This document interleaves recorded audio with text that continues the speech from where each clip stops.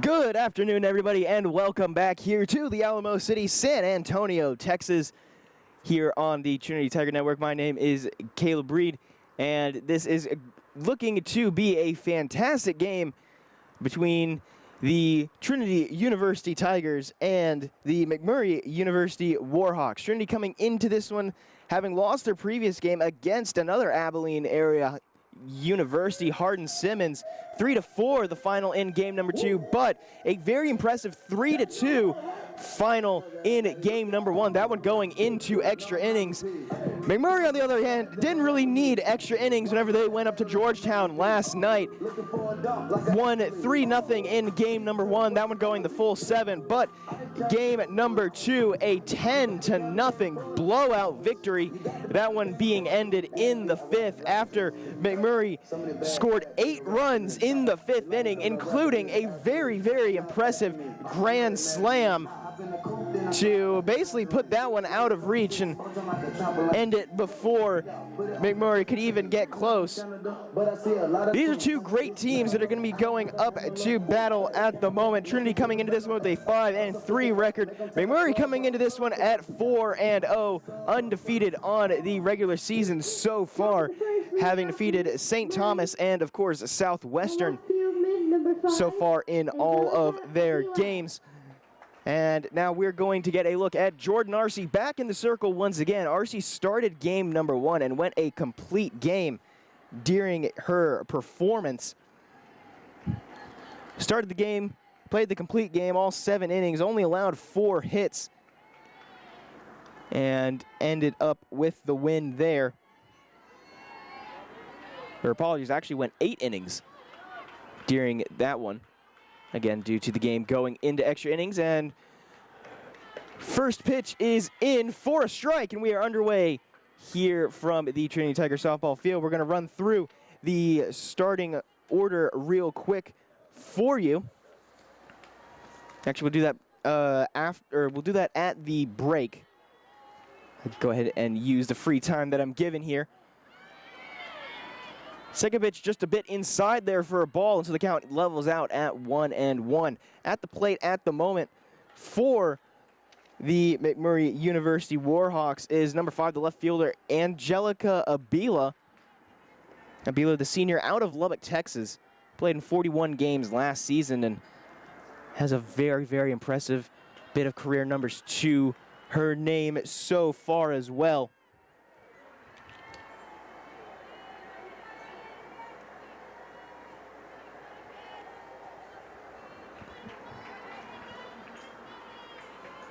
Arce getting ready for the 2-1 here. This one is hit well going into center field. Watson moving over. Watson reaching up, and Watson getting the snag for the first out of the inning. Watson playing in center field, and a bit of an interesting defensive movement here we're seeing over in right field now. Hayden Del Toro. Del Toro typically over in left, and in left today is going to be Diamond Elizondo, getting her first action of the season. Haven't seen her yet, not even as a pinch runner, and it will be great to see her in action. Elizondo, of course, the senior out of the San Antonio area. The talent very well spread out throughout this Trinity team in terms of geography of their hometown. 1-0 count by Arce. This one slapped over to right, and that's going to be a base hit. Del Toro going to throw it in, and throw is not in time. Actually, was a bit closer than I thought it would be there.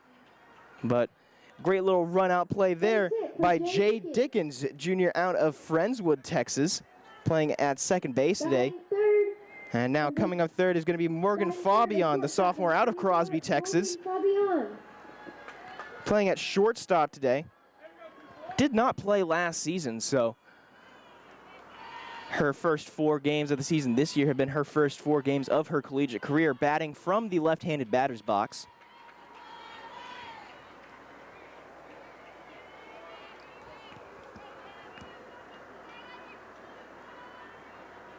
Again, Arce last night absolutely fantastic in what was a very, very impressive start.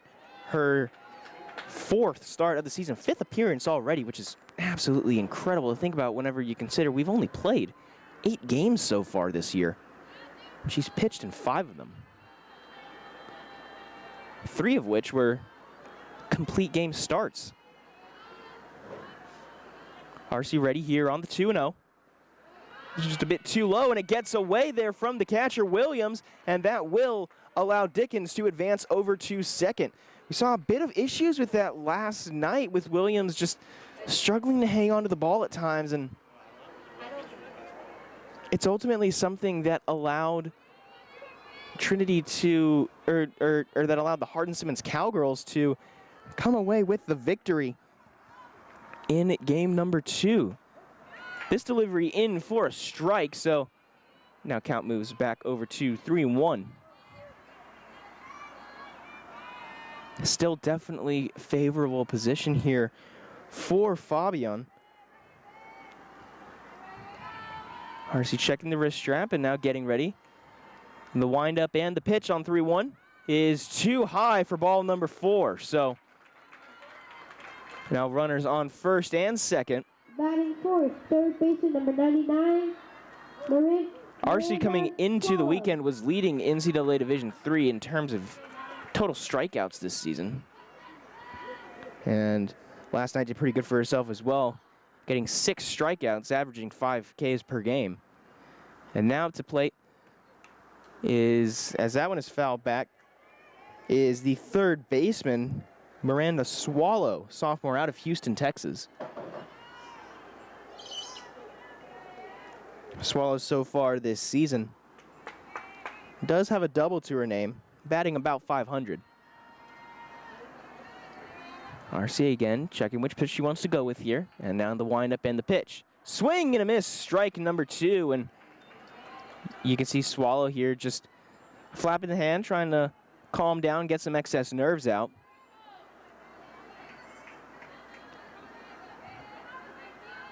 McMurry so far this season, again 4-0. They have been on the road for, as this one is hit over the head of Angela Ball, so that's going to be another base hit. Runner's going to be coming home from second. They aren't going to send the runner from first, and McMurry is going to take a 1-0 lead.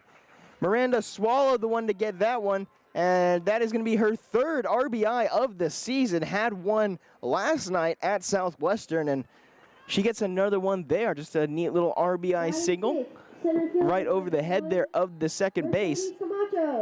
And now we are going to see the 5-hole hitter up, Mercedes Camacho, junior out of El Paso, Texas, playing at center field today. RC again, checking which pitch she wants to go with here before the wind and the delivery. This one's going to be a bunt. They're going to send the runner, tag not in time. Runner goes over to first, so now McMurry going to take a 2-0 lead. RC tried to get the runner there, just didn't have the reach for it. And that will be an RBI infield hit. RBI for Camacho. For Mercedes Camacho. Little circle meeting here for Trinity. Batting sixth, first base. As everybody's just trying to get RC to calm down a little bit.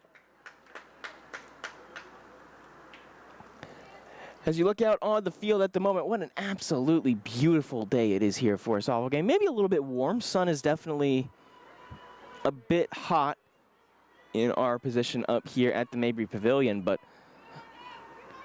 it's definitely not summer weather quite yet. Getting there, but not quite, which is weird to say midway through February. RC with the wind. This one just a bit too far inside for ball number 1. McMurry coming into this one again from Abilene, Texas. Abilene, the same city that also is home to the team that Trinity played last night, Hardin-Simmons. And getting ready for the 1-0. This was a bit too far outside now, so RC went inside and outside. We'll see where she goes on the 2-0. Abilene, about a 3.5, 4-hour drive, depending on traffic and which roads you take. from here in San Antonio, and it's a pretty good crowd assembled here for some Saturday afternoon action. It's a bit too high for ball 3. So now on the 3-0, RC really wanting to kind of cool it down a little bit. RC so far coming into this game with a 2.71 ERA, has not been credited with the loss this season. The pitch, that one is outside for ball 4. So a 4-pitch walk, and now the bases are loaded. And coming up to bat now is going to be the first baseman, Trista Brown. Oh, sorry. Batting 7th, number 6, a right fielder, Elia Taguma. Or sorry, my bad. The page did not update. Gonna be up to bat next is gonna be Elia Taguma, junior out of Kyle, Texas, playing in right field today. Taguma last night went 2 for 4 with a run. And looking for perhaps an additional RBI to her name here with the bases loaded. This one hit over to Lee at first. Lee's going to get the tag, but will not be able to get the throw in time. And so one runner will score, that runner being Swallow. And now runners move to second and third with 2 outs. We're going to credit it as a fielder's choice.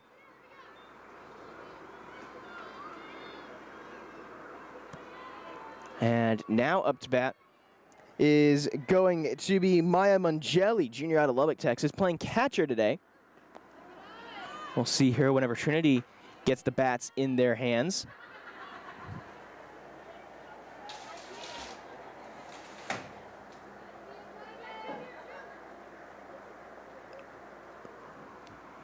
And just a quick little break here before RC sends out the 1-0, make that the 2-0 here. And with 2 outs, you really don't want to reload the bases here to Mongeli. And McMurry doing a great job of attacking RC so far today. Already up 3-0. As that is a big swing and a miss. McMurray already up 3-0 here over Trinity. And RC, who's been great so far this season, seems to be maybe just a little bit flustered out there at the moment. All the runs so far earned, so the ERA will be going up after this one. This one just a bit too high there for ball 3, and now on the 3-1. Pretty sure that Mongeli is going to be getting the green light to swing if she wants it.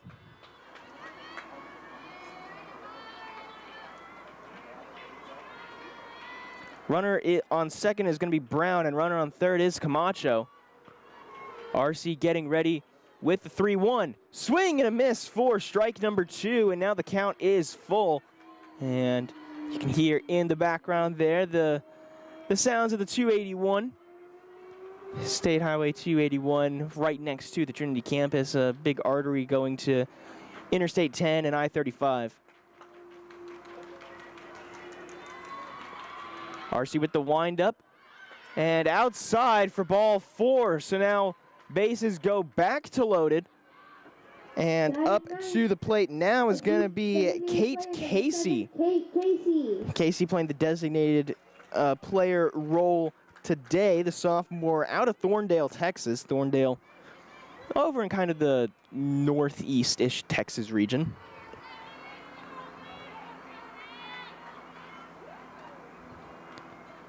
And the wind now blowing in from center field could help a few balls die out if Casey is able to get good contact on the bat.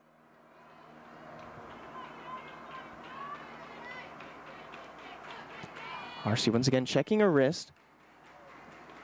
And now getting ready for the signal, the windup and the delivery. Out in for strike number 1. It's a bit outside from here, but I guess it just nicked the corner of the plate.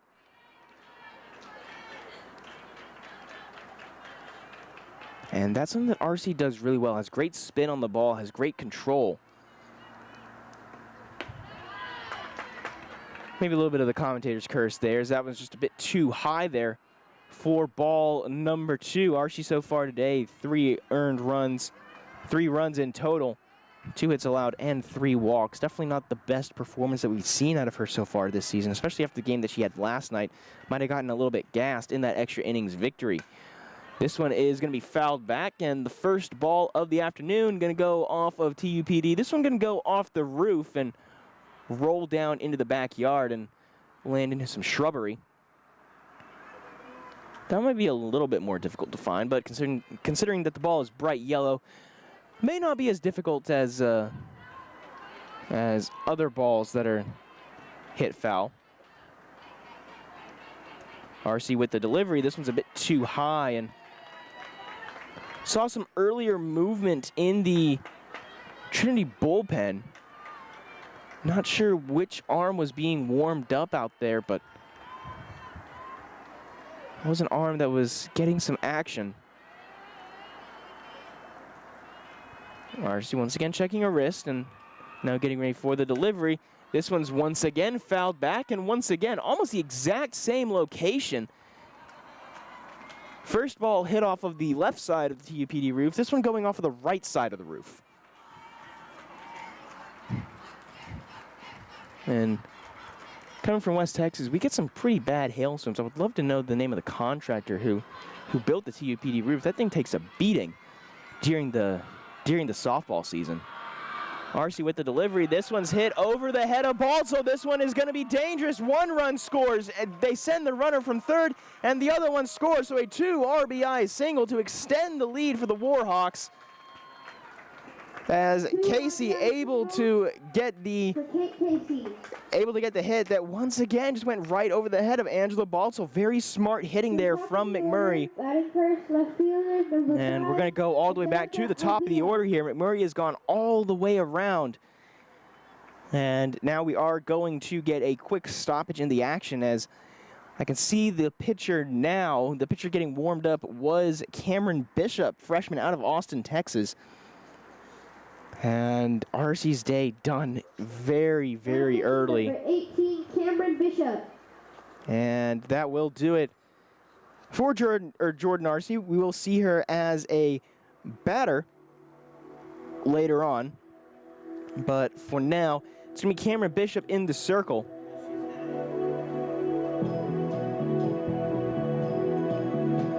And so while we go through the warm-ups, we're going to look at the McMurray starting lineup. Of course, we've already kind of seen it already, this being the second time through the order, but just going to list it out officially for you here. Leading off is going to be Angelica Abila, senior out of Lubbock, Texas, followed closely by Jade Dickens, the junior out of Friendswood, Texas. Abila playing left field and Dickens playing at second. At third is going to be Morgan Fabian, sophomore out of Crosby, Texas, playing at short. And at fourth is going to be Miranda Swallow, sophomore out of Houston, Texas, playing at third. In the 5-hole spot is going to be Mercedes Camacho, junior out of El Paso, playing center field this afternoon. And Trista Brown, the sophomore out of Crosby, Texas, playing at first. She will bat sixth. At seventh is going to be Alaya Tanguma, junior out of Kyle, Texas, in right field. And at catcher is going to be the junior out of Lubbock, Texas, Maya Mangelli.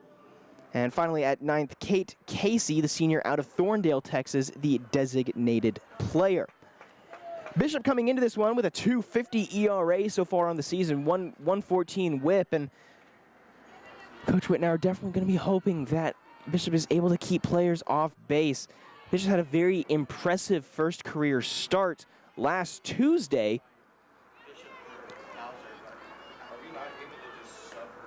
Not last Tuesday, sorry, but the Tuesday before this weekend. That one being her first career start against Howard Payne University. First pitch in for a strike, second pitch in for a ball, so count is now even up at 1-1. Again, Abila up to bat now. Abila 0 for 1 so far on the day. It's just a bit too far outside for ball number 2. Last time out, Abila flew out.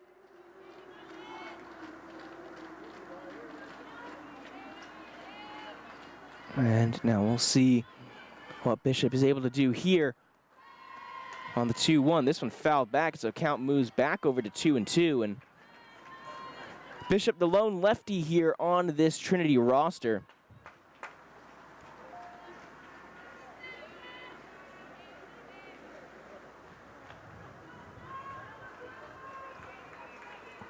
A very impressive body of work for her so far this season in her 5 appearances so far this year. Bishop the pitch. This one fouled off to the right-hand side off the foul netting and picked up by the first base coach. Thrown over by Carson Lee. Defensively for Trinity, Diamond Elizondo playing in left field, a new addition, the senior out of the San Antonio area. Watson in center, her traditional position. Del Toro moving from left field over to right. Here with the 2-2, which is a bit too high. In the infield, Peyton Bowser playing at third. Angela Baltzel at short, her traditional position. Samantha Tagawa over at second, and Carson Lee at first. At catcher is going to be Jordan Williams. And, of course, in at pitcher, Cameron Bishop. This one hit in the infield. Baltzel with the throw over in time. And so that will end the first inning, or first half inning of the game here. And now after McMurray scoring 5 in the first, Trinity going to get a chance to respond. Going to run through the Trinity batting order now. Leading off for Trinity is going to be Samantha Tagawa, the hero of game number 1 for Trinity. Got that walk-off in the 8th. Walk-off single, which led to the 3-2 victory. At second, at the 2 spot is going to be Hayden Del Toro. At third, Hannah Boudreau, the designated player for this one. Jordan Williams at the 4 spot, and Carson Lee going to be, Jordan Williams setting up at the 5 spot. Apologies. And Carson Lee setting up at 6. At 7 is going to be Sydney Watson. And then we're going to see Diamond Elizondo at the 8. And then finally, rounding out the batting order is going to be Angela Baltzel. Of course, Baltzel playing short. And we will see what these Trinity Tigers are able to do here. After going down early here, 5-0 your score. Scorebook has not updated yet. Apologies for that. Work on getting that updated as soon as possible for you. First pitch to Tagawa is outside for a ball.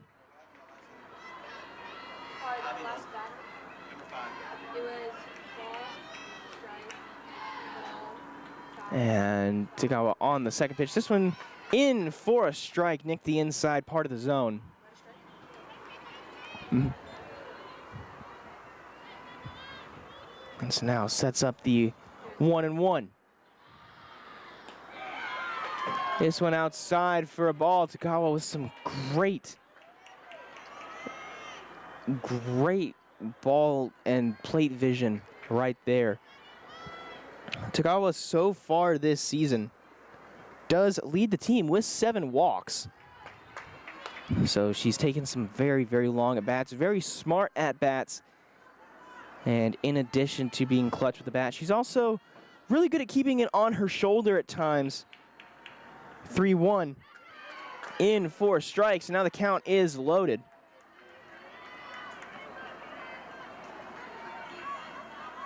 Tagawa getting ready for the 3-2 from the right-handed box. The delivery in for a ball. Looks like he got pretty close to hitting her there, but Tagawa going to take her free base nonetheless. And coming up now is going to be Hayden Del Toro, the sophomore out of Cypress, Texas. 8 games so far this season, has traditionally played leadoff, and so, of course, has the most at-bats of anybody on this team so far. And in her 30 at-bats, 8 hits, 6 of those going for runs. Throw over, not in time on the steal attempt by Tagawa. And so Tagawa is going to utilize that speed there to actually now take the lead in terms of steal attempts so far this season. Steal attempts and stolen bases. She was tied with Sydney Watson and Hayden Del Toro in that category. Actually, no, she wasn't tied at the top. She was tied for second. She now moves into a tie for the top between Jordan Arce and Angela Baltzel. So getting ready here on the 2-0 to Del Toro. The delivery here just a bit too far outside. The pitcher in the circle here for McMurry is Jenna Lewis, the 5th-year senior. So far with a 2.0 ERA coming into this one. Pitched a complete game shutout last night in game number 1. As that one is in for ball number 4, a 4-pitch walk, and Del Toro going to take her free bag with maybe just a little bit of extra speed there. And next up is going to be Hannah Boudreau, the freshman designated player who's had a great season so far. Went 4 for 7 against went 4 for 7 against East Texas Baptist, and then went 3 for 5 against Hardin Simmons last night. During that circle meeting, I'm sure that you could see it on your screens, but in case you're just listening and not watching, during that circle meeting, the outfield was doing push-ups. So every team does things differently during timeouts. I guess that McMurry opts to have a little mini workout session in the middle of their in the middle of their timeouts. 1-0 here to Boudreau. Boudreau last night had a run on her 3 hits, 2 of those hits going for doubles. Now the count evens up at 1-1.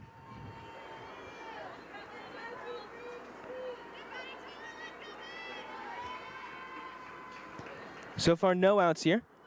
Swing and a foul for strike number 2. Runners on base are Tagawa and Del Toro. McMurray yet to get an out. And Trinity yet to get a base hit. Both of these runners on base have come from a walk. And both of the players on base right now, very shifty players with a lot of speed as well. Del Toro, of course, led the team last season in terms of steals.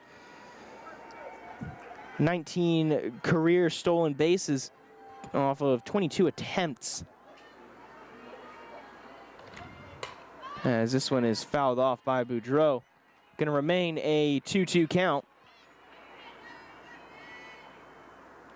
Wind still blowing in from center field here in San Antonio, but the weather so far today a lot nicer than it was against East Texas Baptist University. That game, I mean, I don't want to say it was frigid because it was typical February weather down in about the mid-40s. As this one is hit well by Boudreau, going out into left. That's going to score at least one runner. Del Toro around second. She's going to stay at third. Throw gets away from the shortstop, Fabian. But the RBI for Tagawa scores as once again, Hannah Boudreau with an RBI double. She had 2 RBIs last night, 2 doubles last night as well. And she does a fantastic job of getting on base and scoring the big hits. Great. So now with a meeting in the circle with this time the McMurry head coach. We're going to take a quick break here on the Trinity Tiger Network, and we will be right back while we figure out what this stoppage is for.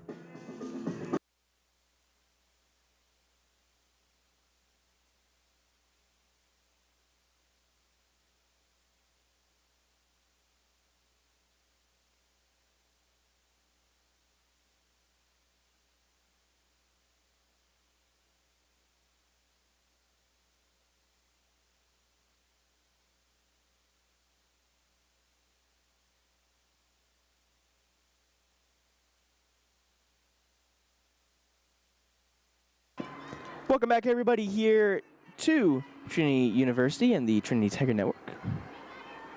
Caleb Reed here on the call for you. That little timeout just to kind of gauge the feelings there of Jenna Lewis. Maybe calm her down a little bit. Lewis last season, 12 wins and 6 losses, 2.81 ERA. As that one for Bishop is fouled off of her leg. Bishop, as a batter, actually has not taken any reps with the bat in her hand so far this season, at least not during games. So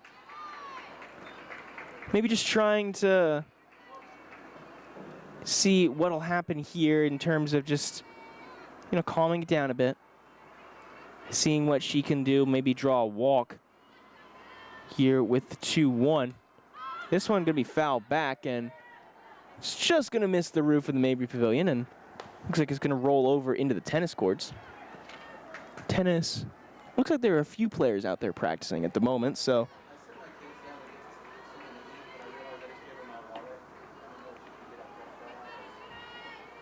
And so with the 2-2. The delivery by Lewis. This one a bit too high, and so count moves full to 3-2.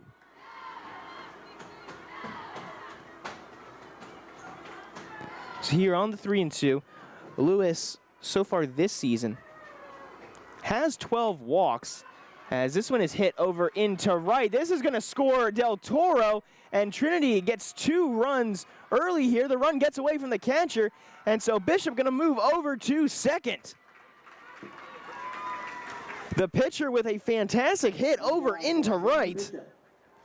And on the full count, she manages to get a base knock to continue the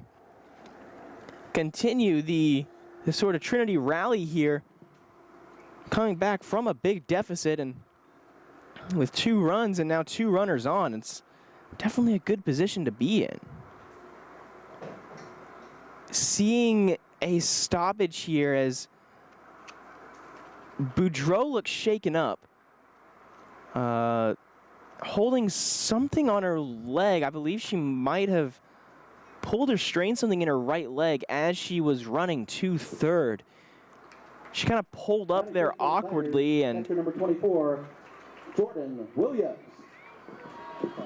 Got to drink a Gatorade, maybe some Pedialyte. And hopefully that doesn't affect her. Of course, Boudreau, the designated player, so doesn't have to go out and field whenever this half inning is over. And hoping to score right here off of Jordan Williams. Williams, the senior, who's made a great impact so far, not just as a batter, but also as a catcher. Defensively, Williams has been pressed into the role.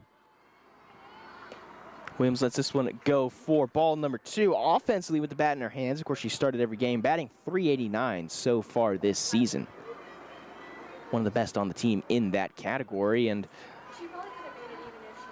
on top of that, it does have 3 doubles to her name. Hoping for perhaps another one here that would clear the bases. Unless it's a close play. And in that case, Bishop would only be able to go to third, but I'm pretty sure that as soon as the ball leaves the bat, if it does leave the bat here on the 3-0, it does not leave the bat here. And ball was in for a strike, so 3-1 count coming up. Goes with the delivery. This one is popped up to short. Batters stay where they are, as Williams will be the first out here of the bottom of the first. So now coming up to bat is going to be the sophomore. Sophomore coming out of Flower Mound, Texas, the first baseman Carson Lee. Lee's been great defensively, but also kind of a sneaky threat offensively as well. Batting right at 200.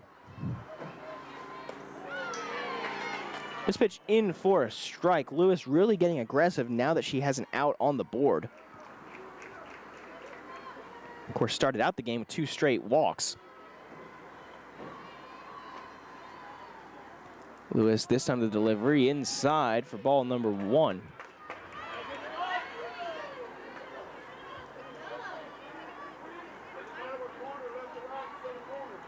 And you can hear some of the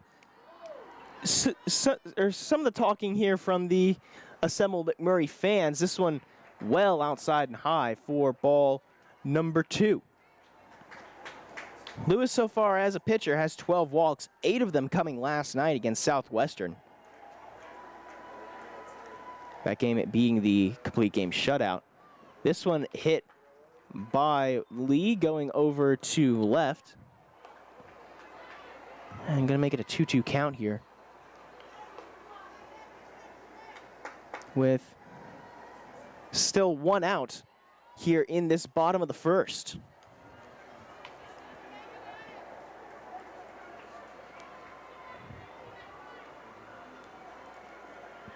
The windup and the delivery. This one is hit over to right. Could be a sacrifice play. Fielder gets it. Boudreau is running, and Boudreau slides into home to complete the play. So despite being maybe a little bit ginger there on that leg, able to leg out the play and get the sacrifice RBI. And so now coming up to bat is going to be Sydney Watson, the junior out of the San Antonio, Texas area. And now with 2 outs, Watson's been kind of a spark plug for this team so far this season. Has been great in clutch situations, needing runs, and with the runner on third here, can definitely do something with the bat in her hands. First pitch outside for a ball. Watson, of course, so far this season, all 8 games played, does have 6 runs to her name, but also is one of the best in terms of doubles with 2. That's second best on the team, and does have a couple of RBIs as well, but she's great for mainly starting rallies, able to get on base either via the walk or via the hit, and typically when she gets on, that kind of sparks a lot of energy for this team.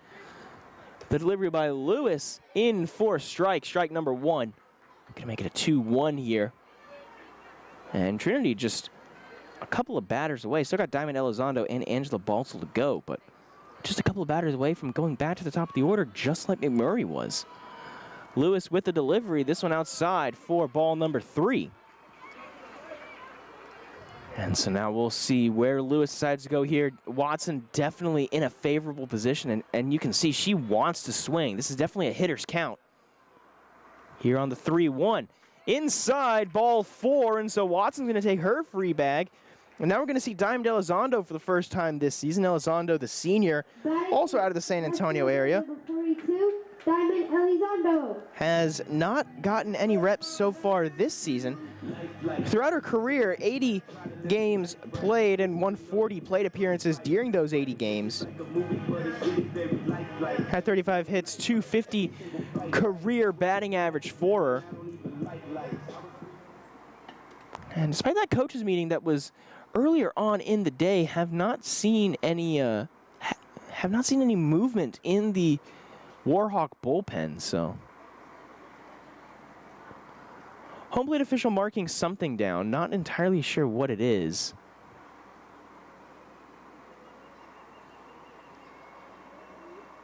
And we'll see if he motions up to us in the box. Doesn't look like he's going to, so maybe just writing down what the current situation is, not entirely sure. But anyways, runners on the corners.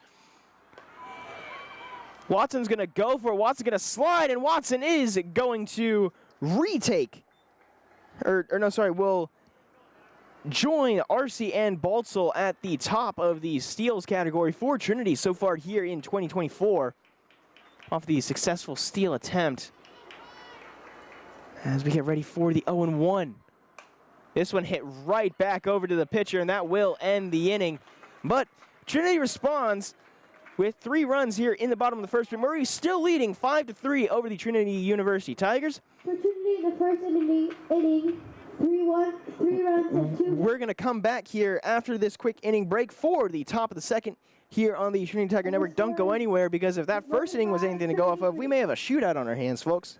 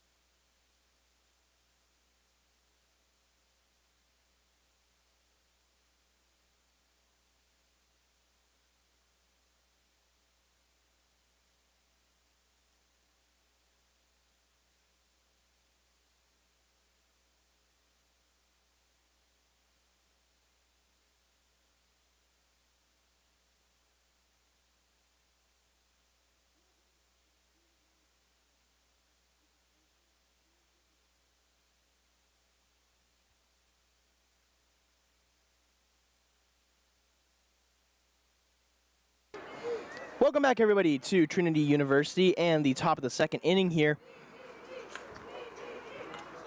My name is Caleb Reed here on the Tiger Network, and watching potentially a shootout start to develop here as Jordan Arce, the starter for Trinity, had to leave after 2/3 of an inning after surrendering 5 runs. Cameron Bishop, the freshman lefty, coming in relief. Did get an out on that lone at bat that she's had so far. This one in for strikes. The count levels out at 1-1.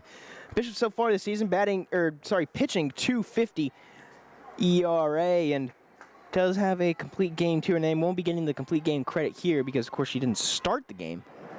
But 14 innings pitched 2.1 innings during the series against ETBU, as this one is flown over to right, going over, and not going to be able to get there in time as Del Toro. Tagawa was also there moving over to try and field that one.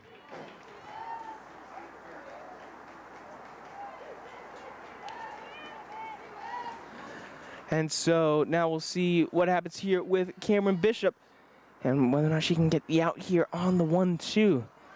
That ball did not drop in. It was a foul. And this one's once again hit over to right. So the batter up at the moment is number 8, Jay Dickens, the second baseman, the junior out of Friendswood, Texas.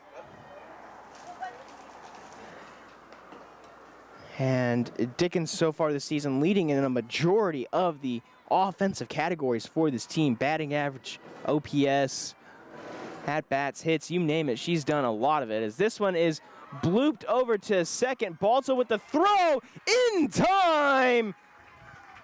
Lee getting up a little bit slowly after that one. Had to make an awkward stretch. And Balto with a kind of a bit of an awkward throw there. Had to throw it to the right of second base. But able to get it in time. Morgan Fabian.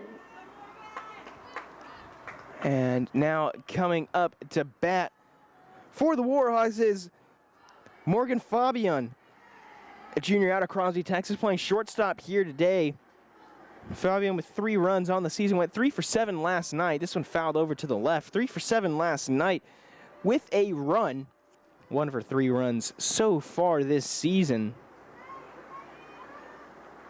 Also had 3 RBIs in the game against, or in the series, sorry, against Southwestern. That series, of course, resulting in 2 wins for the Warhawks. Bishop the delivery. This one foul tip, and so it will be an 0-2 count coming up. And Bishop so far not allowing anybody on. Of course, still just 1 out, only 2 batters faced so far today. So far this season, Bishop has faced about 56 or so batters. Against ETBU, she kind of got torn up a little bit. Or no, sorry, against HSU, that's my bad. Against HSU got kind of a little bit torn up there in a not ideal situation. Came in relief for Heather Nugent, and this one goes right back over to Carson Lee, who just steps on the bag, so that'll be an unassisted ground out. And that will be the second out here of the top of the second. Bishop came in, pitched 2 1/3 innings, gave up 2 hits, 2 runs, both of them earned, as well as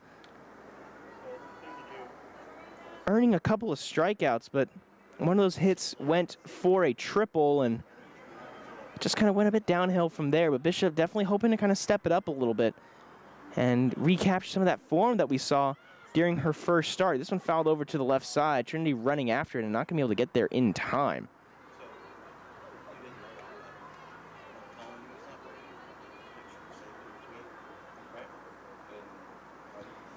And so now we're going to once again see Miranda Swallow up to bat. Swallow got a single, an RBI single in her first plate appearance. That one in the first inning.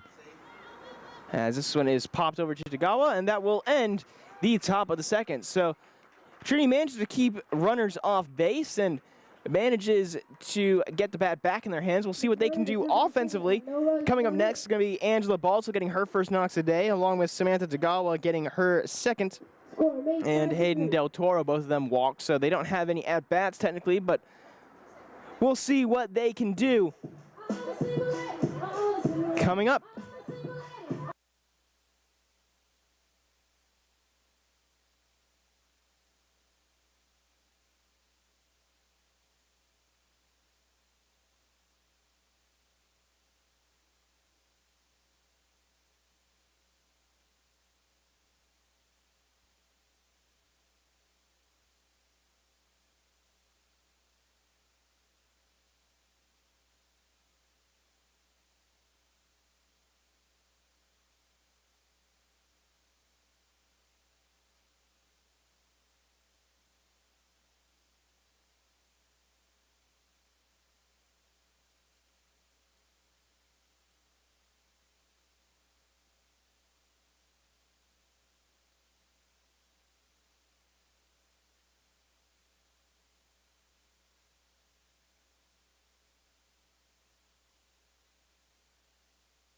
Welcome back, everybody, to Trinity University.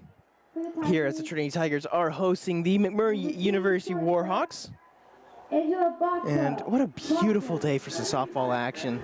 We got a lot of families out here, some kids playing some toss out in the lawn over in left field. And the weather today is absolutely beautiful.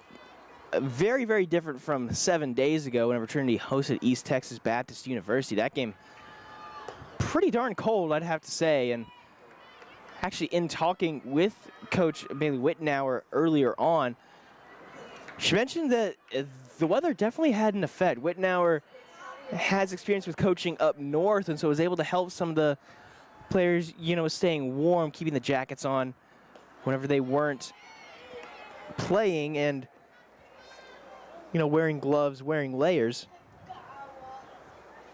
But even still, it did cause some issues, particularly with command. She told me that pitcher Cameron Bishop had some issue in terms of feeling her fingertips and in terms of being able to get proper spin there on the ball. And it definitely caused some issues, not just from the player side, but also from the coaching side as well, just trying to keep the players warm on top of trying to manage the stresses of playing a number 16 ranked or number 16 nationally ranked team. Second pitch outside for a ball. So count moves to full here on the 3-2.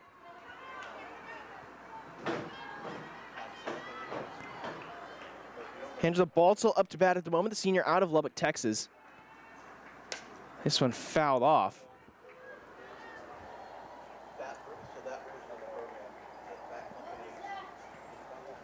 Balsell so far this season with 6 games played, coming in with a .273 batting average, and this one hit over into center. Fielder moving over for it and able to get there in time. And so that will be the first out here of the bottom of the second. Batting order resets, and so now coming up to the plate is going to be Samantha Tagawa. Tagawa, the freshman out of Aurora Hills, California, walked in her first plate appearance and ended up going all the way around the bags for a run. One of 3 runs scored in the first inning. And of course, with this being the bottom of the second, the only 3 runs Trinity have scored so far. Lewis with the delivery inside, ball 2. Tagawa had to kind of back up a little bit. And it seems that Lewis is really enjoying going inside, particularly on Tagawa. I noticed the ball 4 pitch on Tagawa was very, very close. Looked like it almost hit her there originally. This one's some nice horizontal movement, perhaps maybe a slider, but just gets a bit too far outside away from her. And now count moves to 3-0. We'll see what Lewis goes to here. The delivery inside, in for a strike. Caught a piece of the plate there, and so count goes out to 3-1 now. Tagawa last night, of course, with the walk-off single to win it. As this one is going to be outside for ball number 4. So just a bit too much outside movement there. That one looked a bit high as well, and that'll bring up once again Hayden Del Toro. Del Toro, the right fielder for today, batting second, and just like Tagawa, Del Toro reached on a walk in her first plate appearance and ended up going all the way home. Could see that she wanted to swing there, but held back just in time. You can hear a bit of wind blowing at the moment. I'll try and cut my hand around the mic so that the wind doesn't blow too hard. Tagawa gonna go for second in time. The throw there by Mangelli got her at the plate. Or sorry, got her at the base, and that will be the second out here of the bottom of the second. Tagawa so far this season has not been caught stealing, actually so far in her career, considering that she's a freshman. And so that'll be the first out, or first time that she's been caught stealing so far at the collegiate level. Del Toro checks the swing, and official confirmation, she did not go.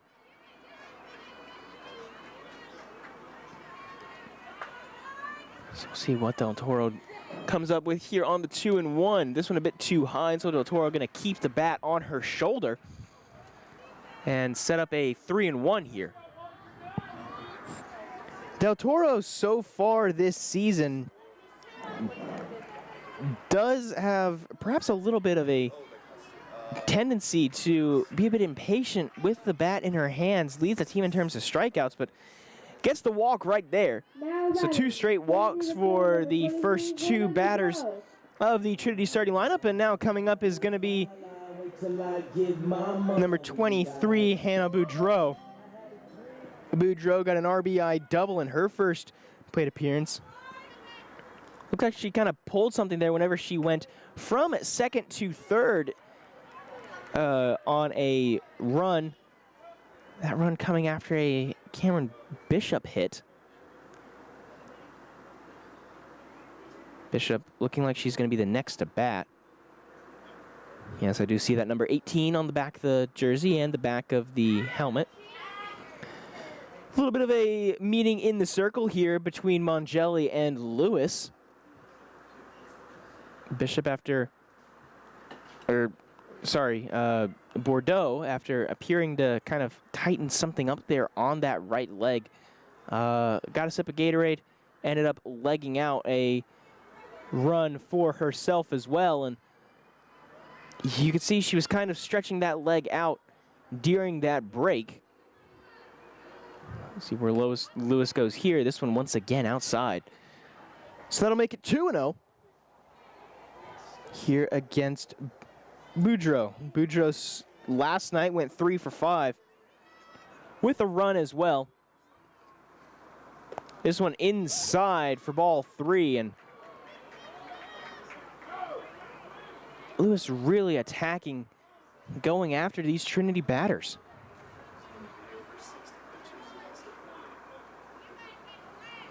Jenna Lewis so far today has already thrown,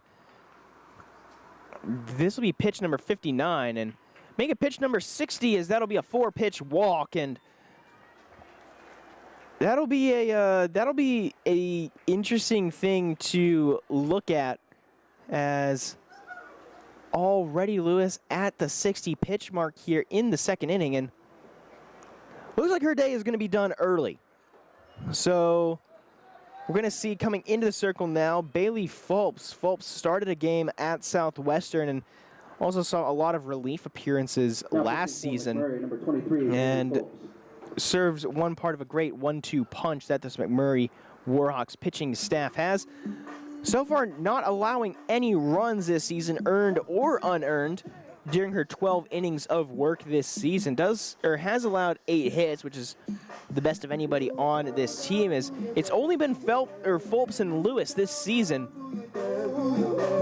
who have thrown the ball for the Warhawks. We're going to take a quick break here on the Trinity Tiger Network, and we will be right back while Bailey Fulps gets her warm-up, and we will be right back.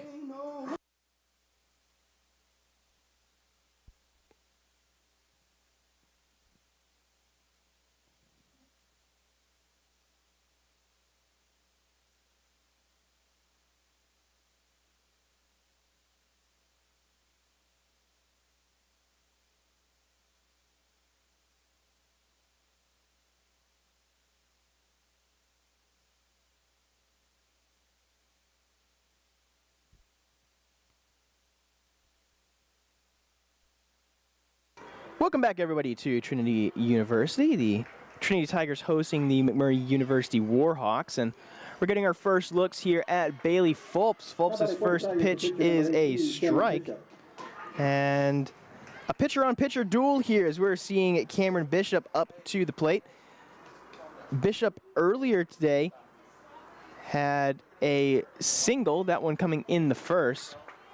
Gonna call this one a foul tip, and even though the ball ended up in play, will not be eligible to be in play, if that makes any sense at all.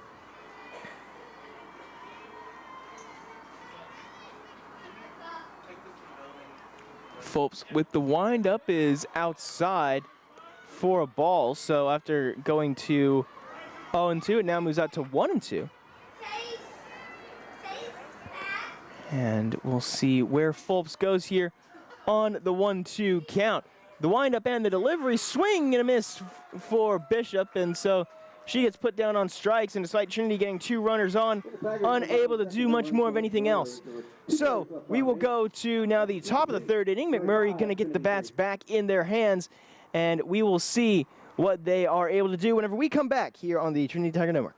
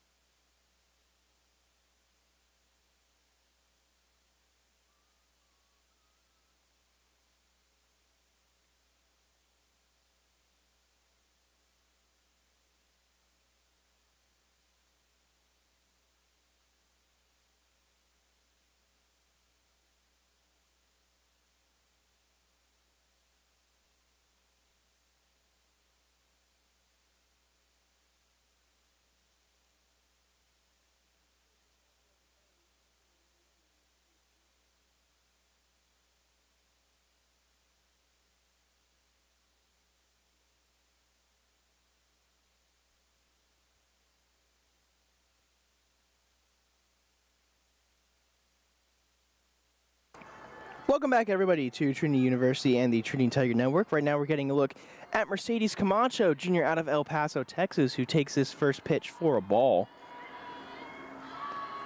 Camacho advanced on a fielder's choice and eventually ended up scoring. Did score an RBI there on that fielder's choice. Initially it was going to be a sacrifice bunt, but RC went for the runner, and the runner ended up scoring, so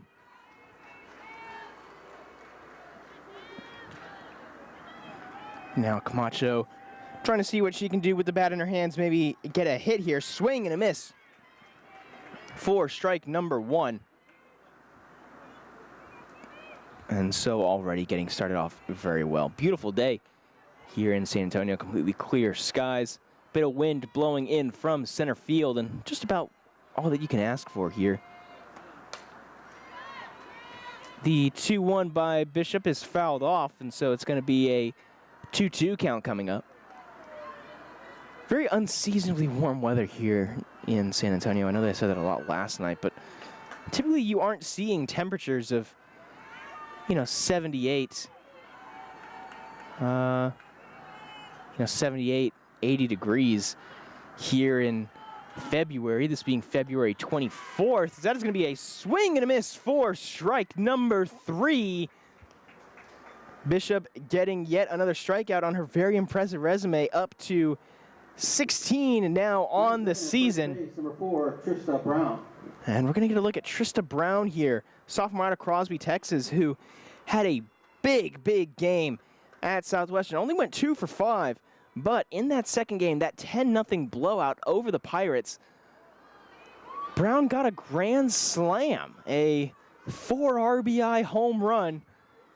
Can't ask for anything better than that, and getting her season started off very well. Didn't play at all last season, and so Brown just doing her best to enjoy whatever she can get. This one grounded over to Baltzel, and the throw over is in time. So that'll already be 2 very quick outs here for Cameron Bishop and this Trinity defense. And the right fielder, number 6, Aaliyah that's Tanguma. something that was talked about by Coach Bailey Wittenauer, just making sure to make adjustments against this McMurry team, and it looks like they've done that so far. Of course, bringing Bishop in. A swing and a miss there for Tanguma for strike number 1, but RC, of course, the right-handed pitcher, started the game and was taken out 2/3 of the way through the first inning, just surrendering those 5 runs. And of course, bringing Bishop in, definitely an adjustment, as that is a big swing and a miss by Tanguma for strike number 2. Tanguma does have an RBI to her credit. Grounded out to Carson Lee, unassisted in the first, but a runner scored from third. And on the 0-2, Bishop gets her 1-2-3 to retire the 7-hole hitter. And so, just like that, Trinity will be up to bat next after we come back. Don't go anywhere, because we're going to see Jordan Williams, Carson Lee, and Sydney Watson up to bat next whenever we come back.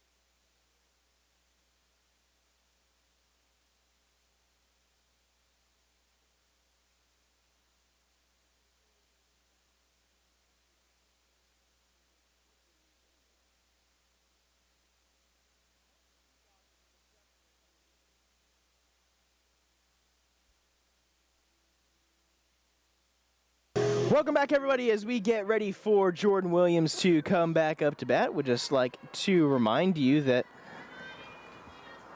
so far,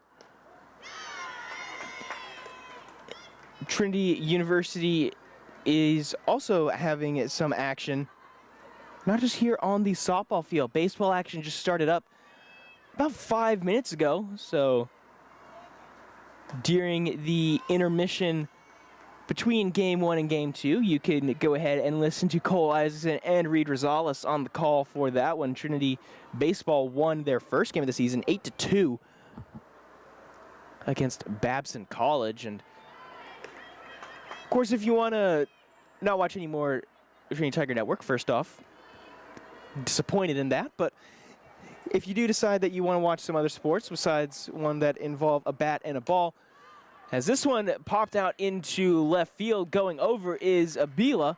That'll be the first out here of the bottom of the third.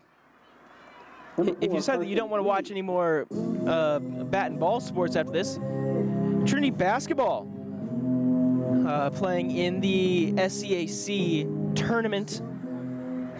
Got their semifinals today, both the men's and the women's teams. Wishing them all the best over in Shreveport. This one inside a little bit there on Carson Lee. Lee with the sac fly earlier on in the first inning. As this one is slapped over to the shortstop, the throw over is in time by Fabian.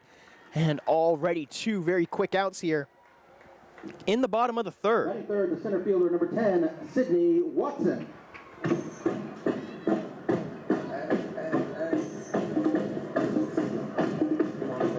In addition to,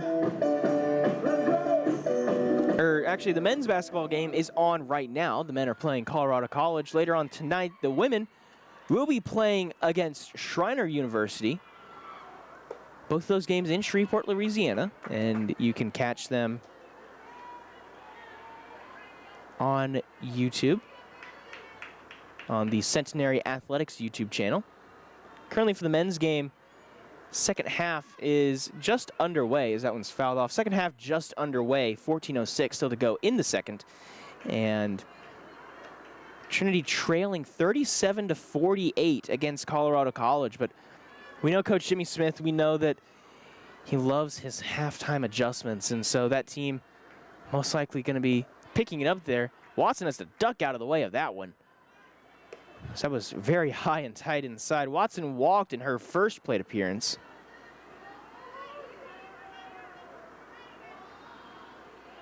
Score is still 5-3 in favor of the McMurry University Warhawks. And after a very high-paced first inning, which saw 8 runs scored between the two sides, nobody has really done too much of anything. I don't think that anybody's even gotten much more than a hit since that first inning. Both the relievers have come in and really clamped things down. Watson swings at this one and sends it over into right. Fielder going over for it, unable to get the grab. She dove for it, and the fielder is still down. Tanguma, I think Tanguma might have hit her head on the turf. She holds a finger up to say, hang on, wait a second. Maybe just got the wind knocked out of her, but she's holding her head kind of awkwardly. It's not in the camera shots. I'm going to try and try what's happening for you guys. Gets up and kind of brushes herself off, but yeah, she's holding her head. That doesn't look particularly good. And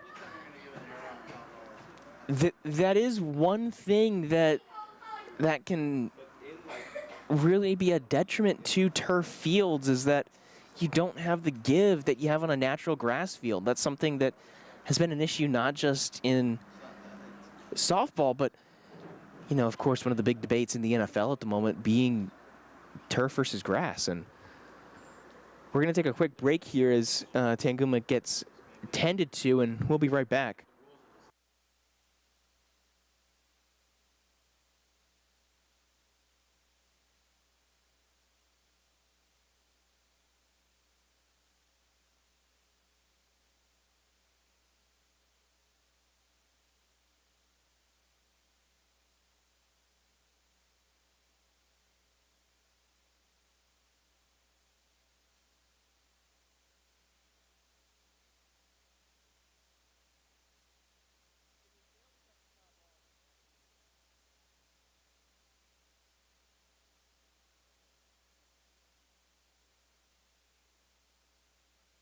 Welcome back, everybody, to Trinity University. Tanguma staying in right. Looks like she might have just gotten the wind knocked out of her. We'll make sure to keep an eye on her throughout this game. Elia Tanguma Jr. out of Kyle, Texas. On the last foul ball, she was running over and ended up having a pretty hard fall there on the turf. As Watson's going to get hit by that one, she's going to take the free base. And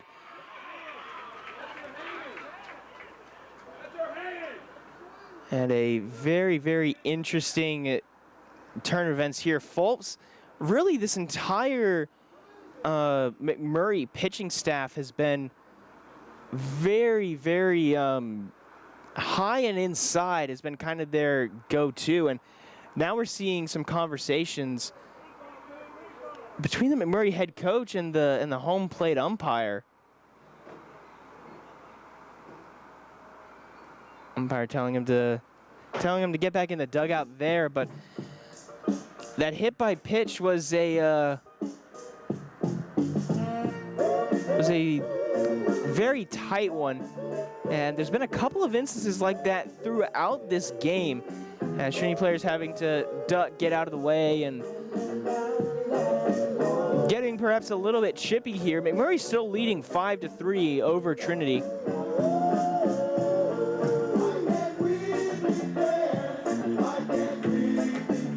Very fortunate timing here for the music.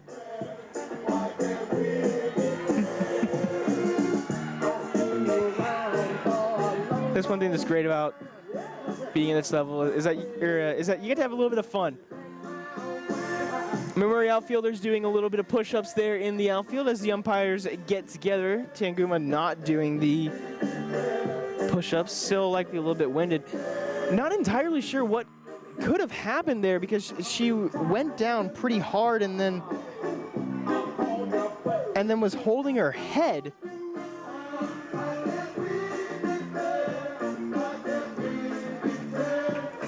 And we're gonna get another stoppage here as it's confirmed that it was indeed a hit by pitch, and head coach wanting to talk it over just a little bit more before we're finally letting it go. And the head coach has just been ejected. McMurray's head coach has just been ejected from this game. Coach David McNally has just been tossed, and you can tell that he's not exactly happy with that call. And so that's going to fall to Kaylee England, the assistant softball coach for this one.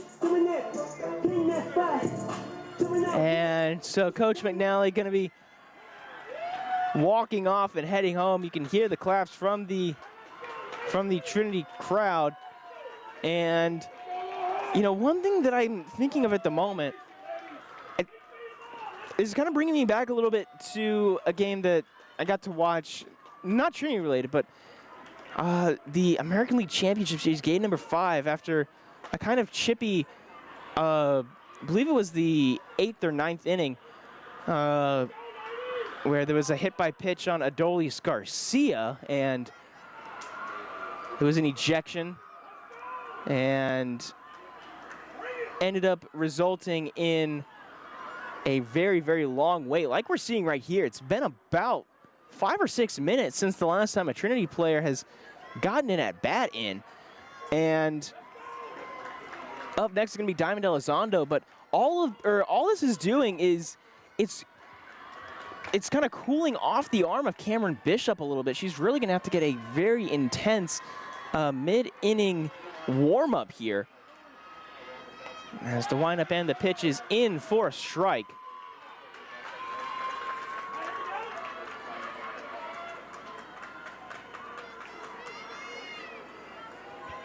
So with the 0-1 here, Bailey Fulps still in. This one a bit too high and outside for a strike.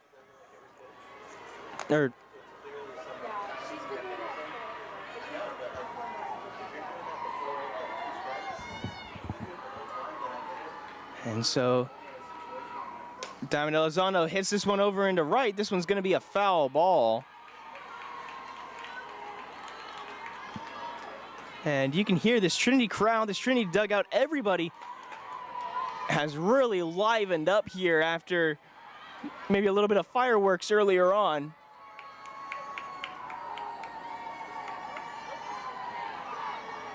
We'll see what happens here with the delivery. This one a bit too high for ball number 2, so count moves back up to a 2-2. Fulp so far this season as a pitcher, not allowing any earned runs, only a .75 whip on the season. A very impressive junior campaign for the player out of San Angelo. This one hit by Elizondo going over to right, and that will end the bottom of the 3rd inning. So once again, Trinity able to get players on base, just unable to bring them home, and that will be the end of the 3rd inning. So we're going to take a quick little break, and after 3 innings, McMurry leading 5-3 over the Trinity University Tigers. We're gonna take a quick break, and we will be right back here for the top of the 4th.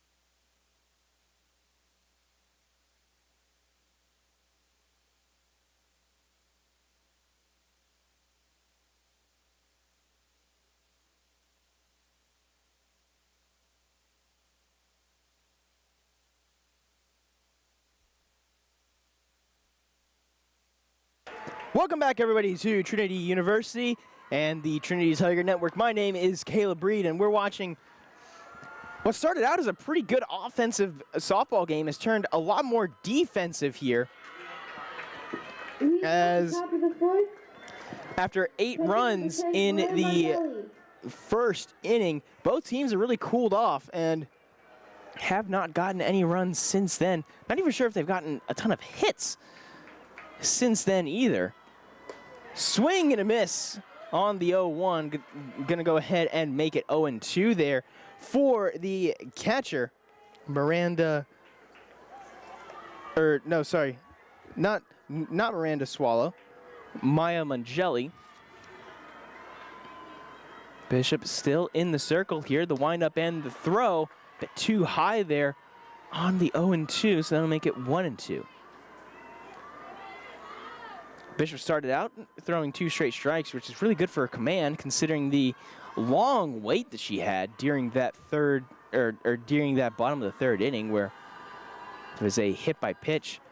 So this one is popped over to now Hannah Boudreau playing at first. Sydney Boudreau, apologies. So Boudreau is now in for Carson Lee. Now batting for McMurray, designated player number 7, Kate Casey. Boudreau so far this season has played in 3 games. And not entirely sure why Lee has been taken out. We'll have to get some confirmation on that. So that means that your lineup now, Elizondo in left, Watson at center, Del Toro at right, Bowser at 3rd, Baltzel at short, Takawa at 2nd, Boudreau at 1st, and Williams behind the dish with Bishop pitching on the 1-0, just a bit too high for ball number 2. Currently up at bat is Kate Casey, the senior out of Thorndale, Texas, the designated player for this game.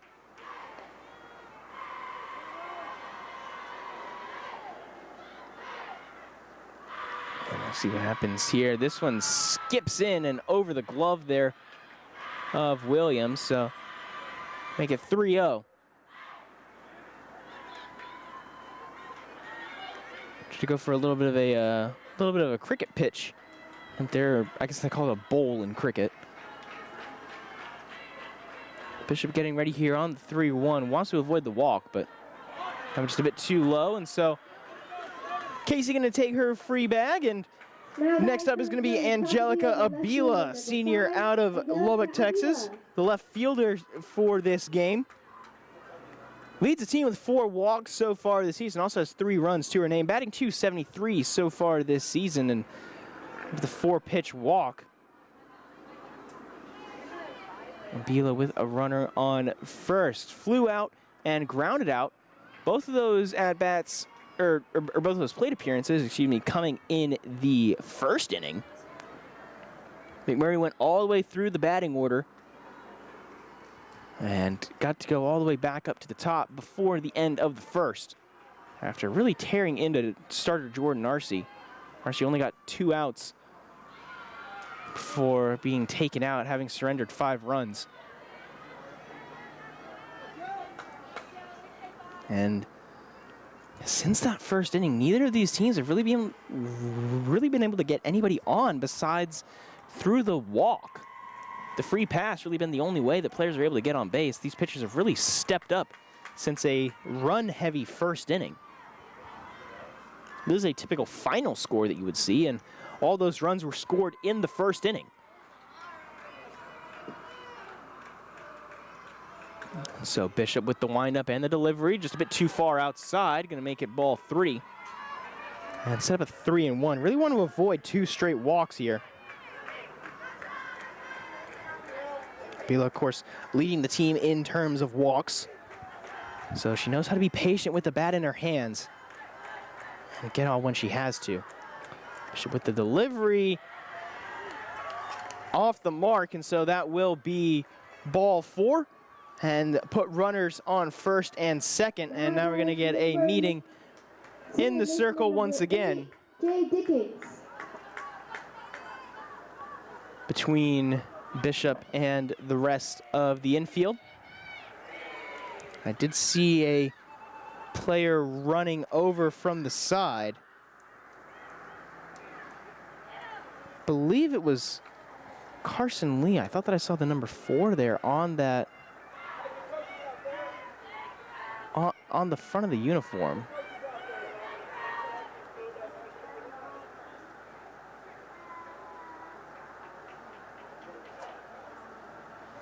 Some movement going on with the McMurry runners as well.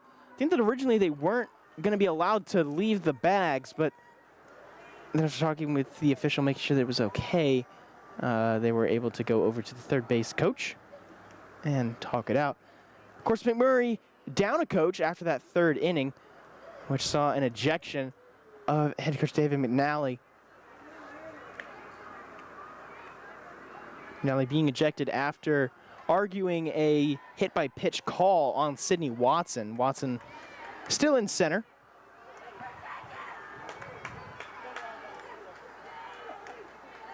And now we'll see what Bishop dials up here on the 0-0. It's going to be a bunt, and it's going to go foul. Player up to bat now is Jay Dickens, junior out of Friendswood, Texas, playing at second base today. Dickens comes into this one basically leading the team in every single offensive category in the first 5 columns. Leads in terms of batting average, OPS, at-bats, runs, and hits. So a very, very effective hitter when she has to, and very good option for the number 2. Once again, the bunt goes foul, and kind of signaling her intentions here is getting set up for the 0-2. It could be a bluff. Could be trying to fake bunt and then draw the infield in, only to then try and swing.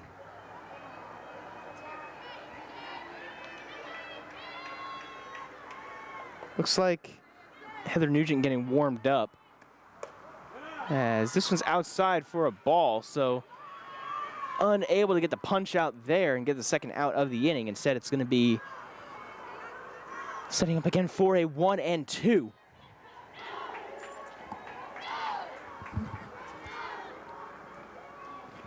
Here now that it's Megan Krischbaum, freshman out of Cedar Hills, Utah, who's warming up. This one is popped over into the left foul territory. Peyton Bowser ran over after it, but was unable to get there in time.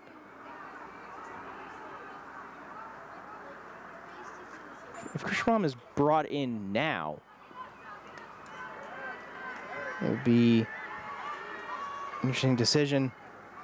So far, Bishop has thrown about 45 pitches during the start of the game, but there is still another game to go after this. This one hit over into the gap between first and second. Del Toro is going to send it into first, and Sidney Boudreau, the one who is on the receiving end of that one. And looks like that's going to be the end of the day here for Cameron Bishop, as I just saw the hand signal from the dugout, and day is going to be done for Bishop. Bishop ends it out after pitching 2 2/3. Only one hit allowed, that hit being the most recent one, and 2 walks in 46 pitches. Also got 2 strikeouts to her name, and most likely going to be saving that arm for game number 2. And so, as we get a quick break and we let Megan Krishbaum warm up, we're going to take a quick little break ourselves. So we'll be back here on the Trinity Tiger Network. Don't go anywhere. We'll be right back here, continuing action from the top of the 4th.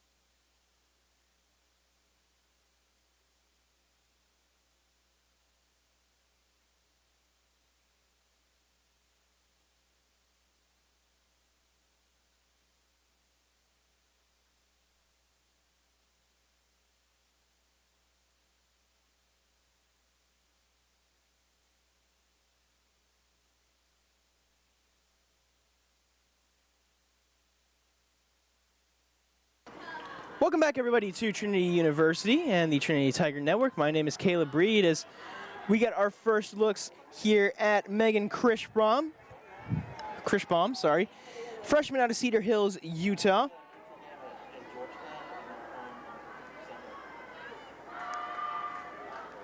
So far coming into this one with a 0.00 ERA, 225 whip. So she does allow runners onto base, but doesn't really allow them to come home. Has only pitched an inning and a third so far this season. Actually got her first taste of action against Hardin Simmons. That one coming in, I believe that was game number 2. In fact, yes, it was, because game number 1 was the one where Jordan Arcee went the complete game. This one in for a strike, so Krishbaum, the fireball pitcher, as described by Coach Wittenauer, getting a lot of velocity on that. You could see just how much speed there was there on this one. This one is hit into left. That's going to score another run into Bowser. Bowser's going to cut it off. 2-run score on the play. And so now McMurry going to take a 7-3 lead over the Trinity Tigers. Now batting for McMurry, Third baseman, number 99. That RBI coming in off of the bat of Morgan Fabian, sophomore out of Crosby, Texas. And now coming up fourth is going to be Miranda Swallow, the sophomore, and third base. 1-0 to start out here, and Grishbaum allows her first runs of her career. It's kind of starting to get away from Trinity just a little bit here. The bats were hot coming into this weekend, but they've since kind of cooled off a little bit, hoping to kind of recapture the magic whenever they get the bats back in their hands. Still got the bottom of the 4th, 5th, 6th, and 7th to work with, so game is far from over for Trinity, but this game has already felt like it's gone on for quite some time as this one is grounded over to Baltzel. Baltzel double pumps, and everybody's going to advance.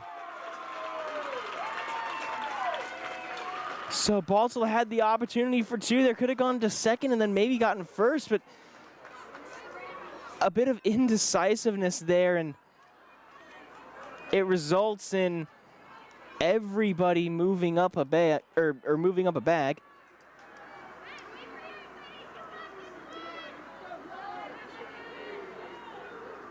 And so now we're going to see Camacho up to bat now. Mercedes Camacho Jr. out of El Paso, Texas. Hasn't gotten a hit so far this season. Has advanced on a fielder's choice.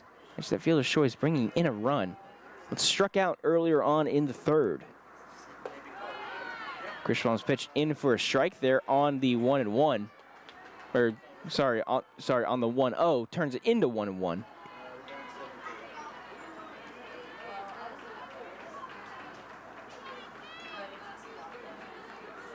And now we'll see what she's able to dial up here after that 3rd pitch ball. Camacho last season, 39 games played. One of the more experienced players on this team. The 41 games they did play. This one in for a strike, and so evens the count up at 2-2. Batted 200 on the season last year, her sophomore campaign. Did have a couple of doubles to her name as well, and also had a home run. 11 RBIs on the season. And gonna call that one out for a ball. And so loads the count here at 3-2. See where Grishbaum goes here. She's definitely a lot more of a velocity pitcher than a movement pitcher. See if that helps her here. Outside, ball 4, and so walks in a run. And McMurray going to take an 8-3 lead.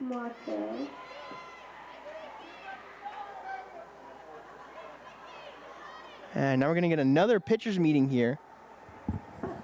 Now batting for McMurry University. Looks like multiple pitchers are now warming up in the Trinity bullpen. One of them was, I believe, Heather Nugent. I think we saw her running over. And trying to figure out who the other one is. Could be, we might be seeing the first action of Britt Porter. I think that I recognize the sunglasses from this distance.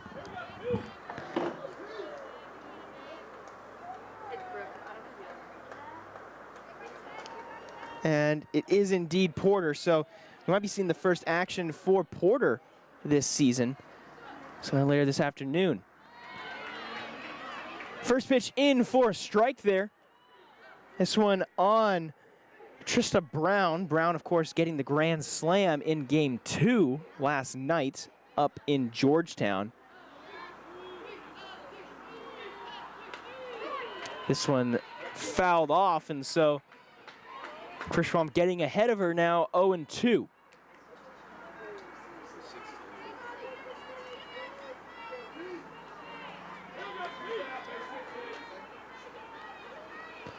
Defensive formation has remained the same after Boudreaux moved up into first. Ball is popped up. Watson on the move, can't get it to go. Del Toro drops it. It's a fumble for the ball, and another run is going to be able to score. Tagawa was in position and got called off by Watson. Watson was moving up and just, I think, misjudged it. The wind was blowing in from center, so I think that Watson saw the ball initially leave the bat and then was preparing for it to be deeper in the outfield than it actually was before the wind started blowing it in. So after that one, that's going to be another run on the board. 4 runs scored in this top of the 4th inning, but still just 1 out. And the bases remain loaded. Head coach Bailey Wittenauer briefly came out. You can see her on the scooter there. Broke her ankle 2 days before the first series of the season against Concordia. Now batting, left fielder. Some wet field or some wet flooring causing some issues after some early February rains, and ended up breaking her ankle. Had surgery a couple of days after, or a couple of days afterwards. Had surgery the Monday before the Howard Payne series on Tuesday. And is doing pretty well. Said that she'll have the cast for about another month. First pitch in for a strike there by Krischbaum. Wind has really picked up there. You can see the flag whipping in the wind, and it's now blowing towards, it's now blowing out of right center field, so going from right to left, but mainly in. And I expect it's a big reason why that error there, it actually wasn't credited as an error. It was credited as a single, but why that play by Watson ended up not going the way that maybe Trinity would have hoped. Swinging strike 3 and able to send her down. Tanguma struck out in the 3rd and now strikes out again in the 4th. And so now with 2 outs to go, and so now with 2 outs in the inning, looks like we're going to get another change here.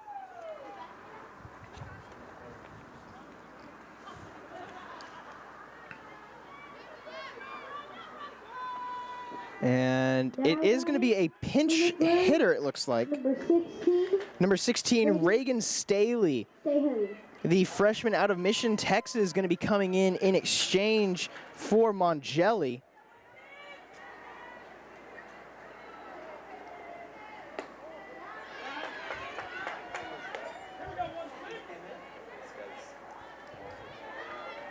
Mongelli so far this season has played in 2 games.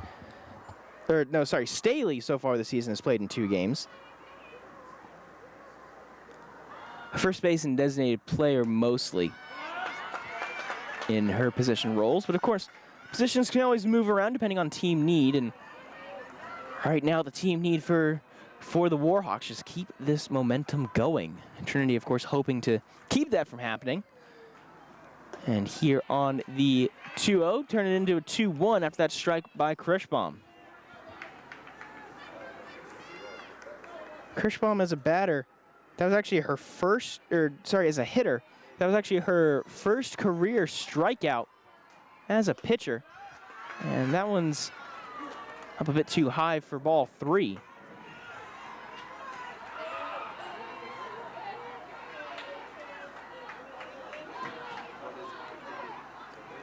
Krischbaum getting ready for the 3-1 delivery. The windup and the pitch is outside for a ball. So another run comes across. 5 runs scored in the top of the 4th inning as McMurry takes a 10-3 lead over the Trinity University Tigers. They really need to step it up here whenever they get the bats back in their hands. But first of all, they need to get the bats back in their hands. And it looks like in order to help them get there, they're going to turn to the bullpen once again. We'll see who they go with. We saw 2 pitchers warming up, Nugent and Porter.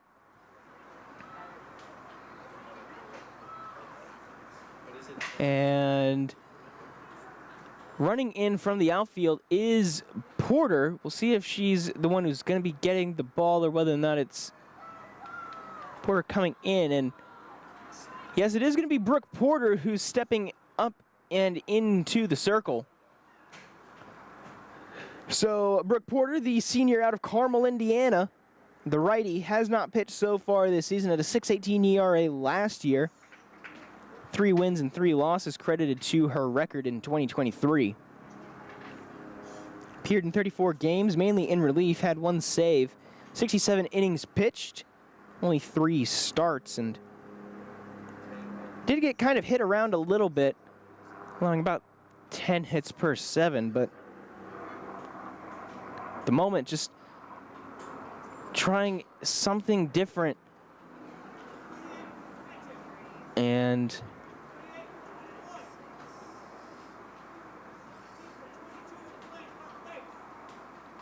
we'll see. We've got a few substitutions in. And for the Tigers. we're going to take a quick break while Porter warms up to see what all of the changes are. So we'll be back in just a couple of moments here on the Trinity Tiger Network. Don't go anywhere. We will be right back.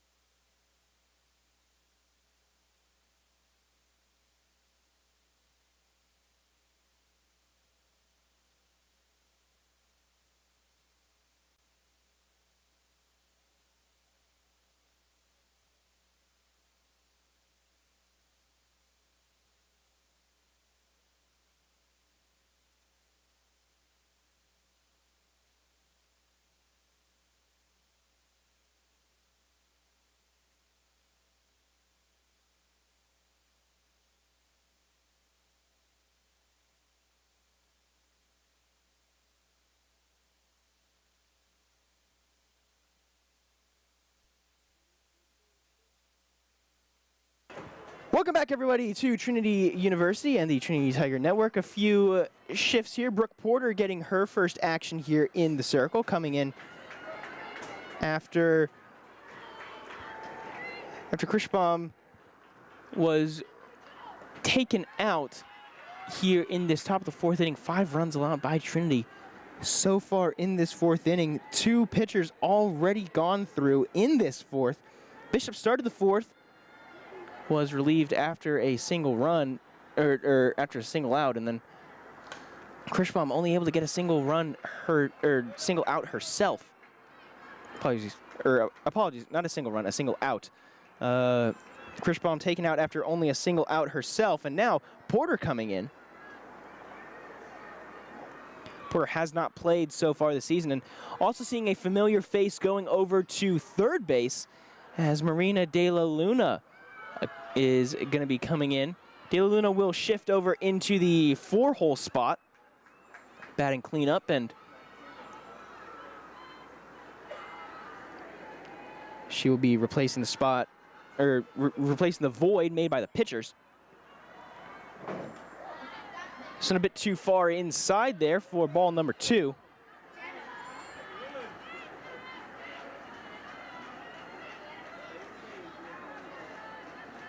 So your defensive lineman, Elizondo in left, Watson in center, Del Toro in right, the same outfield as before. This one is hit over to second. The throw over, not in time, can't hang on to it.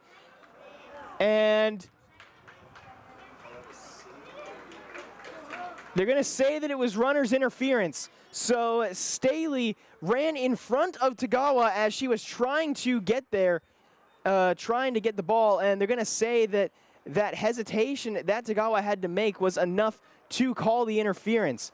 So McMurry finally, so Trinity finally gets an end to this inning. 5 runs put across, though, by the McMurry University Warhawks, and Trinity with a lot of ground to make up here in their final 4 innings. We'll see what they can do here whenever we come back here on the Trinity Tiger Network. Don't go anywhere. We will be right back.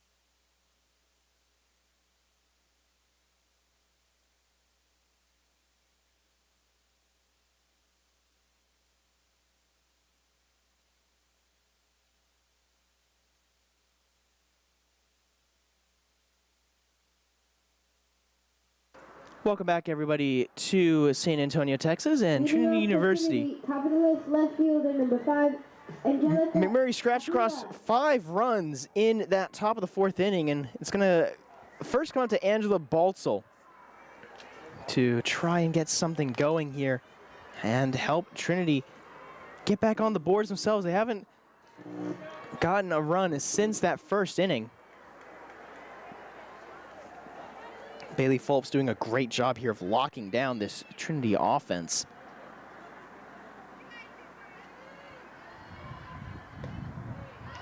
Pitch is inside for another ball, so 2-0 coming up. Fulps so far, 1.1 innings of work, so 1 1/3.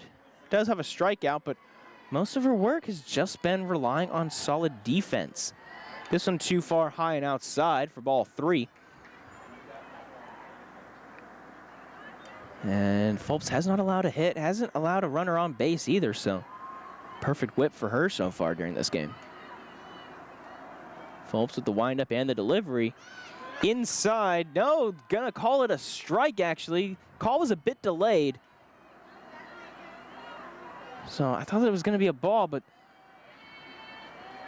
call from the home plate umpire just a little bit late on that one. Baltzel hits this one over second base. This one is going to go into the gap. This one is going to be 2.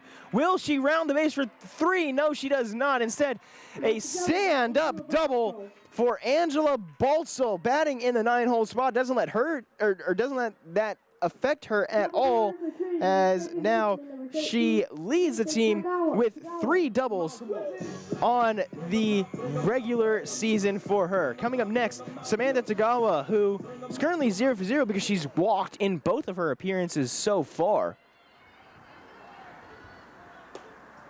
First pitch is high for a ball, so hoping not to, taking the free base definitely wouldn't be the worst thing in the world for Tagawa, but I'm sure that she wants to get the party started with a swing of the bat as well. Tagawa so far this season leading the team in terms of walks with 7, and nobody really even close. Next close will be Carson Lee with 4. So a great season for her in that category. This one in for a strike, caught the outside corner. So that'll be the first strike of this at-bat.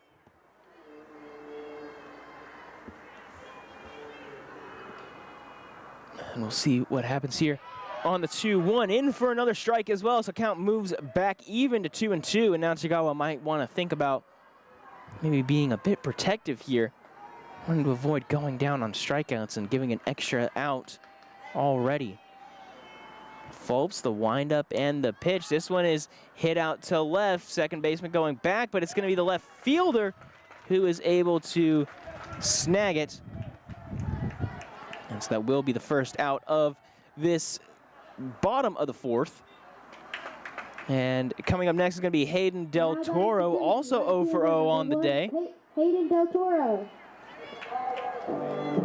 She walked in the second, but has not had a plate appearance since then, as Fulps came in and has really put the clamp on Trinity so far.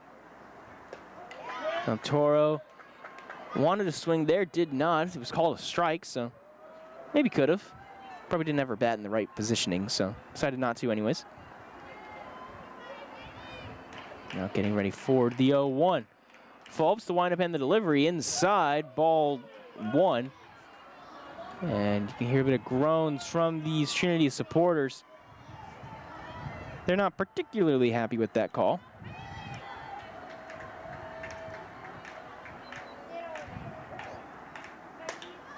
This one is going out to center. Center fielder going back, catches it, throw over to third, not going to be in time. As Baltzel moves from second to third on the sacrifice, and now with 2 outs to go, we're going to get a look at Hannah Boudreau. Boudreau so far 1 for 1 on the day with a walk as well. That one hit that she got was a RBI double. Also got a run for herself as well. And we'll see if she can hit well here.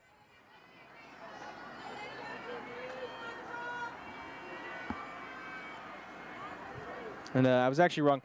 Before this inning started, Fulps actually had allowed a runner on, but it was via a hit by pitch. That one against Sydney Watson, which eventually resulted in the ejection of McMurry head coach David McNally.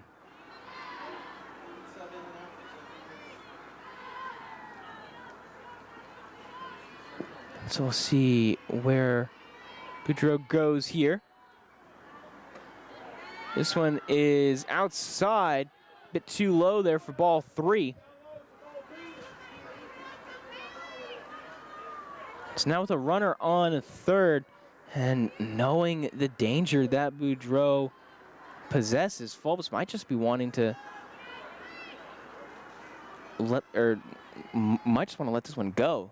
The pitch is well outside for ball 4, so a 4-pitch walk.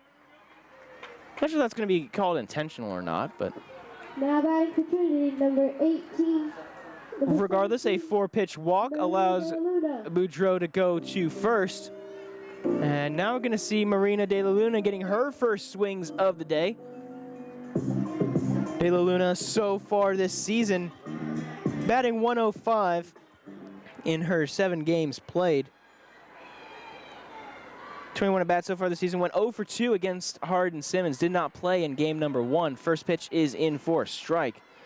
De La Luna leads the team in terms of career strikeouts, actually leads the program in terms of career strikeouts, 17, an all-time number for the Trinity Tigers program, but hasn't gotten one this season. And this would be a big spot to get it. This one is swung on and fouled out to right.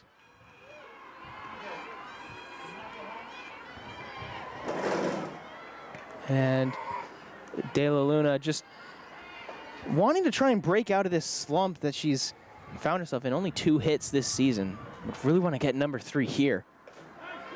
In for a ball. It's going to be ball number 1. So going down 0-2, gets a ball back and definitely doesn't want to go down on strike or go down on strikes here. This one is hit well into the gap in right field. 1 run is going to score, and Boudreau is going to move up to third. So perhaps trying to break the slump a little bit. Marina De La Luna with an RBI double, her first extra base hit of the season, and now Trinity narrows that gap just a tiny little bit. As the score now comes a little bit closer at 10-4. That first run scratched across. Sometimes that's all that you need for Jordan Williams, who, with her 3 doubles on the season, would definitely love to get another one. That would clear the bags and would continue a inning that could turn big for Trinity. Williams let the first pitch go, also lets the second pitch go, so 1-1 count. First pitch strike, second pitch ball.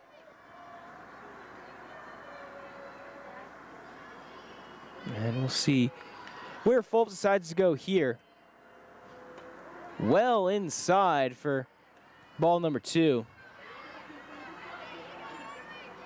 Williams crowding the plate pretty hard, but Fulps also throwing just a bit inside on her there. This one outside for ball 3, and so now Williams really in a good hitter's count. If she walked, she would load the bases, which Williams does have 3 walks on the season, so she has proven herself to be patient. See where she goes here on the 3-1. Outside, ball 4. And so now the bases are loaded for Sydney Boudreau, the freshman out of Pearland, Texas. Sydney Boudreau. And we'll see where she goes, or we'll see where Fulps goes.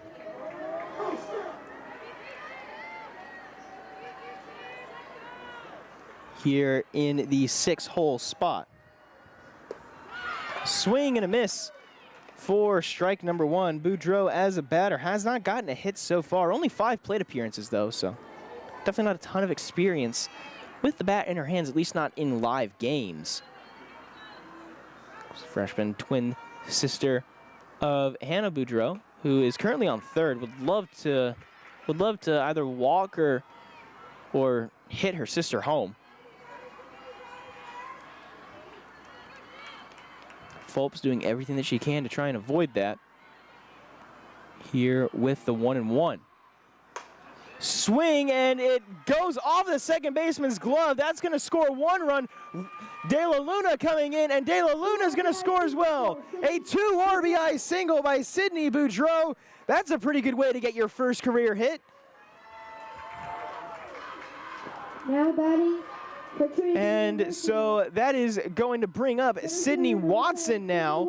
And Trinity just 2 batters away from going all the way around the batting lineup here, as it goes Watson, Elizondo, and then Balsa will be right back up. So Williams goes to second, Boudreau goes to first. Now Watson, who is no stranger to hits in big situations, in with the bat in her hands at the moment. This one a bit too high for ball number 1, and not seeing any movement in the McMurry bullpen. McMurry only has 4 pitchers on staff, 2 of which have already been used today. This one in for ball 2, and Fulps might be getting a little bit flustered here. And we're gonna get a circle meeting here as Mongelli just tries to calm Fulps down a little bit.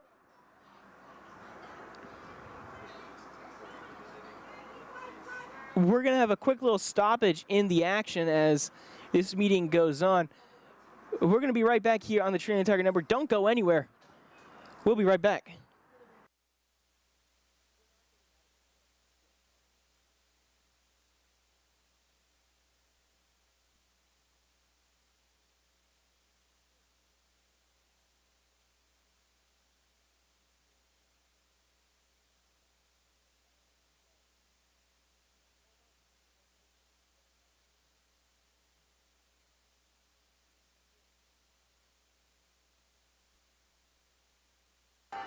Welcome back to Trinity University and the Trinity Tiger Network. My name is Caleb Reed. As we get a look at Sydney Watson here, who takes ball 3.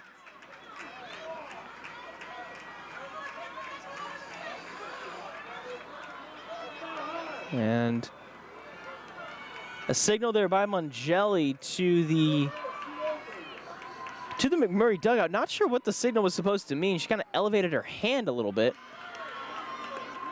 That pitch in for a strike. And seeing some movement in the Trinity dugout now. Looks like we're going to be getting a pinch hitter in for Elizondo whenever she gets a chance to come up next. The pitch, this one is hit by Watson, is going to drop into the outfield. One run is going to score. Runners going for third. Throw is not going to be made, and Trinity gets another run in the inning. And so after being down 10-3, they find themselves now well within striking distance at 10-7, as we're going to get another stoppage in the action. The assistant coach coming out to talk with Fulps now, as the substitution for Trinity is going to be in for Elizondo. We are going to see number 14, Josephine Colowine, the pitcher. Going in, at least I believe that was number 14 that I saw on the back there. And yes, it is number 14. Josephine Colowine. And so we will see what Colowine is able to do. So far, Colowine has had an at-bat, one at-bat. She went 1 for 1 against Hardin Simmons. And we'll see what she's able to do here. So runners on first and third, so runners on the corners. And after going down, after going down with 2 outs, Trinity has really rallied and scored at least 3 or 4 runs. Actually, yeah, has scored 3 of their runs with 2 outs in this inning. Got a De La Luna double, then Williams walked, and then Hannah Boudreau and De La Luna went home. This one gonna be foul off the netting. De La Luna and Boudreau scoring off of a Sydney Boudreau single, and then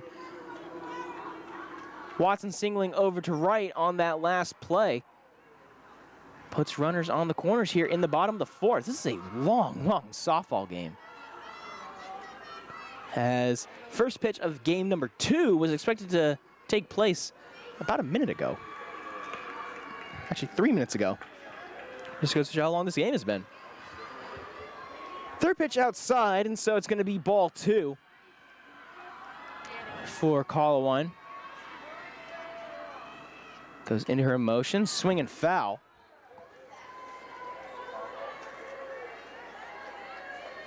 This is going to be the 7th and 8th straight time that Trinity has played an ASC opponent this season. All their opponents coming from the American Southwest Conference. As the windup and the pitch. This one is going to be a grounder over to second, and finally McMurray gets out of the inning. But Trinity has done the damage. A 4-run 4th inning brings the score 2 within 3, and Trinity back within striking distance after it looked really, really difficult there for a couple of minutes. The McMurray University Warhawks are going to be coming up to bat next as we go into the top of the 5th inning, leading, as they go into the top of the 5th inning, leading 10-7. We'll be right back here on the Trinity Tiger Network. Don't go anywhere. We will be right back.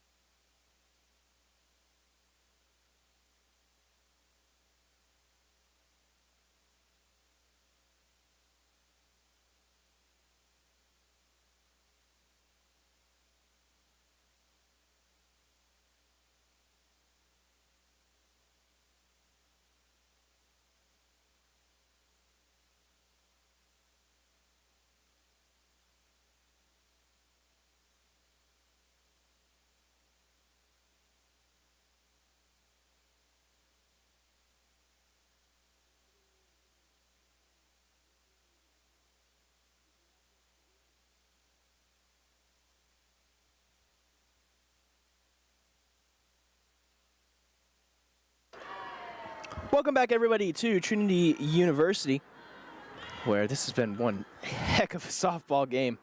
First pitch for game number 2 was scheduled to be 6 minutes ago. In fact, 6 minutes on the dot. And that first pitch strike was just the first pitch of the top of the 5th inning here. So a very, very long game been played by both of these teams, as Abila hits this one over foul left.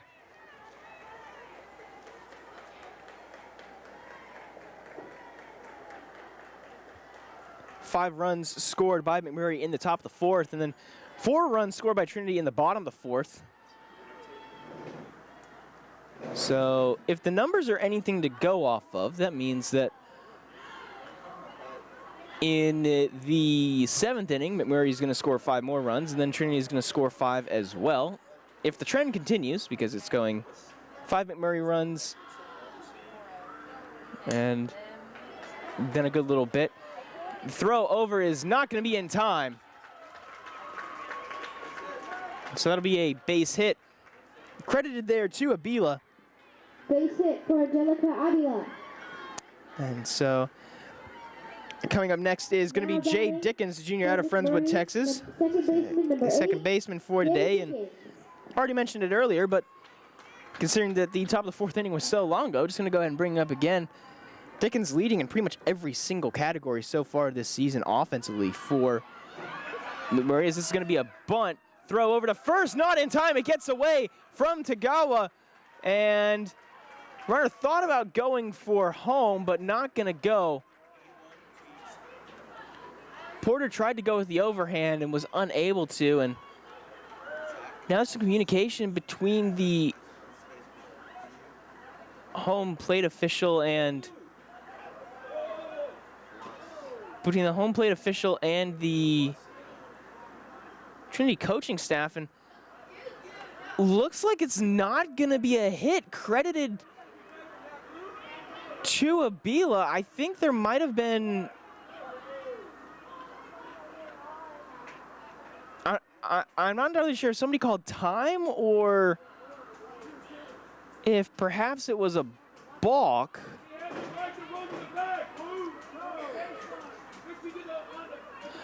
Okay, so they're saying that it was a foul, actually, a foul ball. So it's going to be it's going to be an 0-1 count here, and that escapes a pretty big error there by Porter. Porter with the pitch. This one is going to be a bunt. This one towards the middle of the field. Boudreau goes over, and no throw is made. Base hit for Jay Dickens. So now we're going to see Jay Dickens coming up to bat.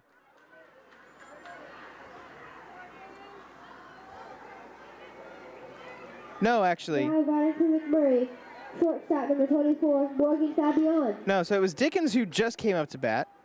Dickens was the one who dropped that bunt, had it called foul, re-dropped the bunt, and now it's going to be Morgan Fabian, sophomore out of Crosby, Texas. The shortstop here for today has 3 runs so far in the season, tied at the top of that category.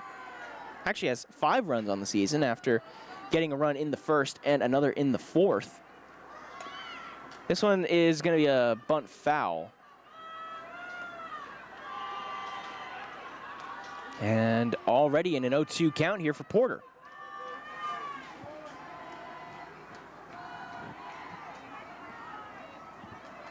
So far today, McMurray with 8 runs on the game. Trinity with 6.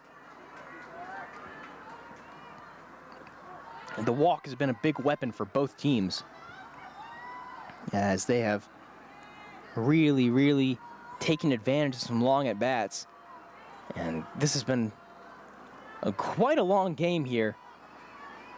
A lot of pitchers getting into some pitch count issues, and we still have another game after this, as this one is hit directly over to Boudreau at first. Runner's gonna move up to 2nd and 3rd respectively, but gonna get the out at first.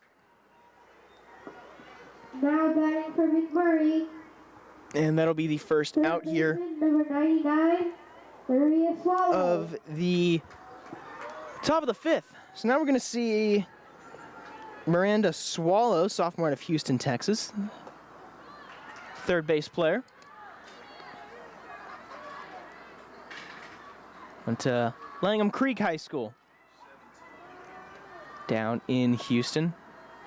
Houston, one of the big metro areas. This pitch too far outside, ball number 1, and sets at the 1-1.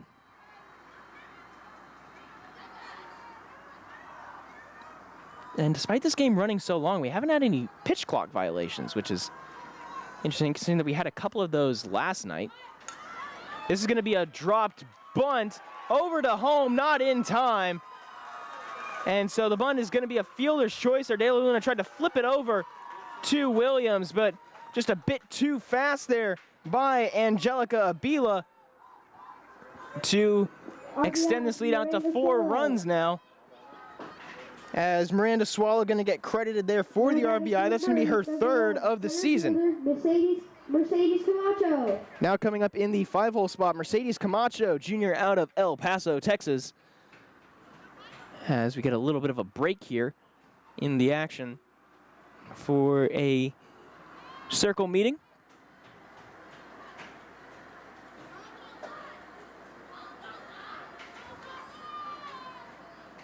And because that circle meeting has now wrapped up. Porter so far today in the circle, 2/3 of an inning pitched, 2 hits and 1 run allowed, but has done good other than that to just get outs. Players have gotten on base, but she's done a good job so far in her early sample size of 5 batters faced. This one in for a strike, strike number 1. Runners on the corners right now, Swallow and Dickens at 1st and 3rd respectively. And we'll see where Porter decides to go here on the 0-1. Checks her wrist, now the windup. This one is hit out into left center. Moving over is Elizondo. Elizondo is going to get it. And the sac play not in the sac play not available there, as the throw in by Elizondo was just a bit too quick. So that was Mercedes Camacho who just flew out. Next up is going to be Trista Brown, sophomore out of Crosby, Texas. Brown, number 4, playing at first base today. Listed as a utility player on the roster and kind of bounced around pretty much everywhere. Didn't play last season, and so her 4 games so far this season have been the first time that we've had a look at her this year, or at all actually. 1-1 count coming up here for Porter. Porter with 2 outs so far has allowed one run across, making it an 11-7 ball game, but we'll see where she goes here on the 1-1. This is swung and going to be foul. De La Luna went over there, but quickly realized that it would bounce out foul and decided not to sprint for something that wouldn't work out.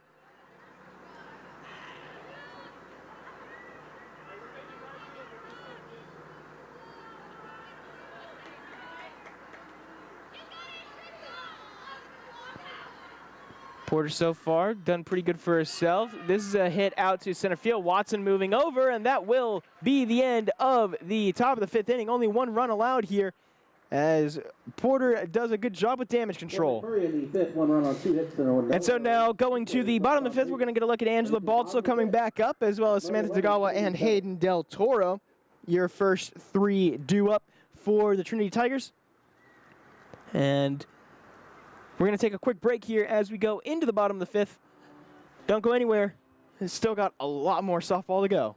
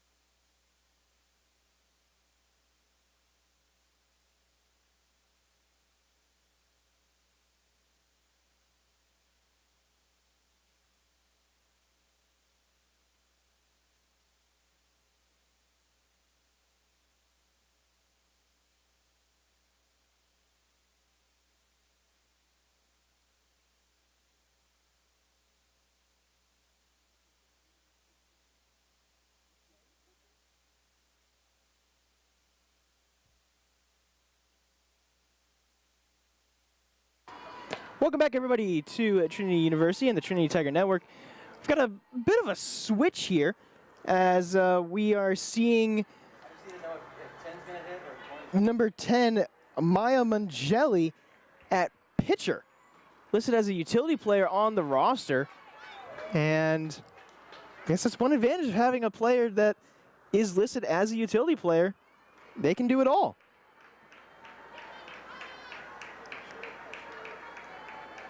Mangeli was the catcher before this, as Balso rifles one foul left.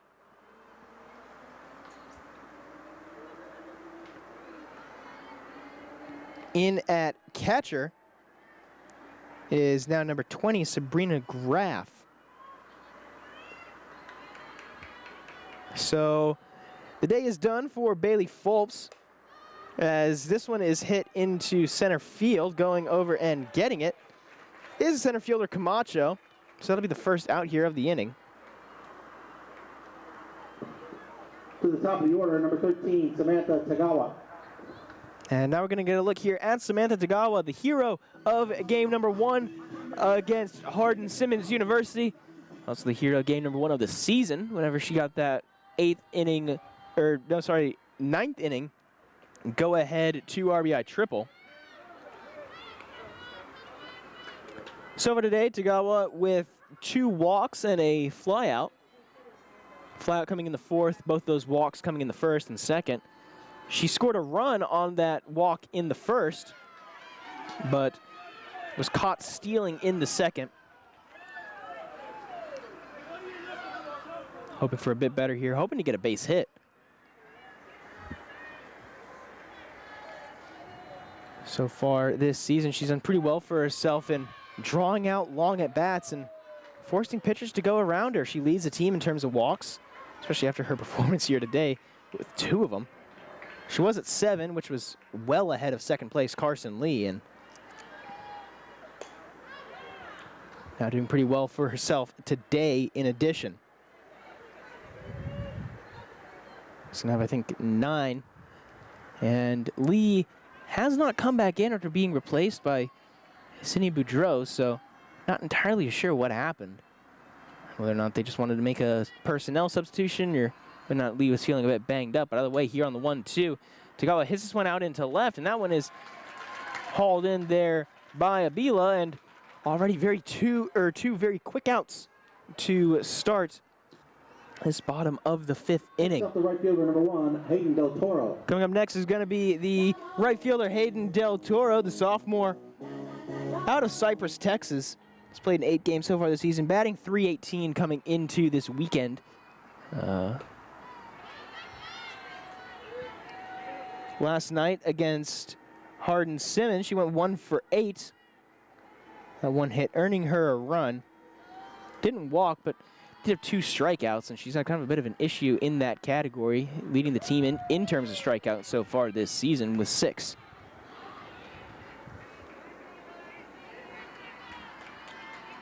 Just taking a couple of practice swings before stepping back up into the box. Getting ready here on the 2-0.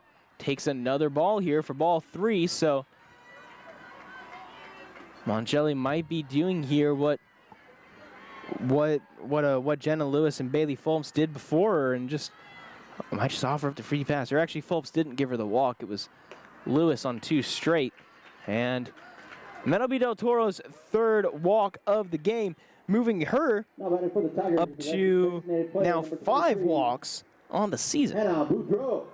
So now coming up to bat is going to be Hannah Boudreau, who has gotten on base every at-bat so far. 2 walks so far today, had a RBI double in the 1st. And we'll see what she can do here with a runner on. In for strike number 1.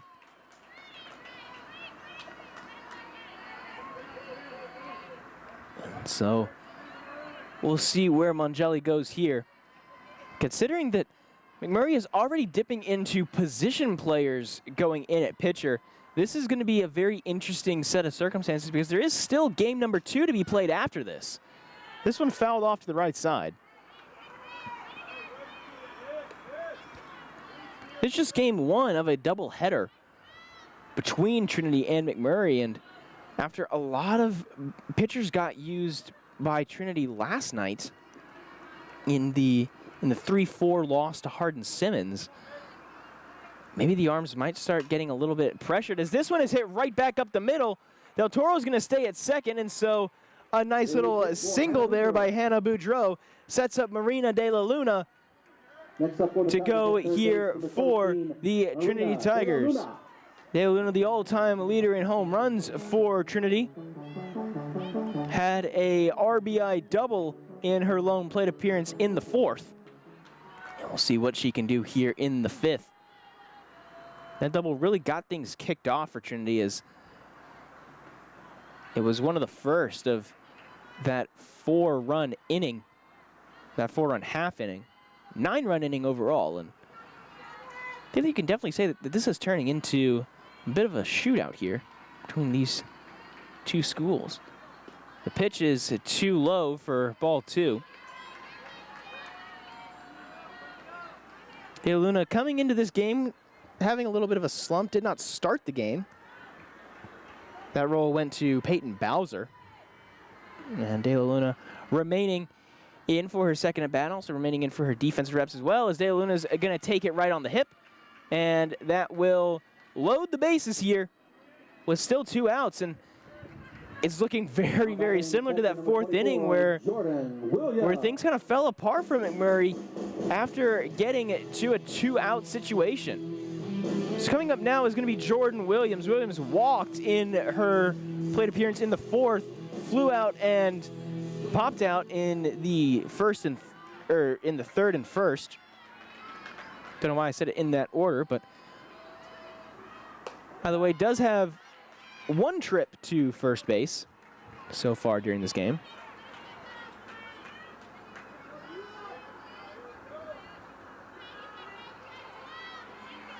First pitch in for a strike on Williams, so now we'll see where Mongelli goes here on the 0-1. Is going to go down in the dirt in, well, look to be very close to the right-handed batter's box.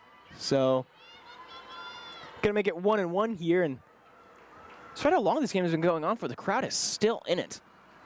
One big advantage of having school from Abilene come over is that it's only about a 3.5-hour drive from here, so plenty of people can make it, especially for some Saturday afternoon action. People from all over Texas coming out, some family members of some Trinity players as well, coming out and enjoying the afternoon here on the 2-1. Too low for ball 3, and so now Mongelli might be feeling a little bit of heat on her back, both from the sun being out and also from the situation. Hitters count, bases loaded, and Jordan Williams, definitely no stranger to swinging the bat, leads the team in terms of doubles so far this season. Wind up, and the pitch is in for a strike, so that loads the count at 3-2. Great pitch there by Mongelli. And we'll see what Williams is able to do here. Gets good contact on this one. It's going back into center field, and the pop out ends the bases loaded threat. So what looked dangerous off the bat ends up being a 0-run bottom of the 5th inning, but Trinity has forced McMurry to go deep into their pitching rotation, and it could come up big within the final 2 innings. We're going to take a quick break here on the Trinity Tiger Network. Don't go anywhere, because we will be right back with the top of the 6th inning.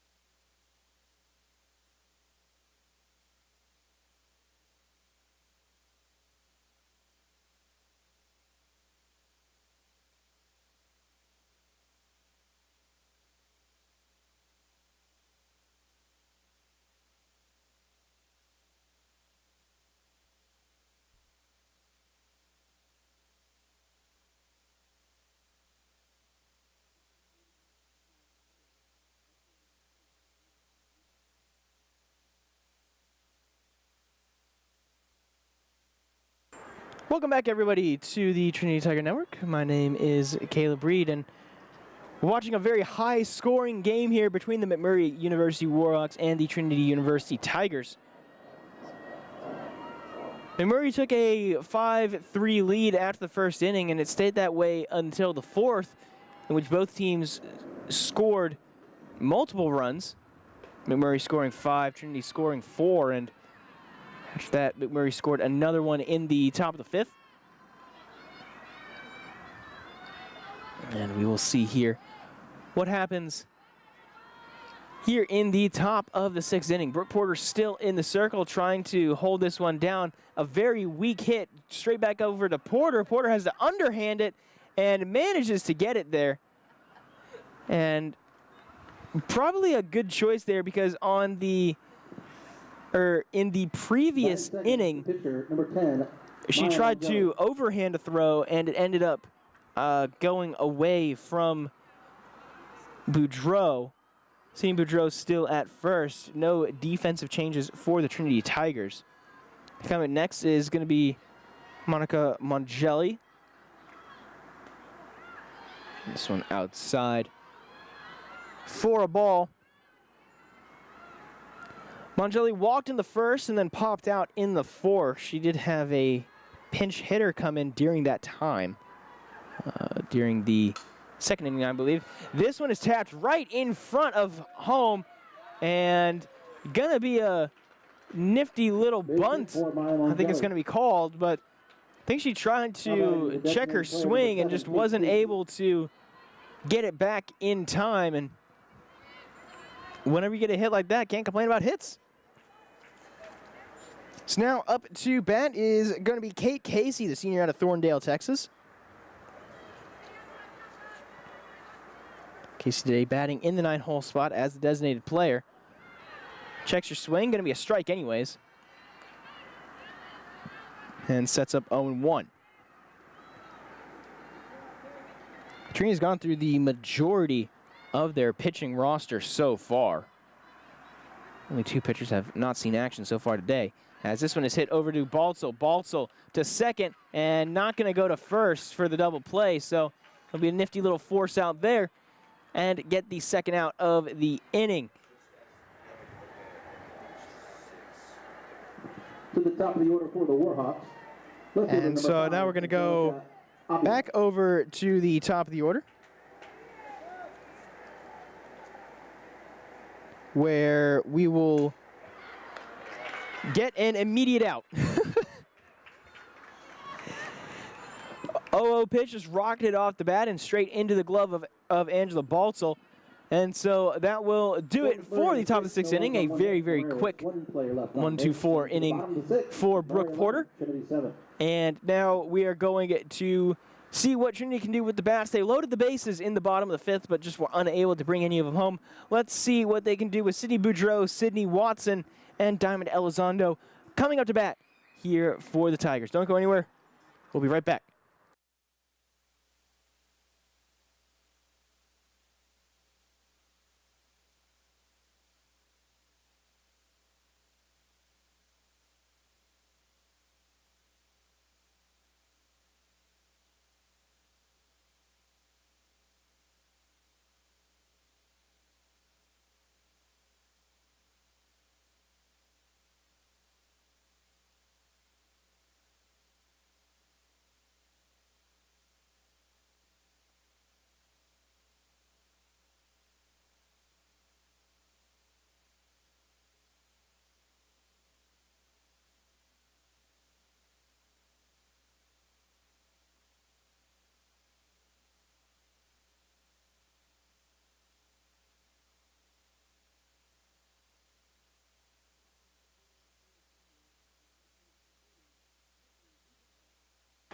Leading off for Trinity here in the bottom of the sixth is going to be Sydney Boudreau, freshman out of Pearland, Texas.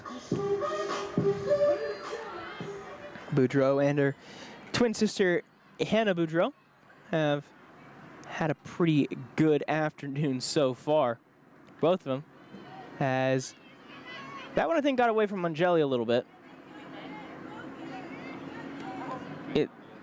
it looked like it went pretty close to hitting her there, but I think it went on the actually opposite side there of Boudreaux's legs.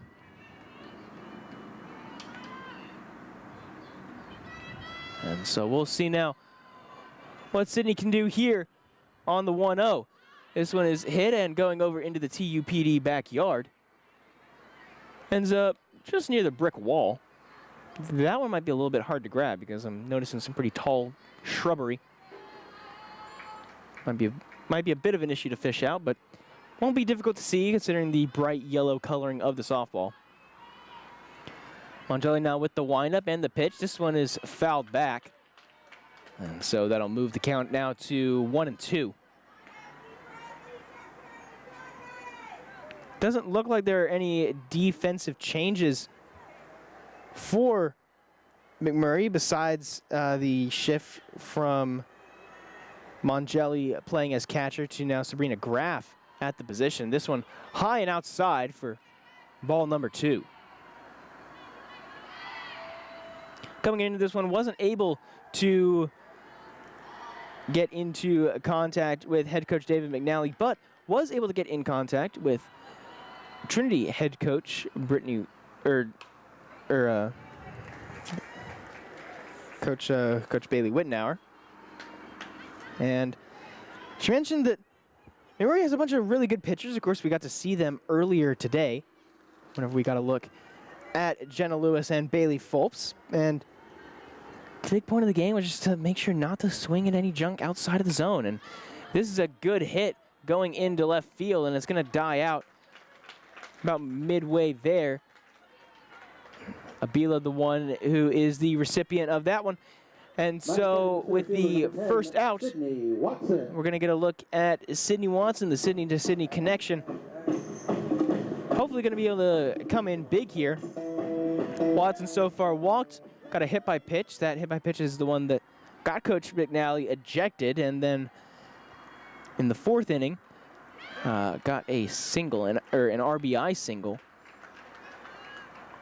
That one of many that came in the 4th inning, where Trinity got 4 runs in response to McMurray's 5. Watson getting ready. Mongelli, the windup and the pitch. In for strike number 2, and Watson may want to get ready here to be protective on the 0-2. Coming up after this is going to be Diamond Elizondo, and if one of the Trinity players are able to get on base, as this one is hit well going into left, looking dangerous, and Abila with a great job out there in center, in left field. Had to kind of push up off the wall a little bit there, but eventually ended up getting it. Number 42, Diamond Elizondo. And so now we're going to see Diamond Elizondo coming up to bat. Elizondo 0 for 2 on the day. And we'll see what she has in the tank here in the bottom of the 6th. Trinity still with one more inning to work with if they can't get anything here, but would definitely like to get the party started early rather than later.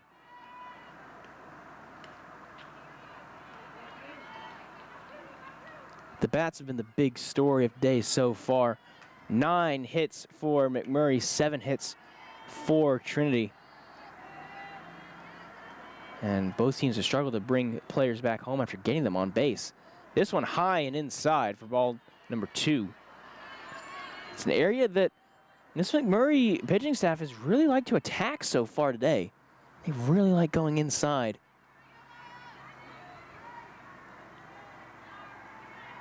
Trying to get the Trinity players to jam up on it a little bit. This one in for a strike, and so I'll make it 2-1. Mongelli, of course, the utility player, not the dedicated pitcher that was listed on the roster. Mongelli getting ready here. Wind up and the pitch. Swing and a miss for strike number 2. So now Elizondo just going to want to try and make any contact that she can. Sun is pretty high in the sky now. About 2:30, 2:40 here in San Antonio. Angela letting the wind blow, and the windup too high for ball 3, so the count moves up to full. Just a reminder that there is a second game coming up after this one, as this is game 1 of a 2-game doubleheader between the Tigers and Warhawks. The pitch too low for ball 4. Actually bounced off the dirt and off of Graf's shoulder protector there. And so Elizondo moves over to first base, and we're going to see Angela Baltzel coming up to bat now. Baltzel had a double in the 4th, which eventually materialized into a run. Has flown out to center field in both of her other attempts, so 1 for 3 on the day. But 1 for 3 with a double is definitely better than 1 for 3 with a single. 1-0 pitch here by Mangelli. In for a strike. And so getting ready for the 1-1 here. Trinity's been very, very selective with their pitches so far here today. Gotten a lot of walks, and it's paid off, as once again right there, that's a pitch that they probably would have swung at last season, earlier on in this season, but they've been very, very good at seeing the zone, knowing where the plate is, and being very, very aware of where they need to be. So 2-1 coming up. This is too high for ball 3, and now at 3-1. Baltzel may want to try and take a risk here with a swing. Swallow, the third baseman, playing in a good ways. Big open gap between second and short. Could be an area where Baltzel wants to go. Instead, this one's going to go in the dirt, and it's going to be another walk. A 5-pitch walk here, and we're going to get a circle meeting between Graf and Mangelli.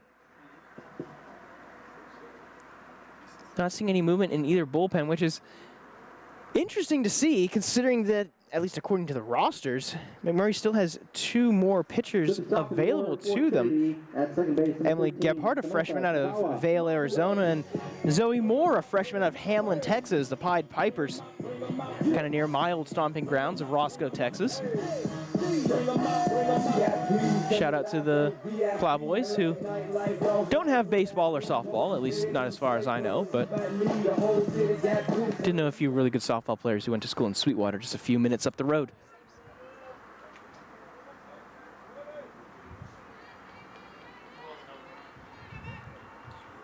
So now we're going to see Samantha Tagawa back up to bat. Tagawa walked in her first 2 plate appearances, but has since flown out twice to Abila in left. See what she can do here on the 0-0. It's going to be a ball.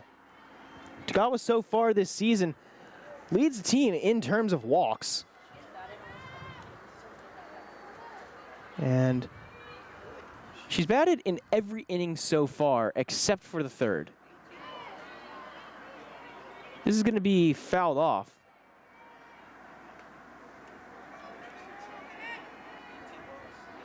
And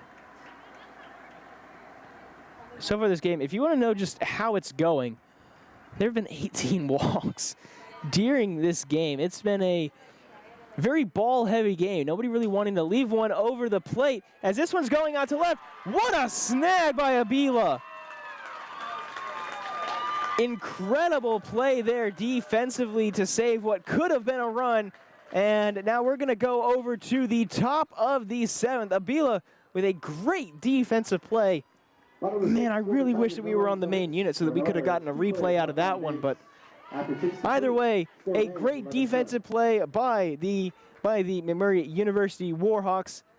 And now we're going to go into the top of the 7th. Trinity, one last inning to try and make it up. But first, they've got to get out of the top of the 7th and then hope to score 4 or more runs in the bottom of the 7th whenever we come back here on the Trinity Tiger Network.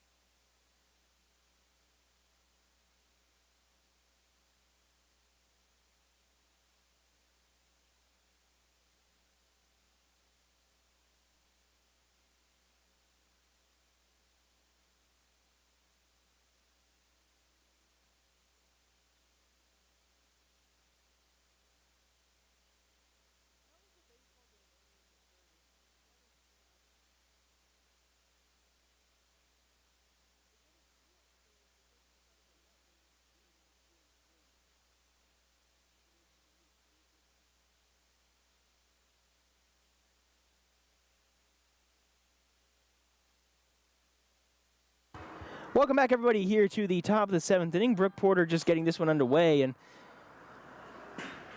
Dickens sending this one foul.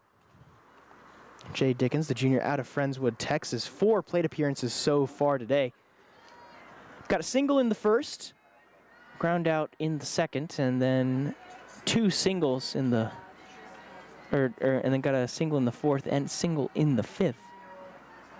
2 of those going for runs, so she's had a pretty good day. This one popped over to Baltzel at short, and a nifty little play there to get the first out of this top of the 7th inning. Just a reminder, this is not the final game of the Trinity McMurry doubleheader, as we still have another one coming up after this.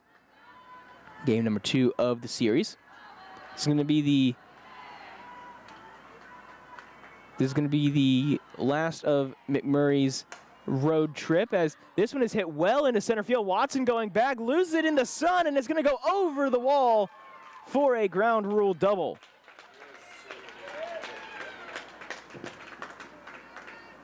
And That's so for Morgan Fabian. that one could have been dangerous because Miranda Swallow. the way that it was bouncing, as soon as it hit the ground, Dickens was already pretty much all the way to second base.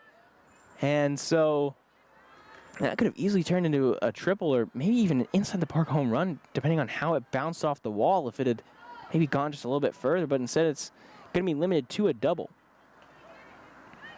In for strike number 1 by Porter. Porter so far this season has not pitched, so this is our first time getting to see her this season.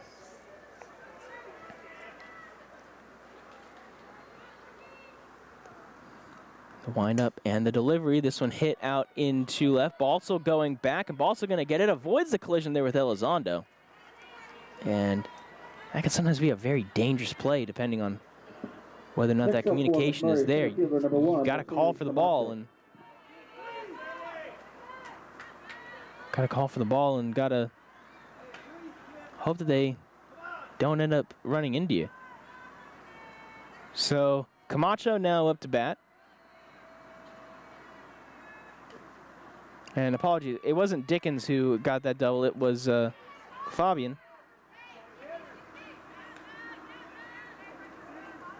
And so now we're going to see Mercedes Camacho up to bat. 0-1 count coming up. Camacho played in 39 games last season, 200 batting average for her, and she went 2 for 5. Or no, sorry, went 0 for 4 against Southwestern. And Porter, the windup and the pitch. Too low for ball 1. Fabian just going to stay put there at second. Same defensive formation as Trinity has run for most of the game, besides the infield, which is shifted around. De La Luna in at third and Boudreaux still at first, but those were not the starting positions. As this one is hit directly over to De La Luna to first, and that will be the end of the top of the 7th inning. So Trinity with one final shot here in the bottom of the 7th need 4 or more runs. 4 is the magic number, and we'll see if they can get that whenever we come back here on the Trinity Tiger Network.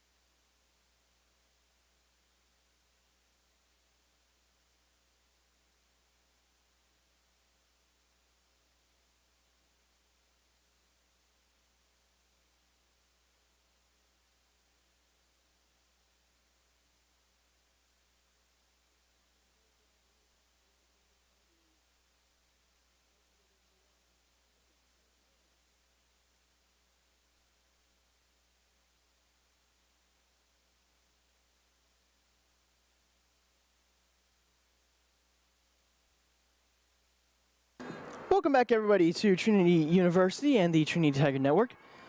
7th and final inning, potentially, unless this one goes into extras. It would be one heck of a story if it did go into extras, considering that this game has already gone on for almost 3 hours now. Bottom of the 7th here, Trinity trailing 11-7, need 4 or more. That's the magic number. And coming up first is going to be Hayden Del Toro, who is taking at bats in all but the 3rd and 6th innings. Walked in her first 2 appearances and walked in the 5th, but flew out in the 4th. Scored a run on her first inning walk, as this one is going to be hit into center, and a great little reach up there by Mercedes Camacho to save a base hit and get the first out of the inning already. But as we know, this Trinity team really comes alive whenever they've got 2 outs in the inning.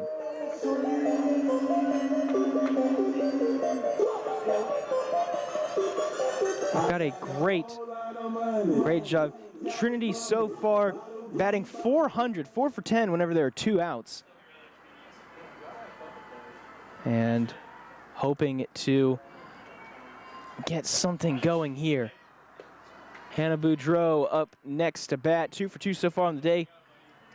A double in the first, a walk in the 2nd and the 4th, and then a single in the 5th. 1 RBI was scored there on that first inning double. And we'll see what she can do here on the 0-1. Bit too high, so gonna be ball 2 with 1 out to go. And you can hear all the noise of Highway 281 just across the intramural field from us here on a beautiful day in San Antonio. The pitch, once again, just a bit too high. And Graf maybe trying to calm her down a little bit. Getting ready here for the 3-0. A little bit of movement going on in the Trinity bullpen, but it might be to get the Game 2 starter ready. As this one is in for a strike. So first strike of the at-bat will not be a 4-pitch walk. And there's still potential that it could not be a walk, in fact. Boudreau, one of the big power hitters on this team, really wants to send this one flying if she can. And instead, gonna take one to the back. And she will take her free base. Up at third base, number 17, Marina De La Luna. The 3rd hit pitcher of this game. And we're gonna get a stoppage here as we're gonna have a change. We might see a pinch runner come in, as we saw Hannah Boudreau get, or maybe tweak something in her right leg earlier on in the day, and we are going to see Ella Whitaker coming on now. Ella Whitaker, a definite utility player. She's seen some work in the outfield, has not really bounced around in the infield because the infield rotation has been fairly consistent, at least in their respective positions, but Whitaker definitely more of a speed threat than anything else. Did get a stolen base during the games last night against Hardin Simmons. We'll see if she decides to go here. She does decide to go, and never mind, decides to retreat, actually.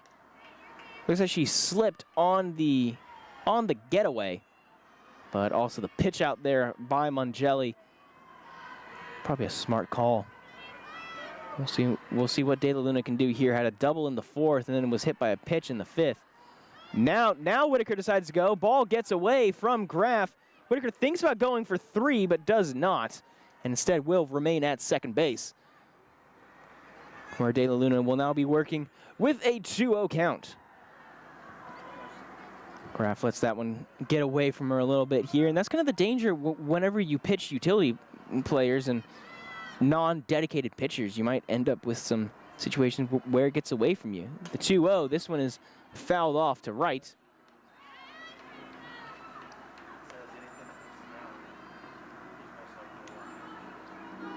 And so we'll see what's going to happen here on the 2-1. Now, still 1 out to go. Whitaker on second. The 2-1. Down low and in the dirt. Whitaker thought about going for 3, but Graf was there to kind of dissuade the movement. 2:54 here in San Antonio, Texas. So almost hitting the 3-hour mark of this game being underway. As Mongelli steps out for a little bit. Refocuses and now gets ready on the 3-1. Wind up and the pitch low. And so De La Luna going to take her free bag.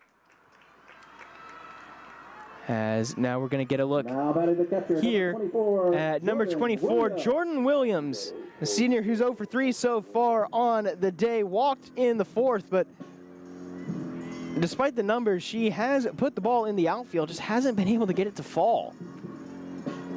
And so the senior who leads the team in terms of doubles this season will be looking for another one here. This one in for a strike. And so sits at the 0-1 with runners on first and second.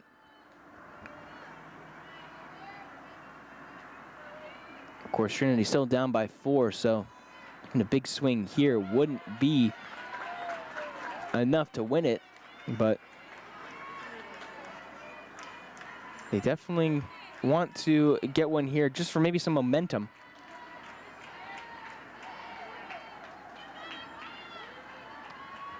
Williams getting ready here on the 0-2. Wind up and the delivery outside, ball 1.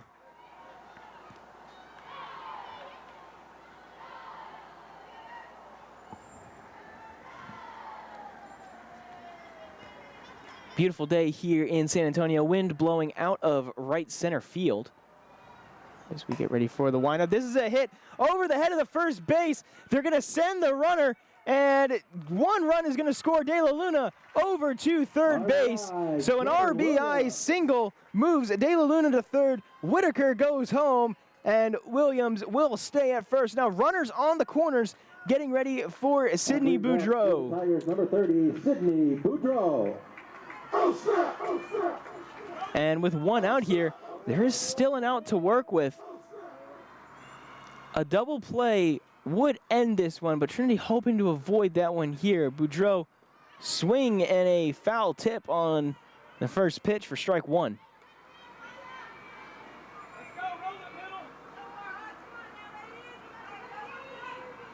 We'll see if Williams decides to try to steal. She hasn't attempted a steal so far this season and has only made 3 steal attempts in her entire career.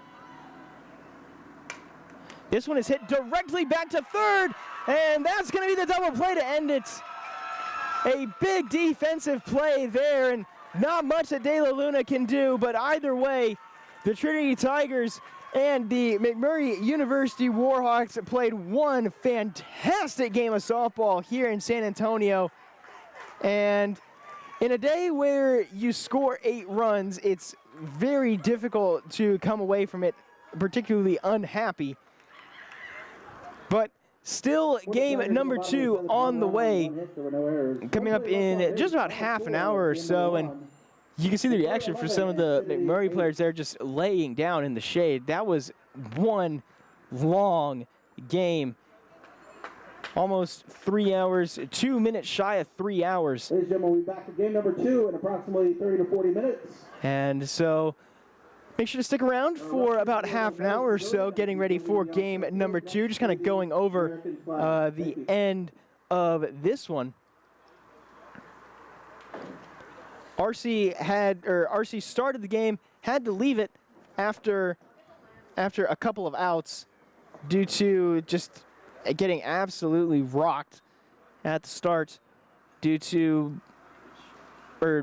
which led to 5 runs in that first inning for McMurry.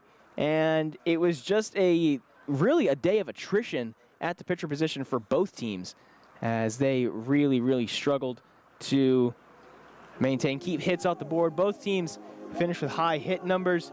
McMurry finishes with 10 hits on the day, Trinity with 8. And Trinity fell due to 2 errors, and though that wasn't the big reason for the loss, it was still definitely a factor. But the bats were hot for both teams today, as both teams come away with near season highs in terms of runs scored. And now we are going to take about a half-hour intermission while we get ready for game number 2. Again, still going to be here at Trinity. Don't go anywhere. We don't change the streams over like we do between men's and women's games in basketball. We just keep it here, so you can just sit back, relax, keep the stream running. You can go to the restroom, go get some food if you want. I know that's a little bit past lunchtime, but you can still get some snacks if you want them. And come back in about half an hour whenever we get ready for game number 2 here at Trinity University. Don't go anywhere. My name has been Caleb Reed. If this is the only game that you're planning on watching this afternoon, thank you so much for watching. And for those of you who are going to be sticking around, I'll see you in game number 2.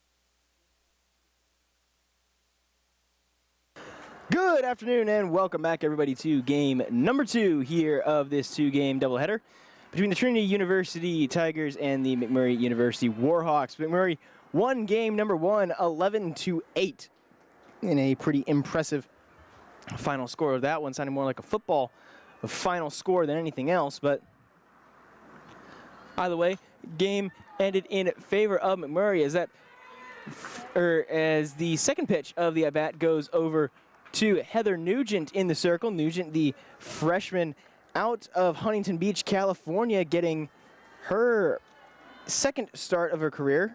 Got a start against Hardin Simmons yesterday. That was in game number 2. Nugent went 4 innings during that one before being pulled. This one's going to be fouled back.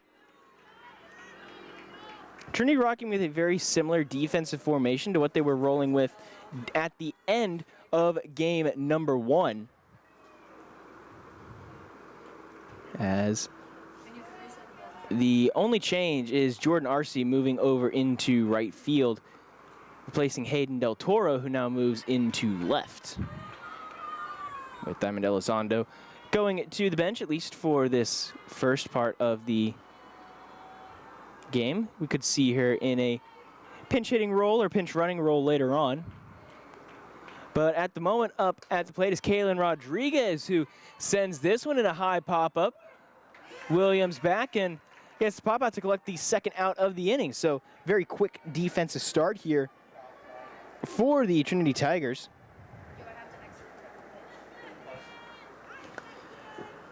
It's now going through the batting order.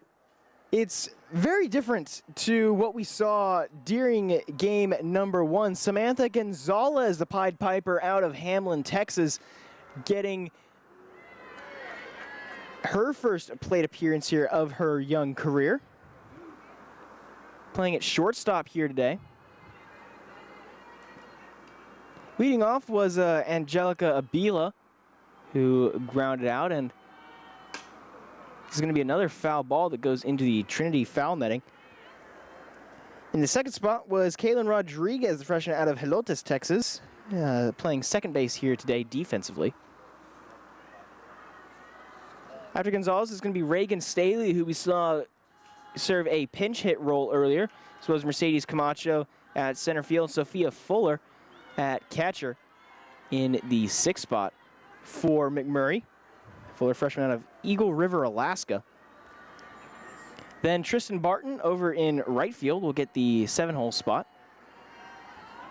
By third baseman Elena Herrera. This one hit over to the third base side over in left. Foul, pretty big foul. Michaela Wagner, the designated player for this game at the 9 spot. And whenever Trinity comes up to that, we will get the first career appearance of Emily Gebhardt, freshman out of Vail, Arizona, who's getting her first career start here today. The pitch, light little tapper up the first base foul line, and it's going to be a base hit early on here for Samantha Gonzalez, as Nugent just couldn't hang on to it, ended up bumping it with her knee and was unable to get the throw over to Sydney Boudreau. Batting fourth at first base, number 16, Reagan Staley. So now Reagan Staley going to come up to bat in the 4-hole spot. Staley, the freshman out of Mission, Texas, playing first base here today. He's played in 2 games so far in her career coming into this 2-game series. Did have 1 appearance earlier on in the game.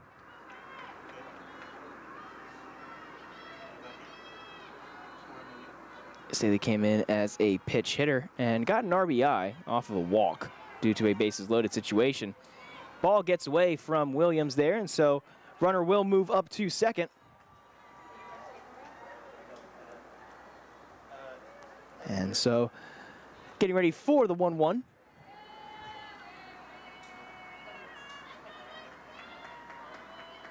Staley, of course, the freshman. So no stats from last season from her. The pitch is in the dirt for ball 2.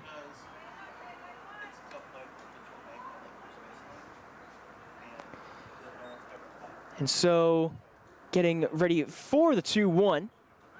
I want to thank you here for tuning in on the Trinity Tiger Network. My name is Caleb Reed. Don't know if I mentioned that in the open or not, but it is wonderful to have you all here for some gorgeous Saturday afternoon softball action. The 2-1 is outside of the zone, so make that 3-1 here. We'll do our best to get a score bug up as soon as we can for y'all. Just looked over and noticed that it is not currently up on the screen. This one going to go foul over to the left side. Gonzalez now on second after the pass ball. Or sorry, it's going to be labeled as a wild pitch. And by Nugent.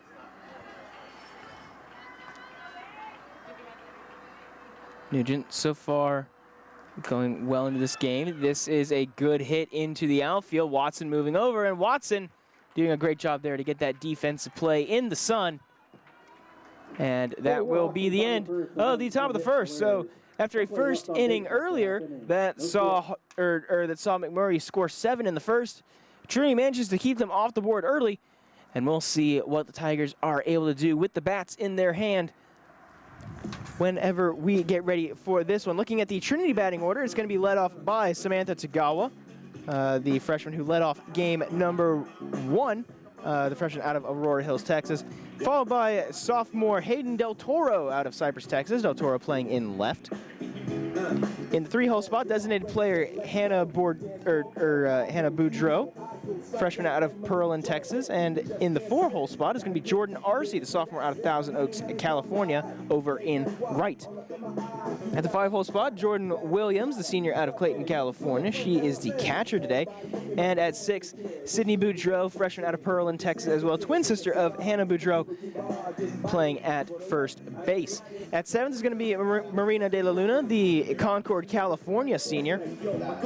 She will be at third base defensively today. And at number 8, Sydney Watson, the junior out of the San Antonio area, playing in center. At 9 is going to be Angela Baltzel, the sophomore out of Antioch, California. And of course, your pitcher who will not be batting, Heather Nugent, freshman out of Huntington Beach, California. It is a beautiful day for some softball. I know that I've already said that, but just goodness gracious. 79 degrees, high for today. Wind blowing in out of, looks to be about right center field. It's just, can't ask for much more than that on a perfect Saturday afternoon. First pitch by Gebhardt is in for a strike, so first live pitch as a collegiate player. Can make it 0-1. Gebhardt coming out of Vail, Arizona, so definitely used to warmer climates for sure, which will do well over at McMurry. Abilene, being out in far west Texas, gets pretty hot during the springs and summers. Not really so much humidity. Of course, San Antonio is a lot more used to humidity being down in this area of Texas, but West Texas areas like Abilene definitely a lot more dry and windy than down here in San Antonio. Gebhardt getting ready for the 2-1 here. The signal, the windup, and the pitch. Tagawa swings at this one and sends it out to the left foul side. If you're just joining us here for game number 2, Trinity lost the first game 8-11 after surrendering 5 runs in the first and then another 5 in the 4th inning. Came back with 4 runs in the 4th inning and 3 in the first, but was just unable to get much more than that going. Tagawa sends this one on a ride out to left field. Going back as a fielder, it's off the wall. Tagawa's going to go for 2, and she's going to slide into second base with a beautiful leadoff double for Samantha Tagawa. She knows how to get those extra base hits. She scored the go-ahead triple in the first game of the regular season. Next up for the Tigers, up in Austin, Texas against Concordia University, but that's actually her first double of the year. Now we're going to get a look here at Hayden Del Toro, the sophomore out of Cypress, Texas, playing in left field today. Here in the second spot, Del Toro, 9 games played so far this season, came into the series with a 318 average. Del Toro shows bunt. She is going to lay down the bunt, in fact, going to run for first, and throw is in time. So the sacrifice bunt moves Tagawa up to third, and already Trinity deciding to play a little bit of small ball here, just trying to focus on getting the ball down, getting the base hits, player, number 23, Hannah moving the runner forward. You could see there over on the sideline, or maybe you could, I don't know. Coach Cortina is just telling the third hole hitter, Hannah Boudreau, to just kind of calm it down, be collected. Boudreau, the freshman designated player, who is listed as a catcher and has taken reps in practice at the catcher position, but due to a shoulder condition, is unable to compete in the role at this level, at least as of yet. Coach Wittenauer calling her essentially day-to-day, as this one is hit over to left. Could be a good sacrifice play here. Tagawa's going to take off. The run is in time. RBI. Throw did not get there, and so Hannah Boudreau going to get the sacrifice RBI. And already Trinity getting started well by attacking McMurray and getting on the boards. That's going to be the first run of the game, and it's something that Coach Wittenauer talked about. Just try and attack these pitchers and utilize the home field to your advantage. You get to not only do you get to bat second, but you also get the opportunity to play in a very familiar field, as Arcee's going to take the first pitch off the elbow and will take her free base. So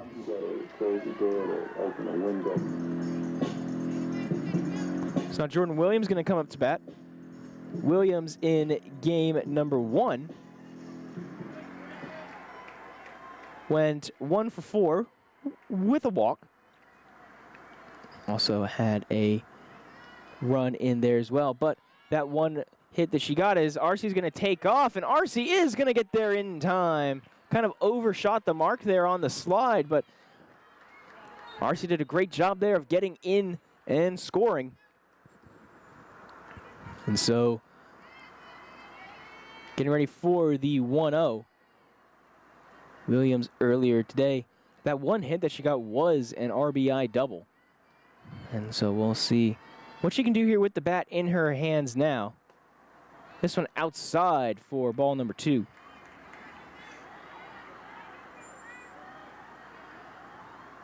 Coming up after this will be Sydney Boudreau if Williams is able to get on base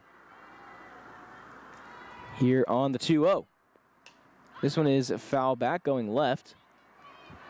Boudreau moving out of the way, making sure that she doesn't get hit by a ball falling down. That would be a tough break before you begin your first career start.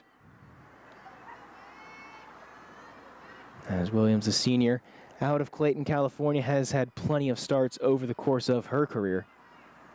The pitch, thought about swinging, decides not to, and maybe probably should have there, as now it's going to be a 2-2 count. Williams coming into this series led the team in terms of doubles and got another one, which definitely makes it easier for her. And we'll see where Gebhardt goes here. Outside, ball 3, so the count is now full. So as full of a count as you can get on that top row of the Trinity University scoreboard. 3 balls, 2 strikes, and 2 outs. So, getting the signal, and now Williams calls time.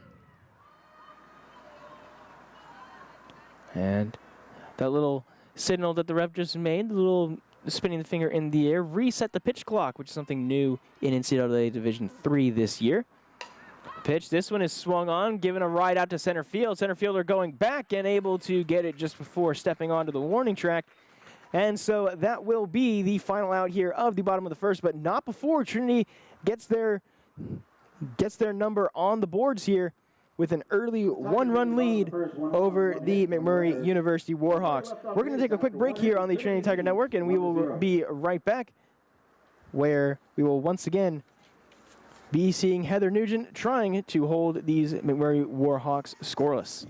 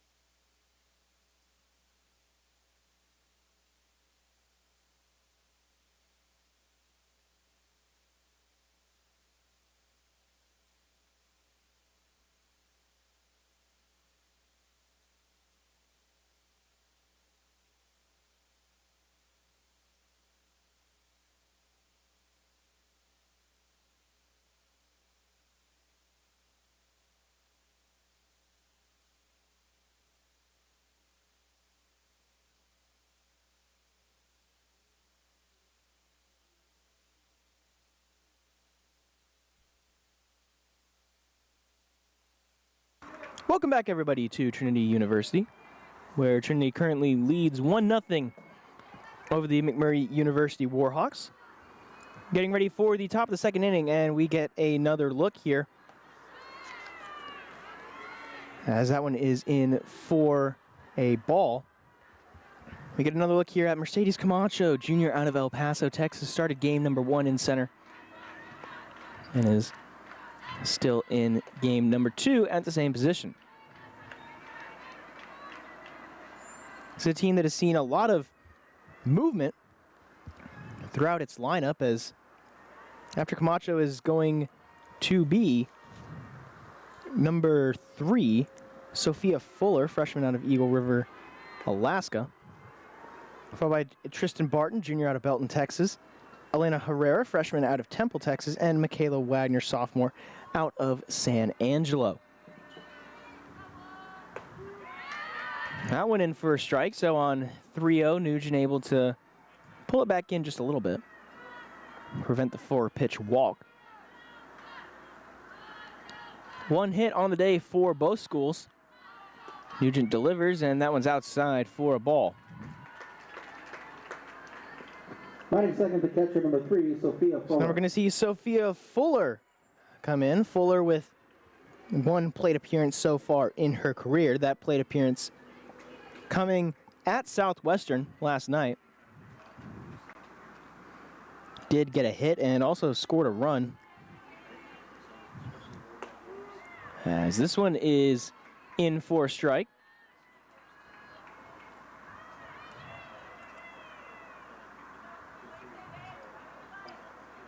Nugent, as a freshman so far this season, has had 2 appearances. This is her 2nd start, so her 3rd appearance overall. Started the game versus Hardin Simmons and wasn't credited with the loss, but still had a pretty rough outing. 4 innings pitched, 3 hits, and even though she didn't give up any runs, was removed early, as this one is a bit too high there for Baltzel, who has to leap up and prevent it from going into center field. Camacho will go to second on the run. And so just as the officials write it down, getting ready here for the 2-1. And Eagle River, Alaska, probably one of the farthest away hometowns that I think that I've seen while covering sports here at Trinity.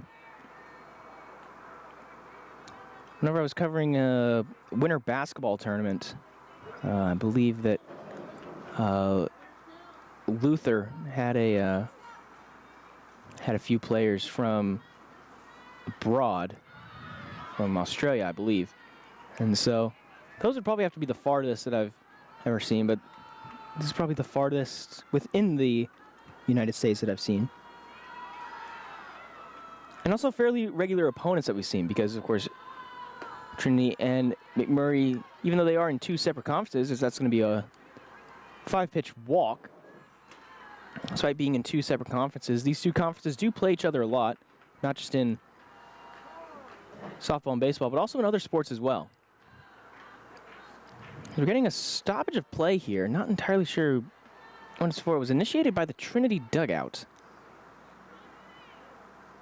And so we're going to take a look and see if there's any movement going on. And so it looks like we're getting a pitching swap here. So Jordan Arce, who started game number 1, is going to be coming in out of right field.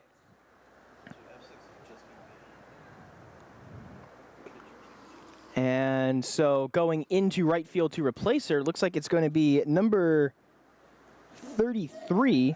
That's going to be Leah Gonzalez going into right, I believe. Either Gonzalez will be going into right, or Del Toro will shift over and Gonzalez will take left. We'll have to see what happens here, but while we let Jordan Arce get warmed up, we're going to take a quick break here on the Tiger Network, and we'll be right back.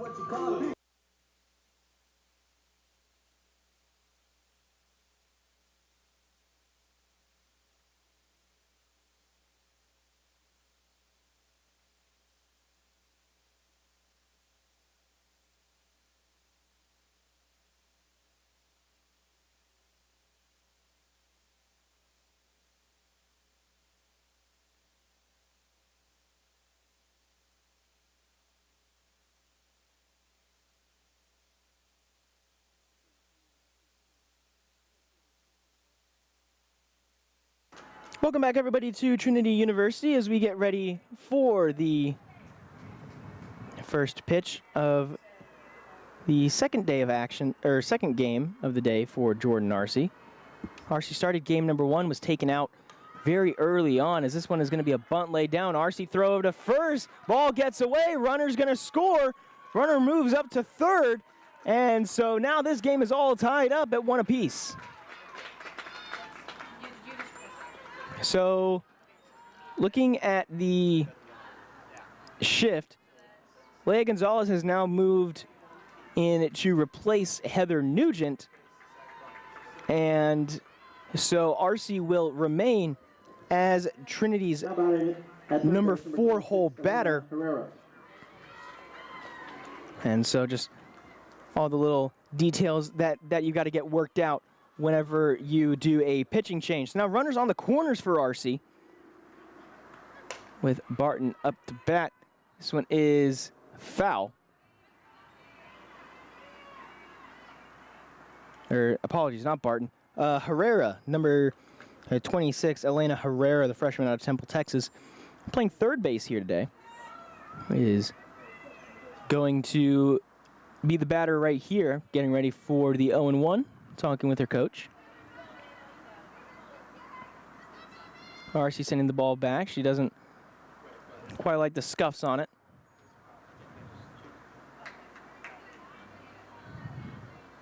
And so getting ready for the 0-1. Arce with the wind-up. In for a strike. Froze Herrera up there just a little bit. I'm going to credit that as a throwing error there by Arce, so that'll be the first error of the day. So Arce gets ready with the windup and the pitch once again inside, ball 1. Arce, as a pitcher so far this season, has been really pretty good. I think that you can say 2.71 ERA coming into this game. Of course, that did kind of get inflated a little bit after that first inning of game number 1, as this one is over to Tagawa, and I'm going to say that she applied the tag there instead of just contact, and That will be the first out here of the inning. Meanwhile, the runner from third is going to score. The designated player, Michaela Wagner. That runner was Fuller, Sophia Fuller. And so now McMurray taking a 2-1 lead. Wagner up to bat now. Swing and a miss on pitch number 1.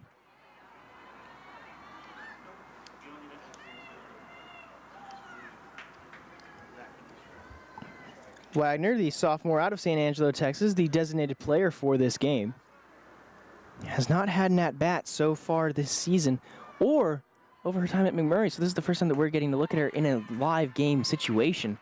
And RC really doing good with her right now, 0-2.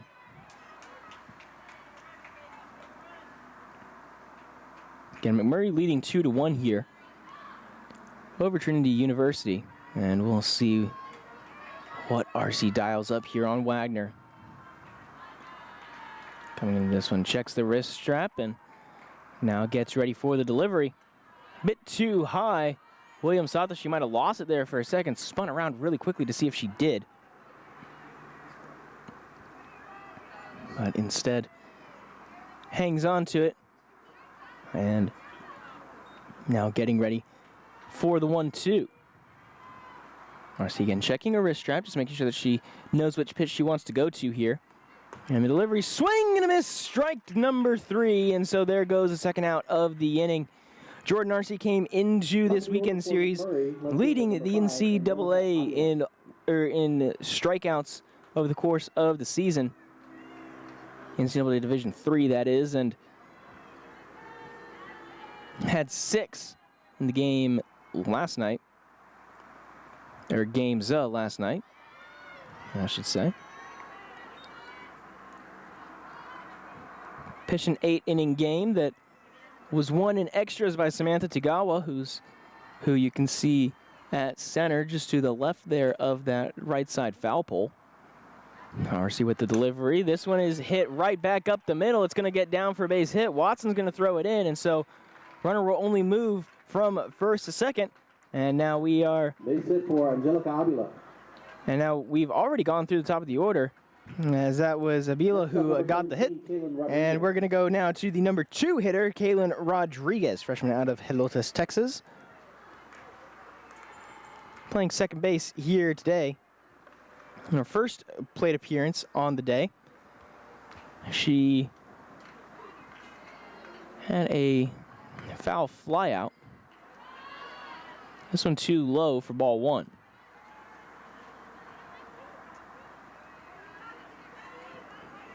In last night's game against Southwestern, Rodriguez also got an at-bat. Went 0 for 1 after striking out, but hoping for a bit better here today. Pitch, this one is popped up going into the outfield. Tagawa on it, and Tagawa's going to get it to get the final out here of the top of the second. So McMurray responds after Trinity scores early, but Trinity now with an opportunity to respond in kind.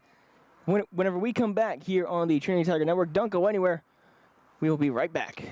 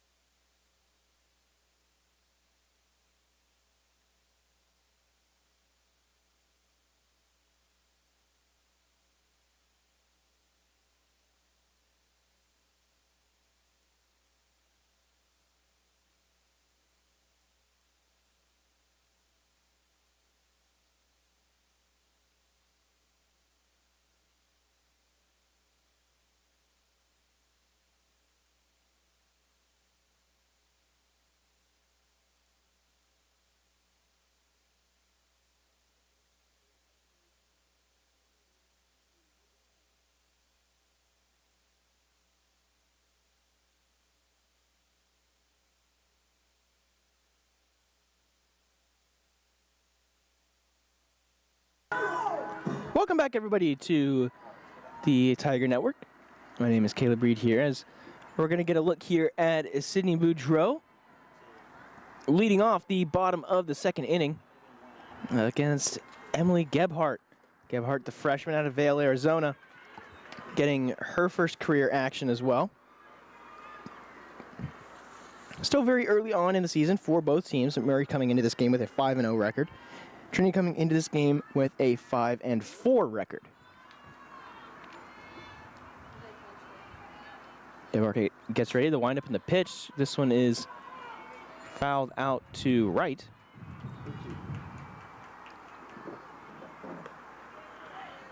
And so now getting ready for the 0-2.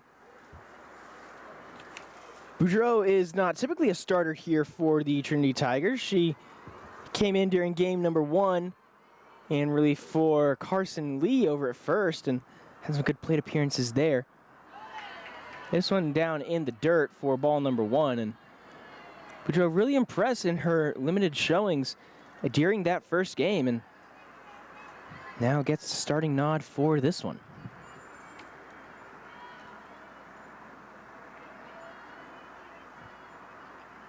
This, of course, isn't the only action going on campus so far today. Trinity Baseball also hosting their season opening 3-game series against Babson College.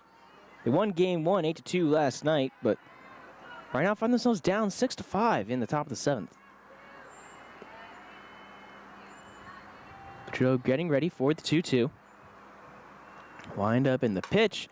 Hit right past the third baseman. Boudreau's going to get another hit on the day. And Sydney Boudreau in her first career start.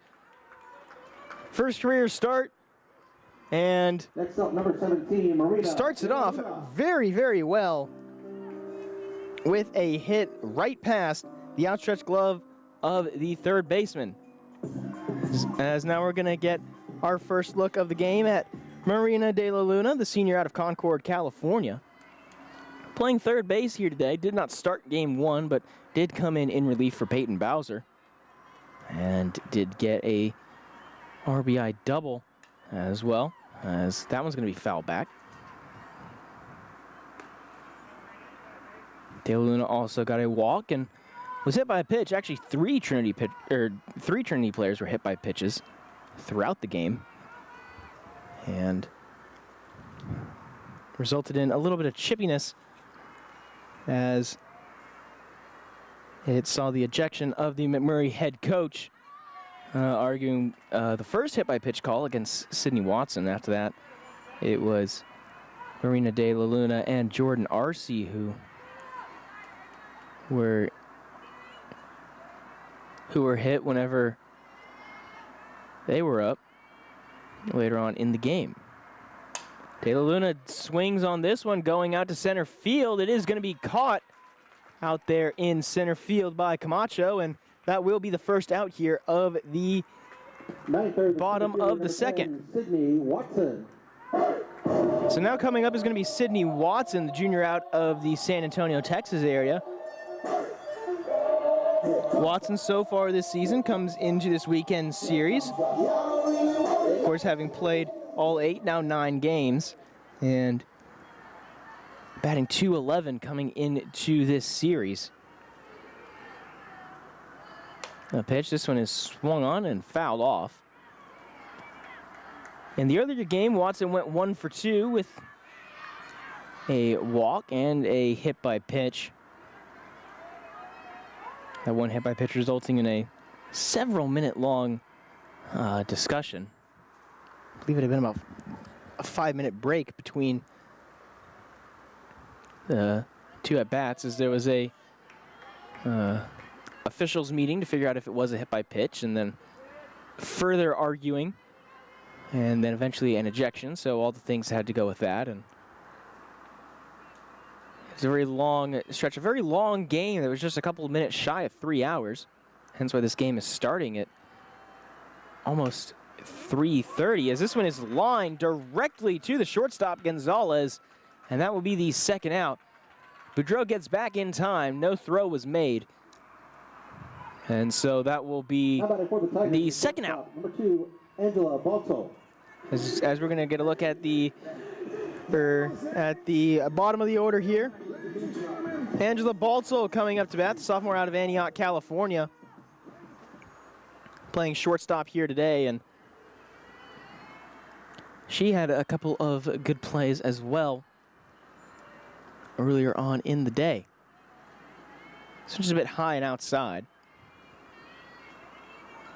If you're just joining us here for some Saturday afternoon action, welcome to the Tiger Network. My name is Caleb Reed, and it is a pleasure to have you here this afternoon. And we're leading 2-1 here over the Trinity University Tigers, as that one is in for a strike. Emily Gebhardt, the one in the circle at the moment for the Warhawks. And Angela Baltzel, the shortstop, with the bat in her hands. Gebhardt, the 1-1. Swung on by Baltzel. This is a weak liner. Will it go? Throw is in time. And so that will be the end of the bottom of the second. So McMurry maintains their one-run lead, but anything can happen here in the next 5 innings for sure. As we have seen, runs can come fast and they can come furious. And we will see what the next half inning has in store whenever we come back here on the Tiger Network.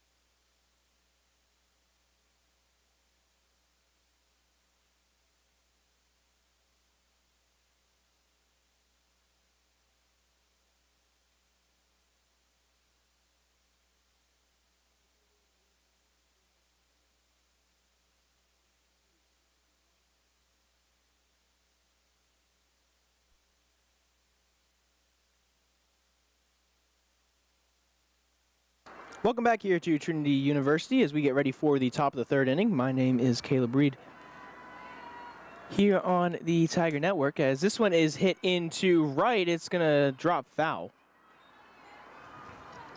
Over in right field is Leah Gonzalez. Gonzalez, of course, not the original starter. Arcee was the original starter at that position, but Arcee moved over to pitcher. Only had about 40 or so pitches during the first game. In fact, less than 40, threw 35 pitches in game number 1, as that one is low for a ball. Gonzalez, the junior out of San Antonio, Texas. And can't really call it a homecoming since she's here all the time, but always good to play in front of some home support. This one jams her up, and Boudreaux can't hang on to it. And so they're going to credit that as an error on Sydney Boudreaux. Going to be her first career error, I believe. And yes, it will. Next up for McMurray at first base, number 16, Reagan Stanley. De La Luna had the throw in time, and it was a good pitch there by Arcee to jam her up inside.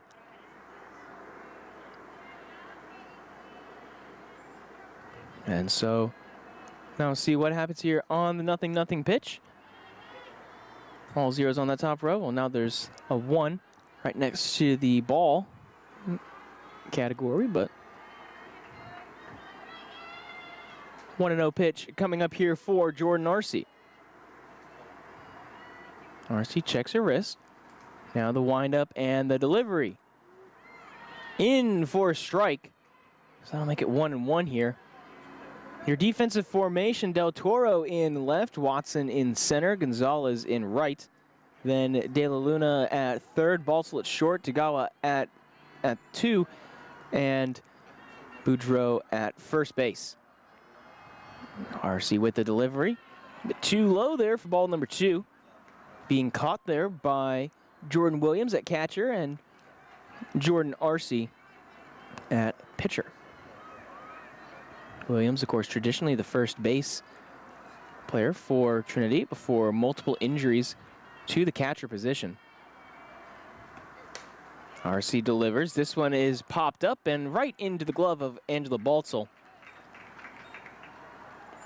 And so now The center fielder, number 1, Mercedes that's Camacho. going to be the first out of the inning and will bring up the 5-hole hitter, junior Mercedes Camacho. 39 games played last season.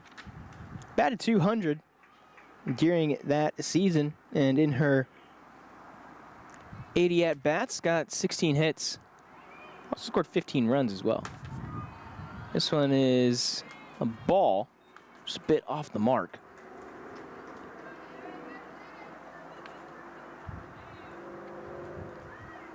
RC gets a little touch-up on the rosin bag, and now getting ready. Camacho showing bunt, wanting to advance Gonzalez if she can, here with 1 out to go in the inning. This one is hit going into right. Gonzalez backing up for it. Gonzalez managing to reach up and snag it. And so that will be the second out here, and the sacrifice play is now out of contention for McMurry. How about in the catcher, number 3, Sophia Fuller. Now coming up is going to be the catcher, Sophia Fuller, here at the 6th spot. Fuller walked and then was one of McMurray's 2 runs in that top of the 2nd inning. First pitch in for a strike.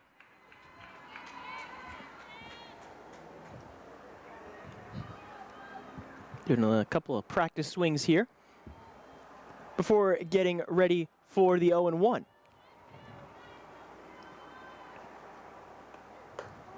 This one in for another strike as well, so getting ready for the 0-2. On deck is going to be Tristan Barton, the junior out of Belton, Texas. Barton walked in her first appearance.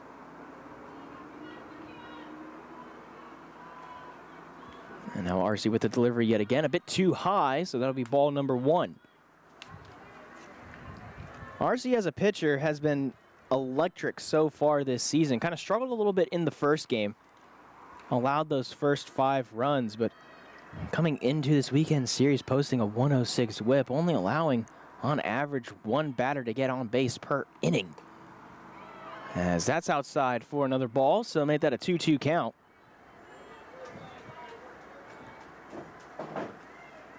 Last night against Hardin-Simmons, RC started game number 1 and went a complete 8 innings.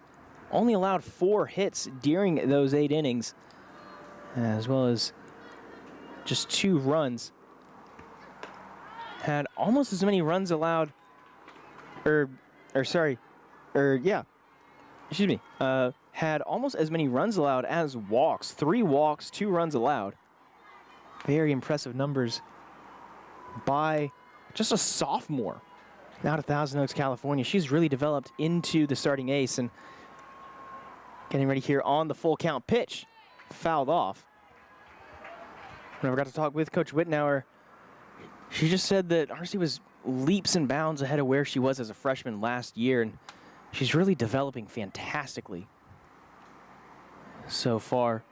And Trinity still has 2 more years of this for RC, and hoping that she can develop even further into potentially one of the game's elites. High ball 4, and so that's going to be Fuller who takes the free bag, and now Tristan Barton coming up to bat, the junior out of Belton, Texas. The right fielder, number 18, Tristan Barton. Barton playing right field here today, at least to start it out. Went 1 for 2 with a run and a strikeout, 1 for 2 with a run and a walk last night against Southwestern. And looking for some more action here. This one's just a bit too high for ball 1. Sun's starting to make those shadows just a little bit longer here, about 4:15 in the San Antonio area. As the wind is starting to blow in from center field, that's going to make pop-outs die a bit quicker, as that's a healthy swing there by Barton.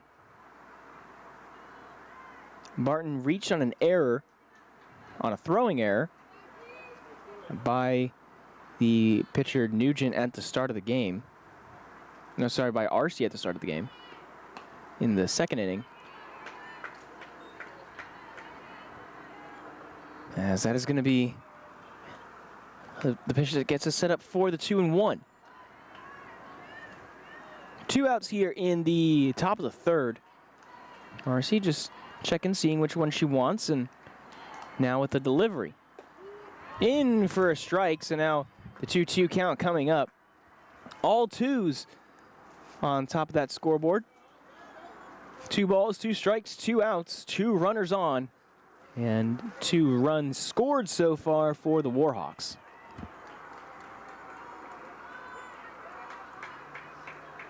Arce getting ready for the pitch. Swing and a miss, strike 3, she got her.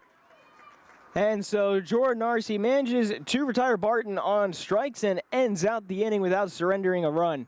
So after getting 2 runners on, Trinity able to hold McMurray scoreless as we go into the bottom of the third. We are going to take a quick break and we will be right back. Don't go anywhere here on the Trinity Tiger Network.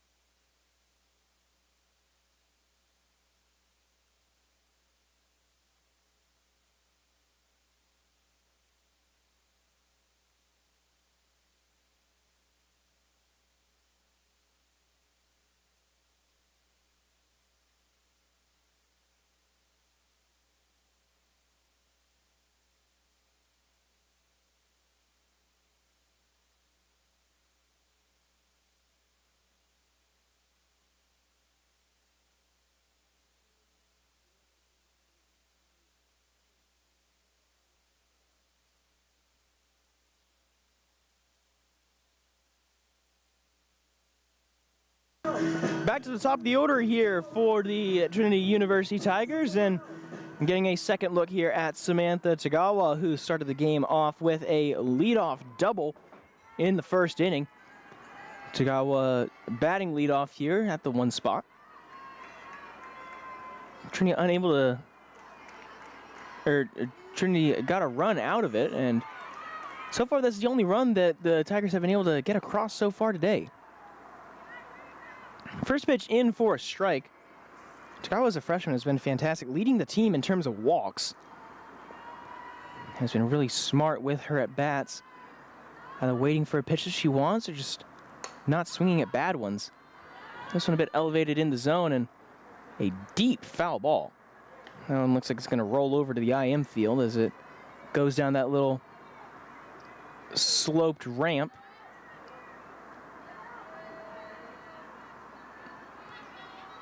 0-2 coming up here for Tagawa, as Emily Gebhardt has thrown 2 innings, 2 hits allowed.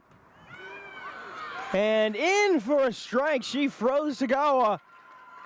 And so Samantha Tagawa goes down on strikes, looking a great pitch that dropped into the zone there. Tigers, left fielder number 1, Hayden Del Toro. And now we're going to see Hayden Del Toro coming up to bat. And we'll get a look at what she can do with the bat in her hands. In game number 1, Del Toro didn't get a hit, but did get a run because she got on base 3 times via the walk. Checked her swing there, and for good reason, as the count is now at 1-0. If you look over in the top right corner of your screen, you can see, I believe that's Trinity Club Soccer playing at the moment. Hearing that they're up at the moment, so congratulations to them. Fingers crossed for a big win. Meanwhile, focusing on the softball game, that pitch drops in for a strike to make it 1-1. Gebhardt so far today has been very impressive in her first career start, actually first career action as a collegiate pitcher. And her moving into this role has been kind of due to necessity after Jenna Lewis was taken out after 2 2/3 innings pitched. Over 60 pitches in game number 1, and then was taken out with 2 2/3 innings to go. When Bailey Fulps finished out the game, this one a swing that bounces off the Trinity foul netting. Fulps, the junior out of San Angelo, Texas, went the rest of the game and earned the win for Trinity, despite giving up 5 runs. And it's something that plagued Trinity a lot last year. Late game pitching was a big issue, but for the most part, they've seemed to get it together this year. This one once again fouled off, and whenever I was talking with Coach Wittenauer, she mentioned this is one of the best starts to a season that this team has gotten in a very long time. And you can definitely feel it whenever you're down on the field, whenever you're listening to the team, and whenever you're talking with the players and coaches. There's a different energy in this squad this year, and it just feels different. As Del Toro gets ready for the 1-1. Once again, another foul. Del Toro just a bit too early on it.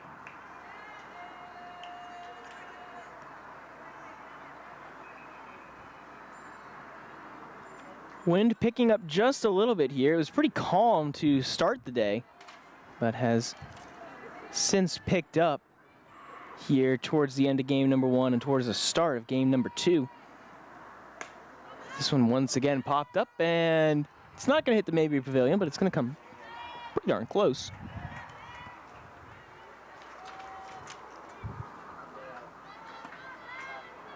And a very, very long at-bat here by Hayden Del Toro, keeping it alive here with the 2-2. Pitch. This one is hit into left and foul. And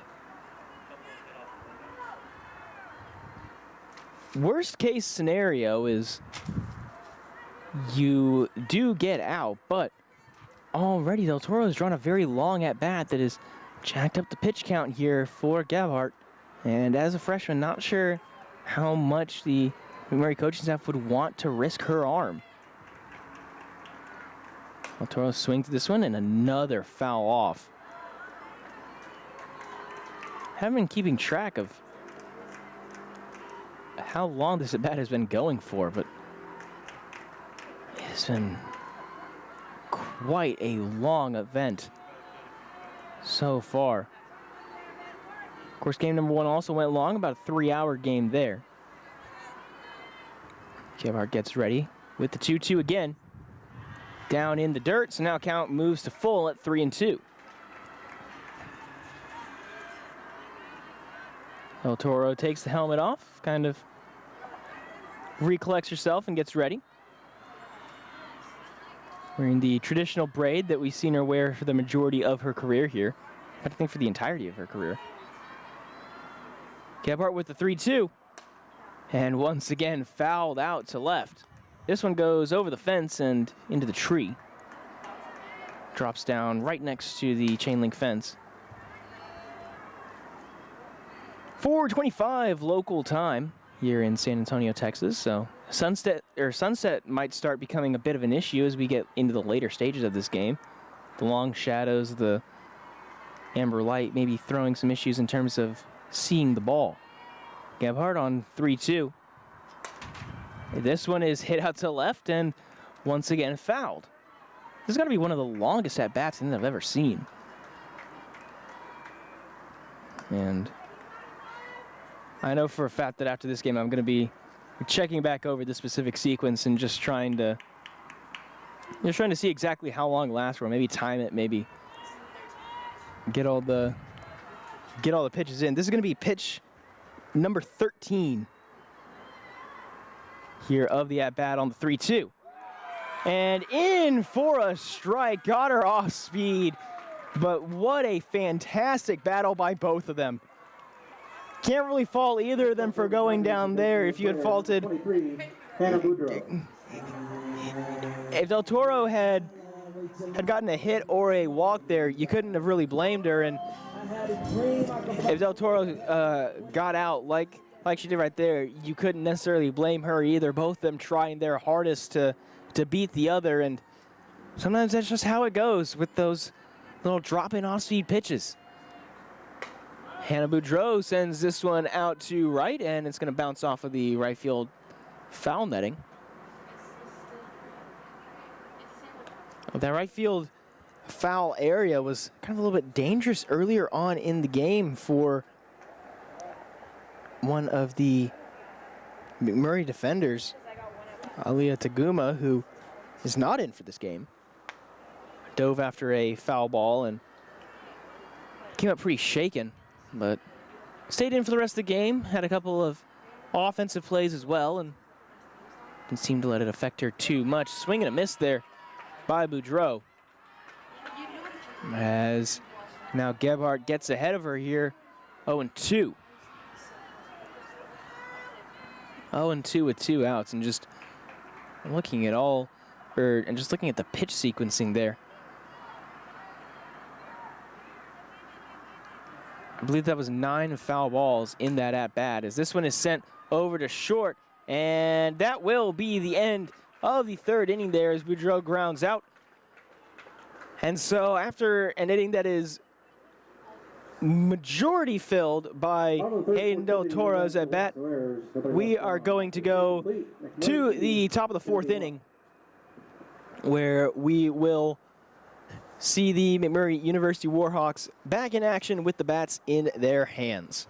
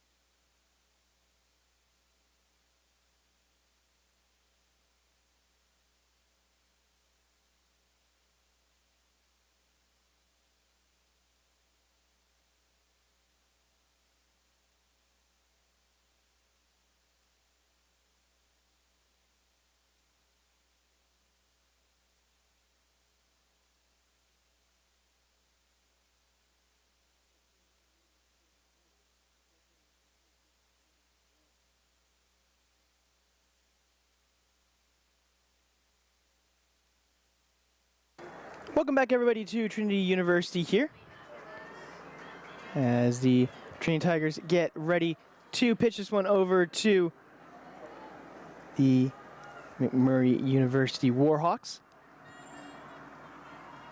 Harsey still in here,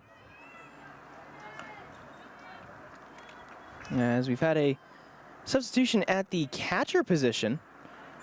We're going to see Peyton Bowser now behind the plate. Bowser traditionally playing third. And now, in addition, Jordan Williams moving back over to her typical first base spot.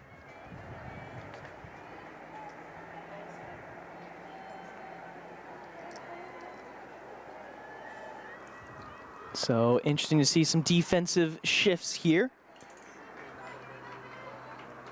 See Boudreau swapped out, as now that's going to be a strike in the zone for the 2-1 count. I mean, probably, because, like, okay, so, like, the one that was a catcher, that's what she was. So RC getting ready here on the 2-1. Just a bit outside to make it ball number 3. Like, literally all of their, like, named catchers, and they're also hurt. So they're having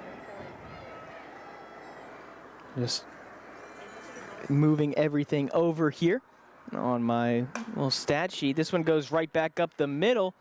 Baltzel to first, and Williams able to get that one at first to retire the first batter of the inning.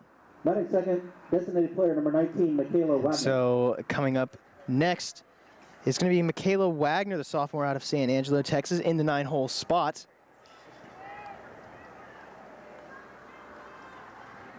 Wagner earlier today had a strikeout and tried to pull her swing back and just unable to do so there.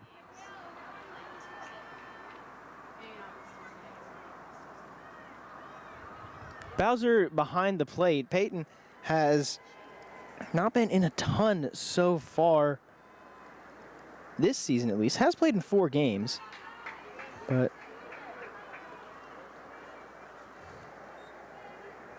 has not had a lot of opportunities. Been much more of a rotational player for Trinity this season, and so far throughout her career.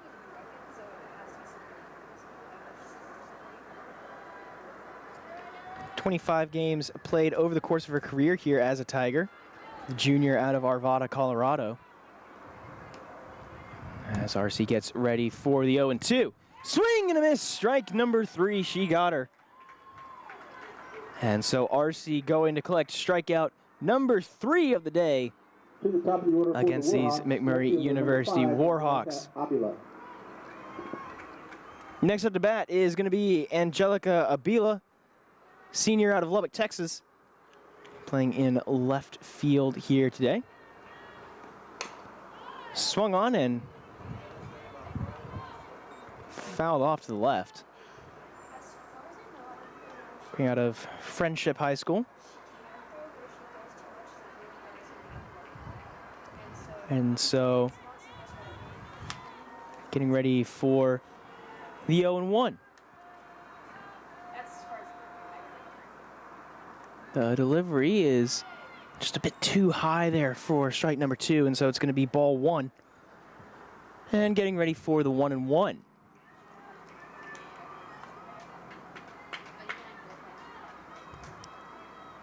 Quick little update on the baseball game. Babson has blown the doors wide open here with a 9-run 7th inning, leading 14-5 over the Trinity University Tigers. So after Trinity won last night in game number 1, looking very difficult for them as they're now in the top of the 8th inning. Still 2 innings to work with. That one is outside for a ball, so make that a 3-1 count. Game number 3 of the 3-game series will be tomorrow. That game starting at 10:30. And also an update on basketball as well after this, as that's going to be a 5-pitch walk. I'm just a bit too low. Men's basketball lost their tournament semifinal game against Colorado College. That game ending 71-70. So now they will be looking to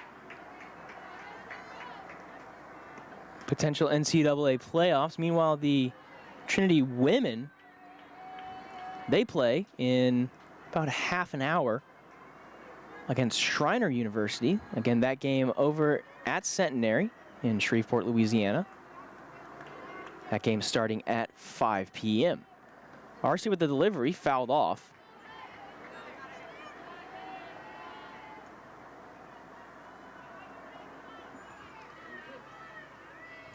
As now we get ready for the 1-1. De La Luna running over and delivering the ball over to RC.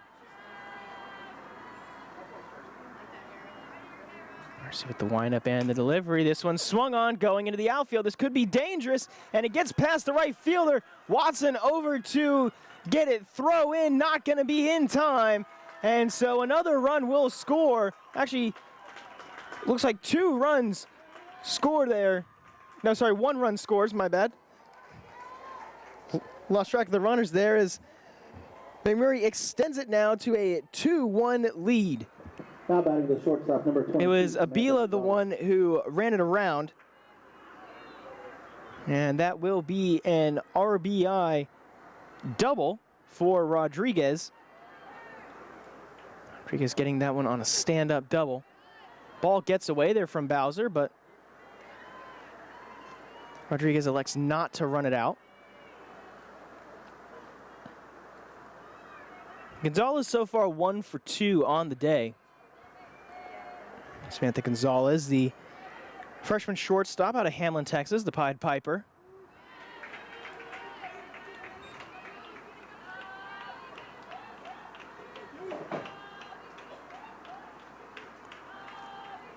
And so now we're going to see getting ready for the 1-1. RC, the wind and the delivery, swing and foul. So that'll make it 2 strikes. And getting ready for the 1-2.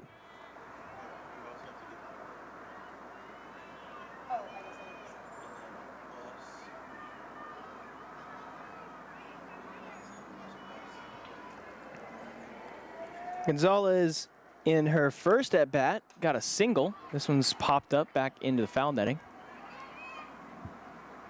Gonzalez got a single in her first plate appearance and then reached on a throwing error. That throwing error, they're actually going to credit it as a throwing error by De La Luna rather than a catching error there by Boudreau.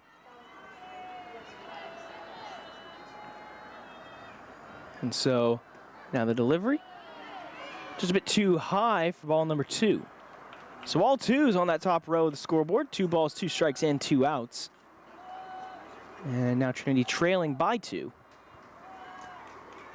And the 3 errors have been really costly for Trinity so far. Something that they tried to work on this week, but still having some issues with it as that one's outside for ball 3, and now the count is full. Trinity coming into this 2-game series, came in at 5-3, now 5-4. And after having started out pretty well, lost 3 of their last 5. Got a late win over ETBU. That final score was Now batting number 16, Reagan Staley. 7-6 last Saturday. In fact, about 7 days ago exactly. As this one is swung on and fouled off. And then won the first game against Hardin Simmons in extras, but have dropped the last game against Hardin Simmons and dropped the first game here today, but hoping for a bit better here. The bats definitely heated up throughout the game for Trinity, and they'll be looking for more of that here whenever they get the bat in their hands. That one is right back to Arce to end the inning. Great heads-up play there by Jordan Arce to snag that ball out of the air. Top of the 4th inning, 1 run on 1. And that'll be the end of the top of the 4th. McMurry only getting 1 run out of it, but extending their lead out to now 3-1 over the Trinity University Tigers. We're going to take a quick break as we get ready for the bottom of the 4th, and we will be right back.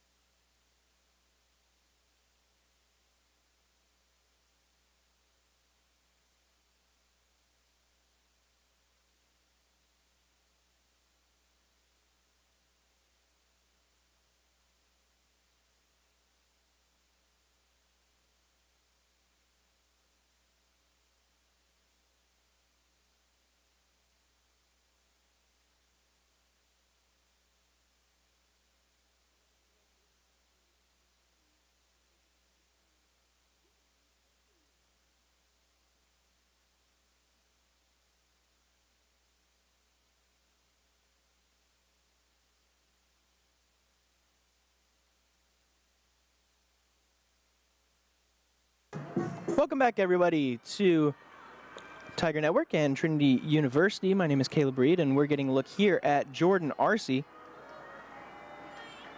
the sophomore out of Thousand Oaks, California, who sends this one foul. Arce became the first Tiger since 2021 to hit a multi-home run game, but well, I don't know why I said but there, but Arce's been great so far this season. Coming into this year, she was batting basically 2 for 3. As this one is sent well into left, given a ride, and fielder drops it, and Arce's gonna get a stand-up double here. Gonna have the error credited to her. That's gonna be Abila, the one who gets that error tacked onto her name, the senior out of Lubbock, Texas. Now batting at first base, number 24, Jordan Williams. With a little mental mistake there, and that's going to be the first error of the day for McMurry. And unfortunately for them, it puts a very speedy Jordan Arce in some very good base position here. Jordan Williams up next to bat, and we know what she can do with the stick in her hands. That one is in for a strike.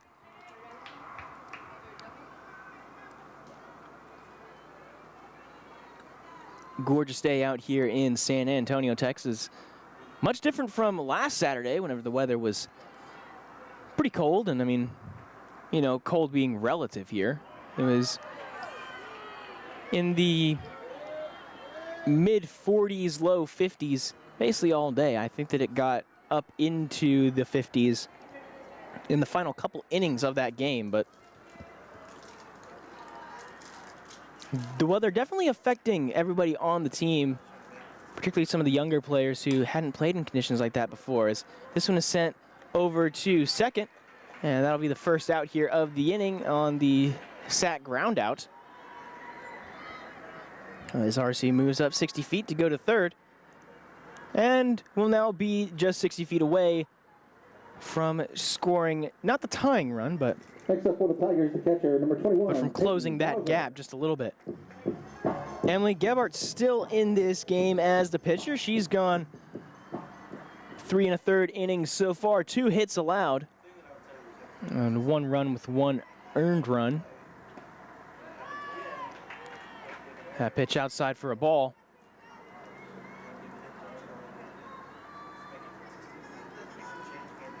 Gebhardt so far 2 strikeouts on Tagawa and Del Toro. Those were back-to-back. Caught them both looking. It has a lot of double. Actually, 2 doubles. One of those doubles was an error. One of them was... One of those was an error, and one of those was an actual double. So Peyton Bowser up to bat now. Bowser has not batted so far today as she came in. As this one is sent over to left, Arce's gonna take off with it, and Arce's gonna slide in at home. So Peyton Bowser gets the sacrifice fly, and now with 2 outs, up is gonna come Marina De La Luna. So Bowser taking over the position for Sydney Boudreau. Ends up getting the play to make it just a little bit closer here. De La Luna up now. De La Luna 0 for 1 so far on the day. See if she can make it 1 for 2. In for strike number 1. And that'll make it an 0-1 count here with 2 outs. De La Luna's been going through kind of a little bit of a slump so far this season, but she did a little bit to break it there as this one is smacked a short missile off the bat and ends up being the final play of the 4th inning. Tigers match the Warhawks with 1 run each in the 4th inning, but McMurry still leads 3-2 here at the end of the 4th. So we're going to take a quick little break here on the Tiger Network as we get ready for the 5th inning of work here. McMurry going to start it off, and the first batter to come up will be Mercedes Camacho, followed by Fuller and Barton. Don't go anywhere. We will be right back.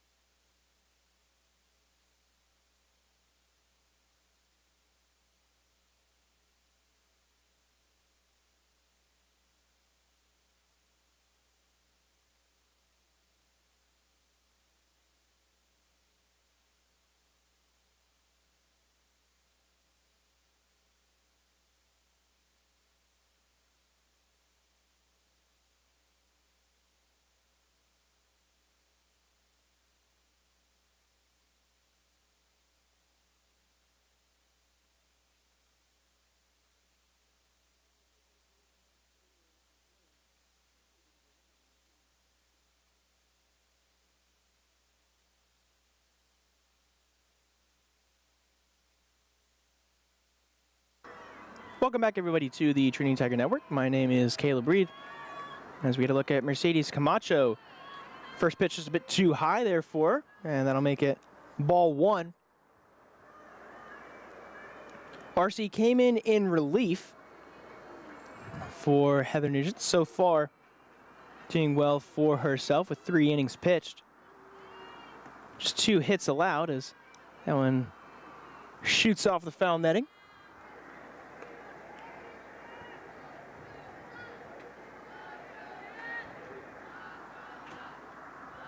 And so,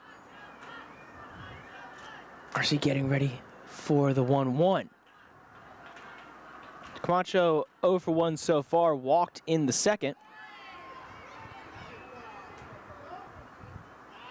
Official said that she did not swing. And that was some great bat control there by Camacho. She held that bat there to let everybody know that she didn't swing and wanted to hang on to it for as long as possible there. So 2-1 count coming up for RC. In for a strike, and now count evens up at 2-all.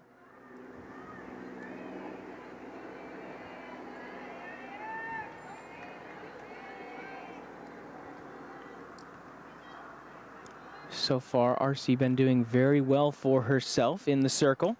As this one goes right over to Baltzel. Baltzel over to Williams, and that will be the first out here of this top of the 5th inning.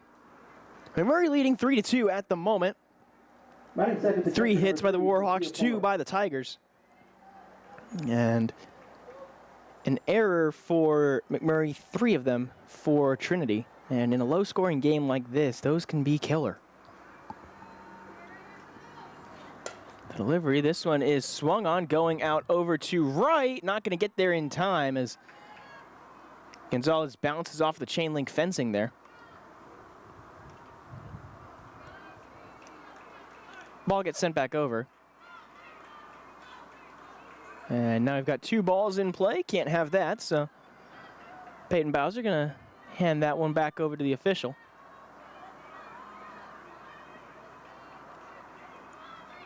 RC getting ready here on the 0-1. The windup and the delivery. Not in there, so that's going to be ball number 1. All 1s on that top row,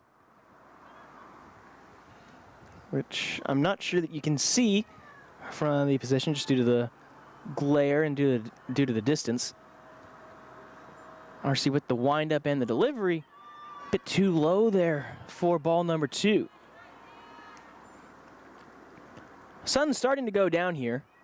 It's about 4:50. We'll just go ahead and call it 5 o'clock here in San Antonio.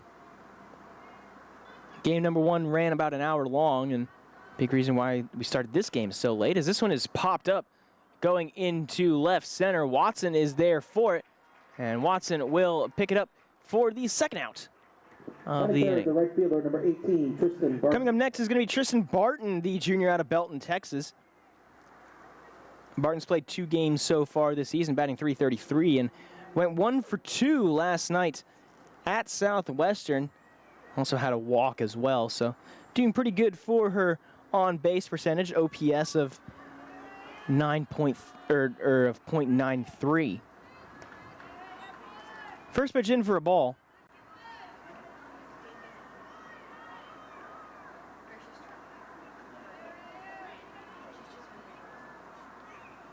And we'll see what RC does here with the 1-0. Thought about swinging, checked it just in time, and that'll be ball 2. Barton, the junior, 0 for 1 so far today, reached on an error and then struck out in the third. That error was a throwing error that she reached on in the second. RC with the windup, and just outside. Just missed that bottom outside corner, and now getting ready for the 3-0 with 2 outs. All the bases are open, no runners on, so a walk wouldn't be the worst thing in the world. But that one is in there for a strike. RC not giving up on this at bat yet. RC, a very competitive spirit. This is a very competitive team overall. They've really bought in to the entire program, and they communicate very well. As RC getting ready on the full count pitch. This one is swung on, going out to center field. Watson is going back to the track, to the wall, and it is gone. A solo home run for Tristan Barton. Her first of the season. As now this becomes a 4-2 ball game. Barton got all of that one and then some. And that is gonna put a very, very, very big dent into the momentum that Trinity had after getting that early run. And now looks like we're getting a change as we're seeing Carson Lee come on, as well as Cameron Bishop. So Bishop coming in. Looks like Bishop will be in at pitcher. Not entirely sure where Lee's gonna go. We've got 10 players on the field at the moment, and obviously can't have that, so 18 is in for 33. So that will mean that out will come number 18, Leah Cameron Gonzalez.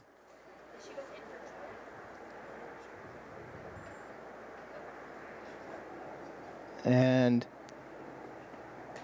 so Jordan Gonzalez sees her day ended out in right. Bishop will move into the circle as RC will move over into right field. So while we get everything kind of sorted out around here and we get ready for Bishop to take the circle, we're going to take a quick break ourselves here on the Trinity Tiger Network.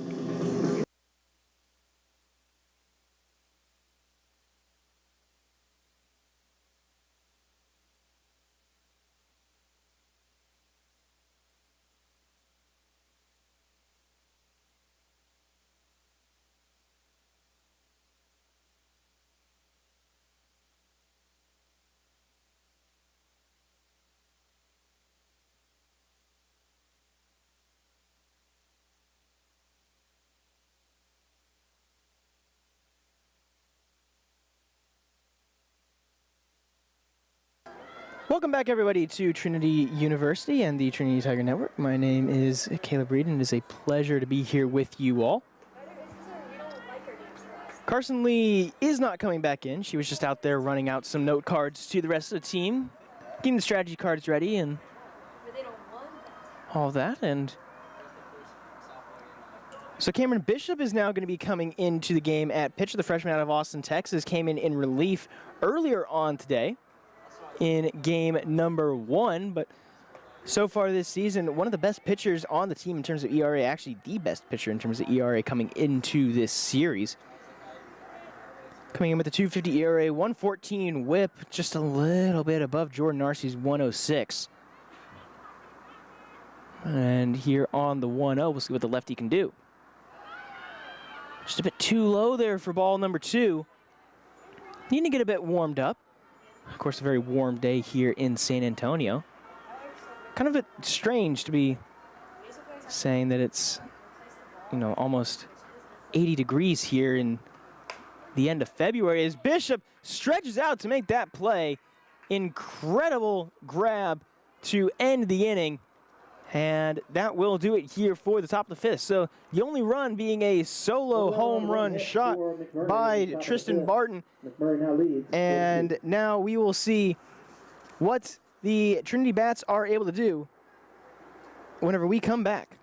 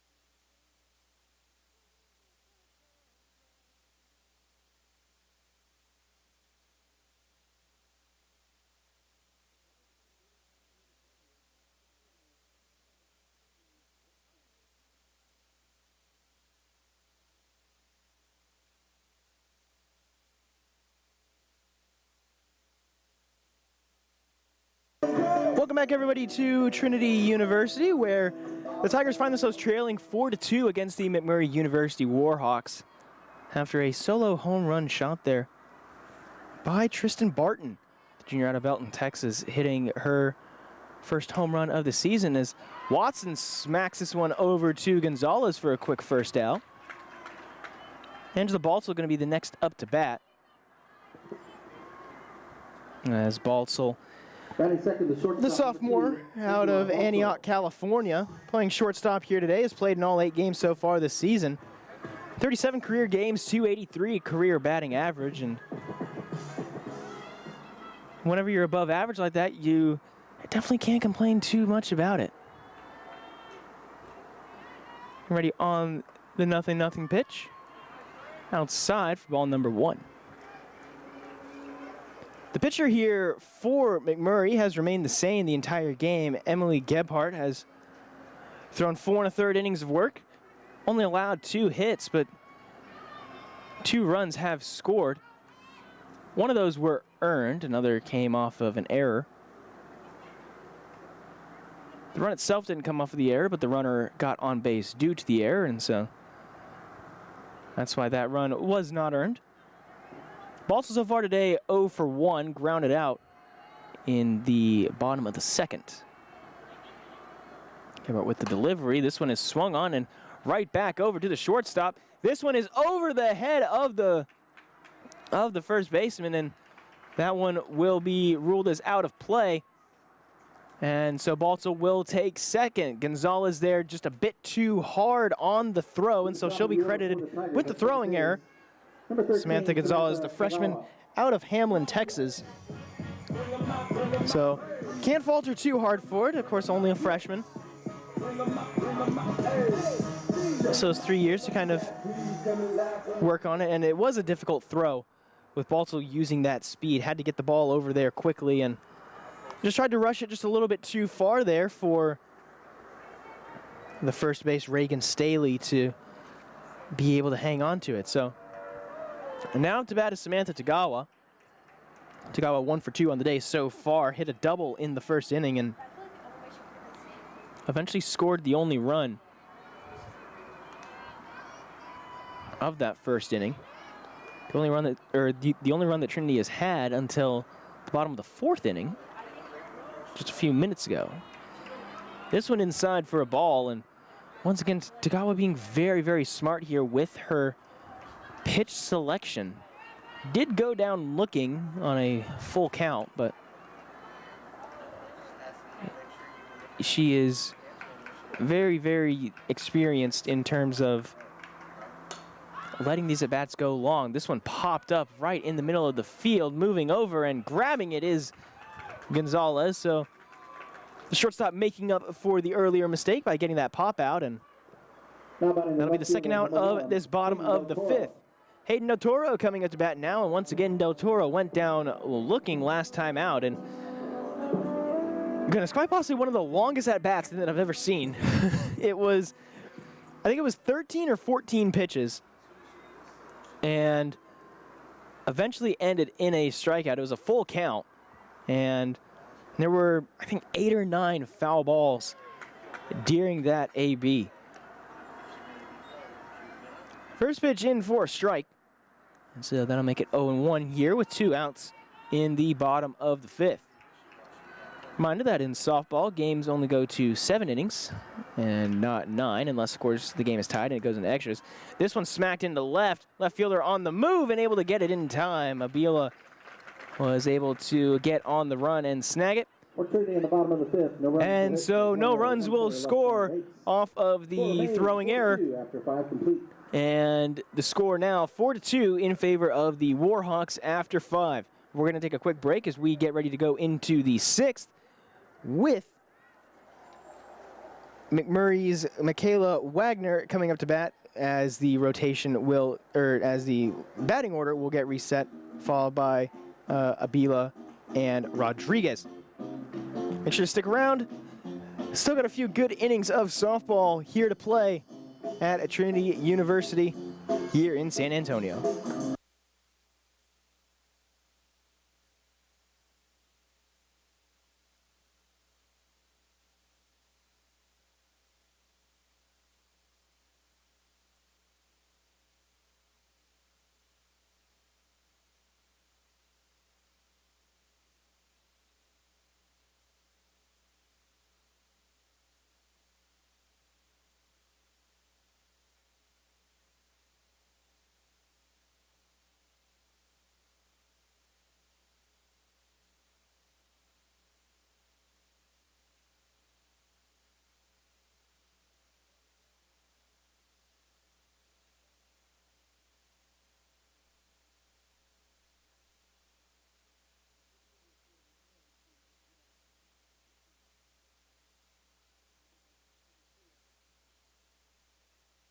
First up, round. Getting ready for the top of the 6th inning. We've had a little substitution here.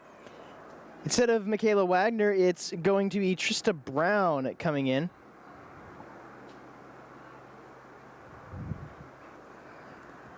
Brown got a grand slam in game number 2 at Southwestern last night. That was the game which McMurray won in 5 innings, a 10-0 shutout over the Pirates up in Georgetown. And 8 of those runs coming in the 5th inning. Arce with the delivery in for a strike.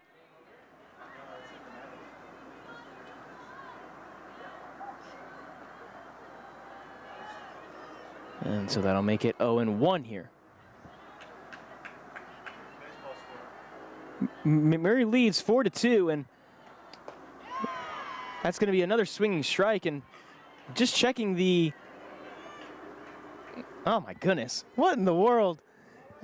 Just got word to check in on the softball score, or sorry, baseball score, and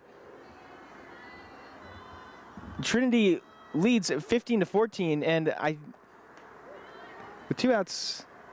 Well, no, that isn't the final out, never mind, but Trinity baseball leading 15-14 after having been down, what was it, 14-5 going into the bottom of the 8th inning. They scored 10 in the bottom of the 8th inning, and they're looking on track to do pretty well with 2 outs. That one fouled over to the third base coach, just reaches out and grabs it. Not sure if y'all could see that there on the camera with the dugout roof blocking it.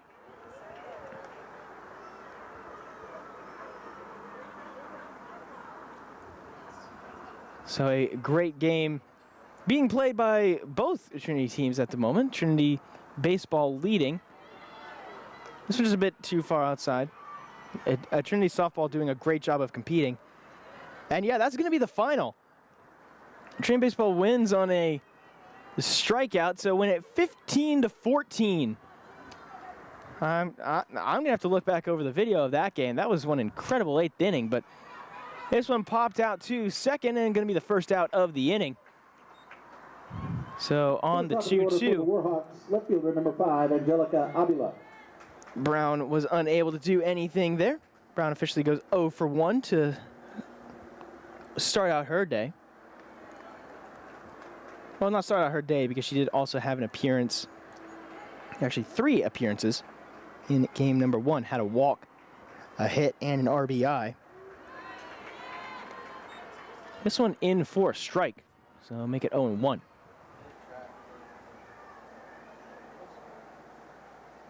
Next weekend is going to be some incredible action. Not only are we going to have softball and baseball on at the same time, but we're also going to have a track meet here at Trinity as well. And this one is popped out to second. Tagawa once again there for it to mark the second out. Next up at second base, number 17, Caitlin Rodriguez. In addition to baseball and softball, we're going to have the home opening track meet of the season for the Trinity track outdoor season. So do make sure to, if you're in the San Antonio area, come out and support the men and women. And if you aren't able to make it, then make sure to show up here on the Trinity Tiger Network. Also, depending on how the NCAA tournament selection committee goes, Trinity men's basketball may be hosting a round or 2 here in Calgard Gymnasium. So make sure to stay tuned to all the Trinity University athletics pages, all of the social sites, all of the news pages, and make sure to not miss out on anything. And just know that no matter what, we will be here for coverage for you. We will definitely find a way here, as this one skips away on the 3-0. Bishop still in the circle here, and getting a bit behind here with no strikes in this at-bat. De La Luna went over to kind of calm her down a little bit, and now getting ready for the pitch. This one swung on and fouled off, and once again, the shadows and the light starting to play maybe a little bit of an issue in the outfield. Outfielders are wearing sunglasses, infielders are not. I don't think that RC is wearing any sunglasses. She is not. As Bishop gets ready with the windup here. Foul tip. And so that'll make it a full count at 3-2. RC, of course, the majority of the balls that she's going to be trying to chase down aren't going to be to her left. So the sun shouldn't be as big of an issue, but for Sydney Watson and Hayden Del Toro could be a bit of an issue. You can see a lot of the players holding hands up to try and shield the sun, as this one's once again fouled off. Rodriguez really doing a great job here of battling. The freshman out of Helotes, Texas. Popped out in foul territory in the first inning, and in the second popped out again, this time going to second, but in the fourth got a single. Wasn't able to advance afterwards, but as that one's going to be a full count walk, so Rodriguez moves up 60 feet. And that will bring up number 22, the shortstop, Samantha Gonzalez, freshman out of Hamlin, Texas.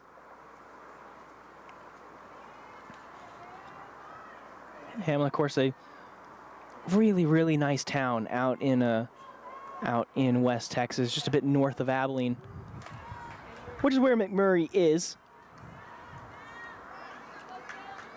Always enjoyed getting to go over there for football games and track meets whenever I was in high school, Roscoe, the high school that I went to, and Hamlin being in the same district. Here on the 0-1, this one is popped over to Jordan Williams, who just very easily flips it up and into the glove. And maybe a little bit of chippiness here is you could see her as she was going back kind of turn around, and maybe a little bit of jawing going on with the McMurry dugout. Could see her making a little motion over to one of the players in the dugout. Not entirely sure who it was, but potentially some chippiness going on between these two schools. Of course, inter-Texas rivalries never exactly being the friendliest whenever it comes to Trinity. A lot of teams want to be the best in Texas, and whenever teams come to town, whenever they play each other in conference, it can sometimes just get a little bit extra at times. So we're going to take a quick break here as we get ready for the bottom of the 6th inning, and we will be back in just a few minutes here on the Trinity Tiger Network. Don't go anywhere. We will be right back.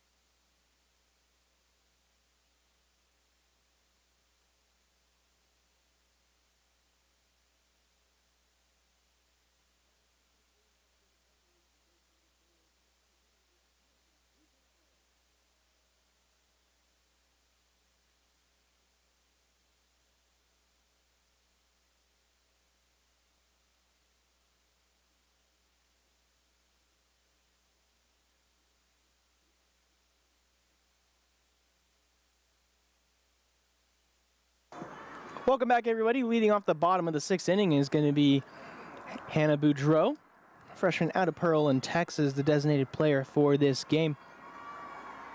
0 for 1 so far today. Flew out on the sacrifice fly and then grounded out in the 3rd. That sac fly coming in the 1st inning.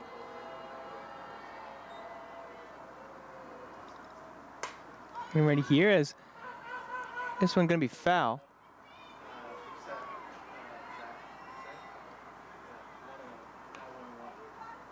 And so now getting ready for 1-1.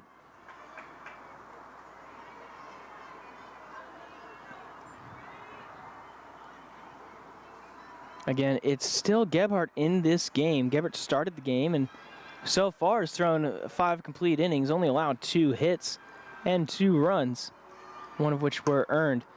This one a grounder over to short, the throw in time. And so Boudreau gonna be sent down on the ground out here. Gonzalez over at short getting a lot of work here this afternoon. Next up to bat for Trinity is going to be Jordan Arcee, the sophomore out of Thousand Oaks, California, in at the cleanup spot, although really nobody to clean up here at the moment. Playing in right field. Moved into pitcher there for a little bit, but is now back in right field. The delivery is an attempted bunt. Was a bit outside, and so going to be called a strike there on the missed bunt attempt. Trinity only 2 hits so far, McMurry with 4, and that is the same number as our current score. McMurray leading 4-2. Both these teams with multiple errors. McMurray with 2, Trinity with 3. And Arcee hoping to get on base here, but ends up missing there on that 0-1.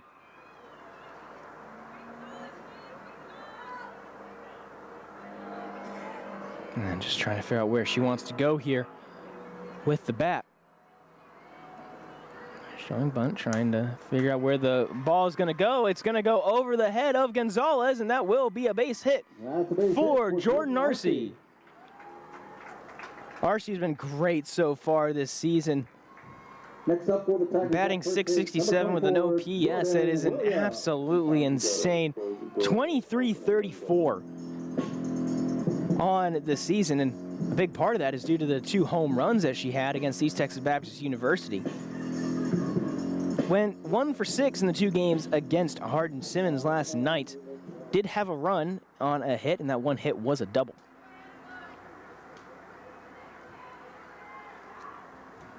And so now getting ready for Jordan Williams to come up to the plate. Williams, the senior, 0 for 2 so far in the day, has flown out and grounded out. I say on the day, during this game, I should say.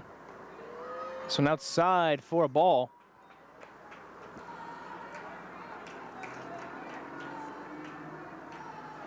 In game number 1,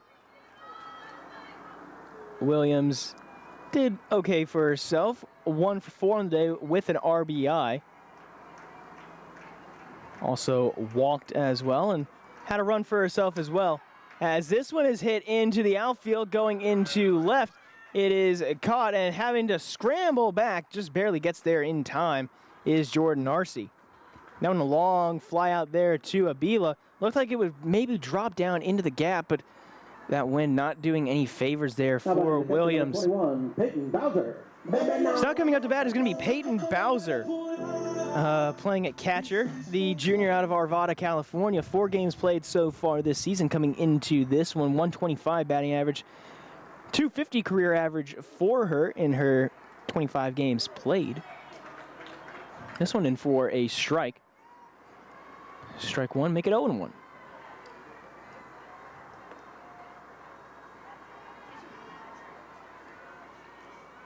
Gebhardt doing a great job so far.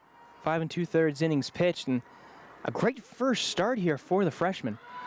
Runner goes, and the catcher unable to hang on to the ball, so Arcee's going to get to second unchallenged. Mark it as a stolen base for her. And with 2 outs, getting a runner into scoring position is exactly what you need whenever you're down by 2 runs here in the bottom of the 6th inning. So 1-1 coming up here. This one is hit well, going back and able to get it is Abila. So Abila getting a little bit of workout in as Bowser unable to bring Arce home. And we now go to the top of the 7th with McMurry leading 4-2 over the Trinity University Tigers. We're going to take a quick break here on the Trinity Tiger Network, and we'll be right back going into the top of the 7th inning.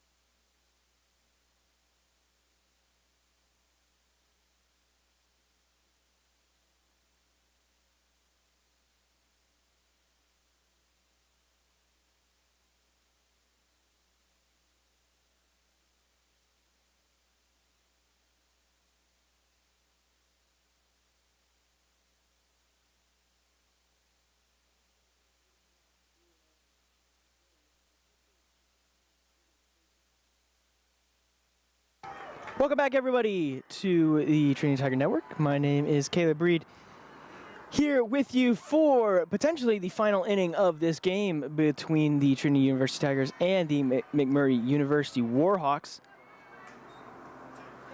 Cameron Bishop in the circle right now for Trinity. Going up against Reagan Staley, freshman out of Mission, Texas.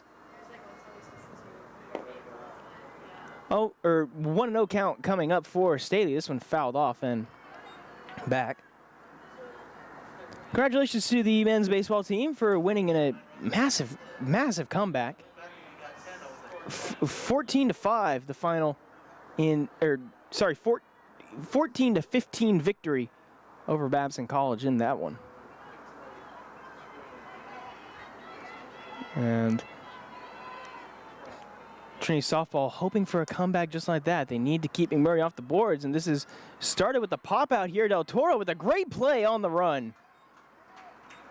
Managed to track that one through the sun and was able to collect the first out of this 7th inning here, as now we're getting a substitution, I believe. Jay Dickens going to be coming in exchange for Camacho.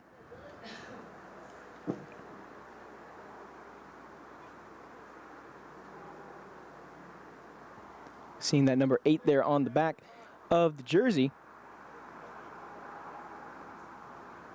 And so Dickens going to be coming in. Jay Dickens. Dickens leading the Warhawks in basically every single statistical category that there is, at least offensively. Best average on the team, best OPS, most at-bats, most runs, and most hits coming into this series. So definitely a team leader for the Warhawks, and hoping to lead McMurry to some more runs. This one is grounded back up the middle to Bishop, over by Baltzel to Williams, and will be able to get the out. Bishop just missed it with her glove, but Baltzel was there to recover and able to get the second out here of this top of the 7th inning. If you're just joining us here from the baseball field, welcome aboard. Trinity trailing 4-2 at the moment to McMurry, who is currently up to bat. And up to bat right now is Sophia Fuller, the freshman out of Eagle River, Alaska. One of the farthest places I think I've ever seen a player coming from, and it's always good to see players from a wide geographic area. Getting ready for the 1-0 here. In for a strike. So that evens the count up here at 1-1.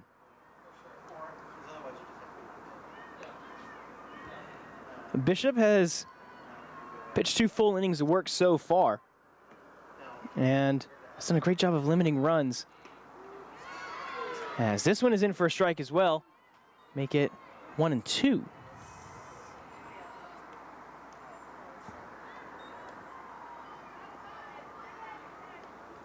No runs allowed. The last run that has been scored by McMurry came off of the bat of Tristan Barton, who got a solo home run. This one fouled off by Fuller. And so, looking at Fuller's appearances so far, 0 for 1 on the day, flew out in the 5th, but has made up for it with a walk in the 2nd and a walk in the 3rd. And that walk in the 2nd, she was brought home. Walk in the 3rd, she was left on first. 1-2 pitch coming up for Bishop. Tried to check her swing and fouls it off. After this game, this will be the final game of the weekend for Trinity softball. They next play up in Georgetown to play a neutral site game against George Fox before coming back to Trinity to play a 2-game series against Lewis and Clark. George Fox on the 2nd and Lewis and Clark on the 3rd. And the delivery just a bit outside, make it ball 2. After the 2-game series against Lewis and Clark, Trinity will start their conference schedule, starting it off with a series against Schreiner University. That one starting on March 9th and going into March 10th. That's the delivery. This one swung and fouled off once again. Meanwhile, for McMurray, following this one, they will start their conference schedule actually next weekend, as they will play a 3-game series at the University of Texas, Dallas. Those games coming on the 1st and 2nd, a 2-game doubleheader on the 1st, as got her to swing. Gonna say that she swung, and that will be the end here of the top of the 7th inning. So Trinity, one more half inning to go. If they want a chance at winning this one, need 2 runs. 2 is that magic number that they are looking for. And we'll see if they're going to be able to get it whenever we come back.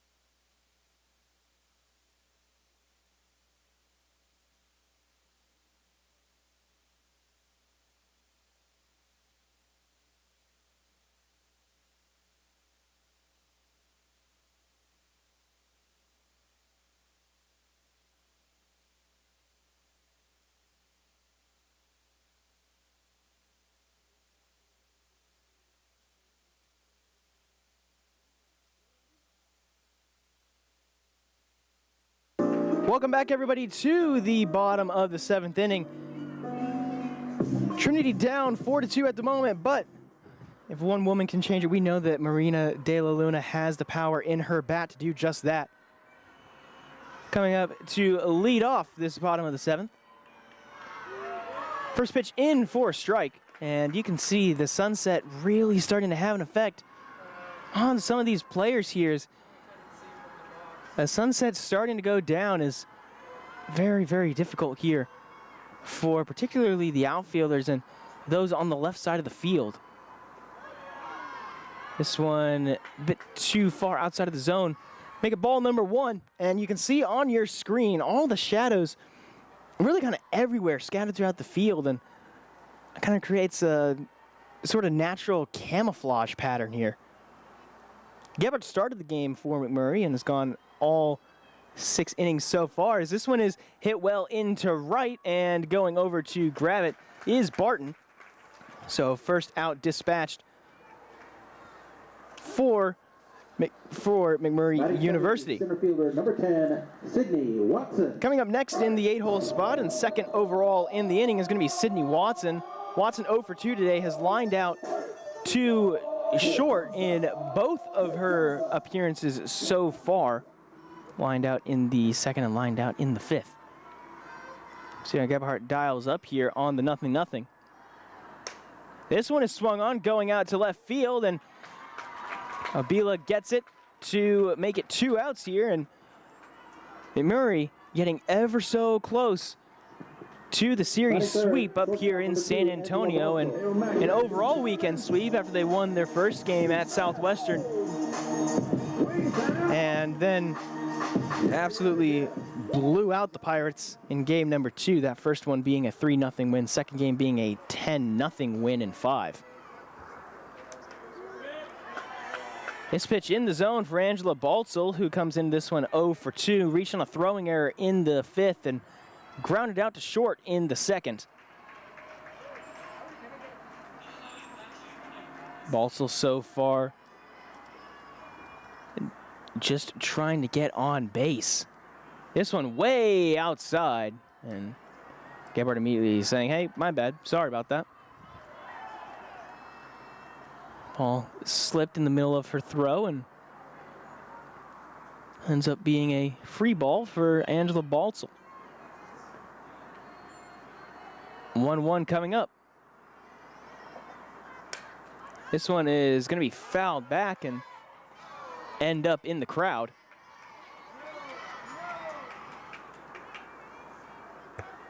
So make it 1-2 here, and McMurray potentially 1 strike away.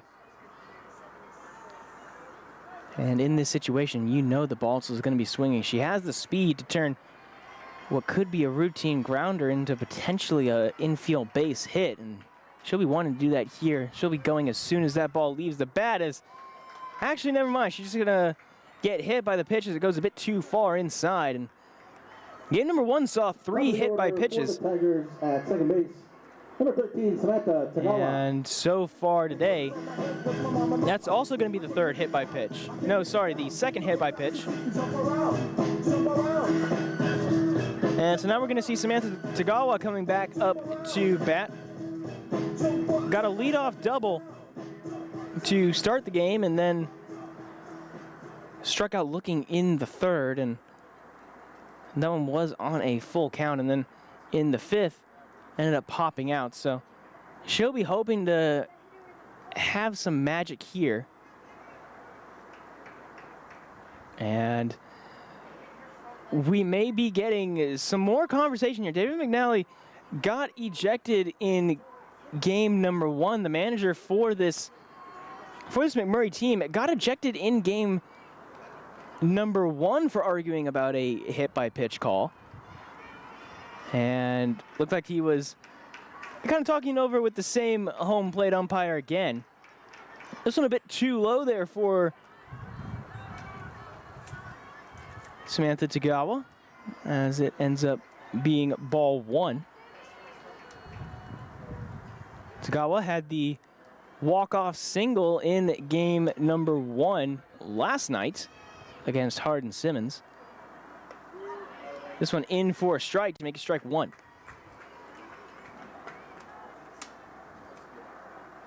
Gebhardt so far has done great. 6 2/3 innings pitched. Only 3 hits allowed all day. And could potentially walk away with the win if McMurray is able to do so here. Tagawa swings. This one's the 3rd. It's through the legs of the 3rd baseman. And so Tagawa will get on base. And now 2 base runners are on for Hayden Del Toro. Runners on 1st and 2nd. And now we're going to get a time call here as the infield coming in to, well, the manager McNally is also coming in, so not sure if this is going to be Gebhardt coming out. If it is, it would be brutal to come out in the final out of the final inning and lose a complete game in your first ever start. But looks like she will not be subbed out and instead will stay in. Just kind of a bit of a little pep talk there in the circle as out comes Hayden Del Toro. So far during this game, she had a sacrifice play out to 2nd and then struck out looking before flying out to left field. Thought about the swing, does not. In the zone anyways, so make it 0-1. Del Toro during the earlier game went 0 for 2, but with 3 walks on the day. Scored a run on one of them in that 8-11 loss. Gebhardt with the windup and the pitch. Too low and outside. And so getting ready for the 1-1 here. Del Toro has the potential to send this one into the outfield if she wants to. And she definitely does want to. It's just a question of how good Gebhardt can avoid that from happening with her pitch. This one in for ball number 2.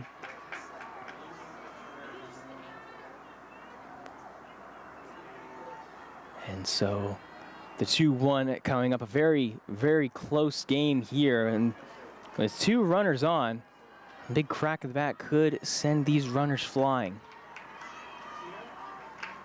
Gebhardt gonna go for it here. The swing, this one is through between the 3rd base and short as Balsall will stay at 3rd, and now tying run in scoring position and the walk-off run at 1st.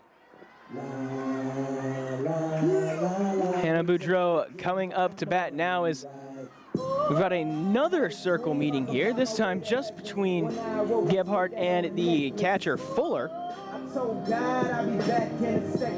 Fuller, freshman out of Eagle River, Arkansas. Gebhardt, freshman out of Vale, not Arkansas, sorry, Eagle River, Alaska, and Vail, the freshman out, Gebhardt, the freshman out of Vail, Arizona. A lot of names flying around at once.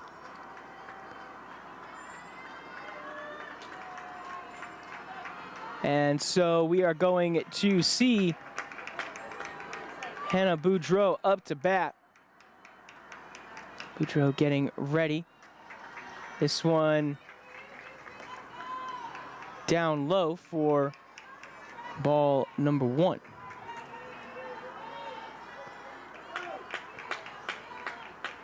Boudreau just taking a moment to kind of collect herself a little bit here.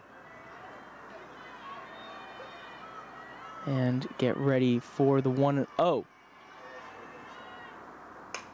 Swing, this one is over the head of the second baseman. 1 run's gonna score, 2 runs are gonna score, tie ball game! Hannah Boudreau gets the 2 RBI single to tie this game, and we are at least going to extra innings here at Trinity. What a fantastic play by the freshman. And Boudreau, she's done it so many times already as a freshman, and she does so again here. A massive clutch hit now setting up for Jordan Arce. Runners on first and second for Arce. As we see what the sophomore from Thousand Oaks, California can do. Gebhardt's still in this game. No movement from the McMurry bullpen, so this is going to be a battle here. Gebhardt with the pitch. Inside, ball 1.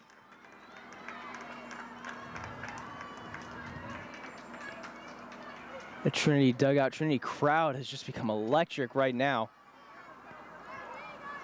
As one swing could end this one here. Gebhardt on the 1-0. Swings, it's past the third baseman. Runner's coming home. Del Toro's gonna score. It's a walk-off. Walk-offs in back-to-back days for the Trinity Tigers as Trinity scores 3 in the final inning to win it. Jordan Arce, Trinity wins. Jordan Arce with the RBI single to win it 5-4 here in the bottom of the 7th. And what a fantastic day, and what a great way to walk it off here at Trinity. And oh my goodness, what a game that was. And gosh, I'm speechless. That was the best possible way to end it off. 2 was the magic number to at least tie it and send this one into an 8th inning. Jordan Arce didn't want it to go to an 8th. She wanted this game to be over and just get home. A fantastic ending to that one, and really you can't ask for much more. Jordan Arce, who's done so much for this team this season, and both with the bat in her hand and with the ball in her glove, she's done so much to be a leader for this team as a sophomore, and she does so again here. A walk-off single to win it in the 7th. Trinity, the bats just came alive in that final 7th inning. It was just fantastic for Trinity during that inning, and gosh, you can't ask for much more than that, really. That was just the definition of perfect. And, you know, looking back on it, it's really hard to say that McMurry lost this game. Obviously, they did lose this game just looking at the score column, but what a fantastic first career start for Emily Gebhardt, who went 6.2 innings, and before that 7th inning was pitching an absolute gem. But Trinity wins it with 3 runs in the bottom of the 7th. And Jordan Arce, the hero of game number 2 here for the Trinity Tigers. As mentioned earlier on in the inning, this is the final game of the day for Trinity. And they will be on the road next, let's see, that's going to be the 2nd, so that will be next Saturday when they go to Georgetown to play George Fox University. After that, They will host 2 games here in San Antonio. Those games against Lewis and Clark. 1 game at 9 and 1 game at 11. Both of those AM, of course. And then the week after that, March 9th, will be the first game of many that Trinity will play in the SCAC. So congratulations to the Trinity Tigers. Again, a fantastic walk-off win. 5-4, your final score as Trinity and McMurry split the series at 1 game apiece. My name has been Caleb Reed, and I would like to not only thank you for watching, but I would also like to thank everybody in the control room for making this possible here with Tiger Network. It is an absolute blast to get to cover this for y'all, and I cannot wait to do more of this next weekend. So for everybody here at Tiger Network, my name has been Caleb Reed, and we will see you all around. Thank you, and have a great evening.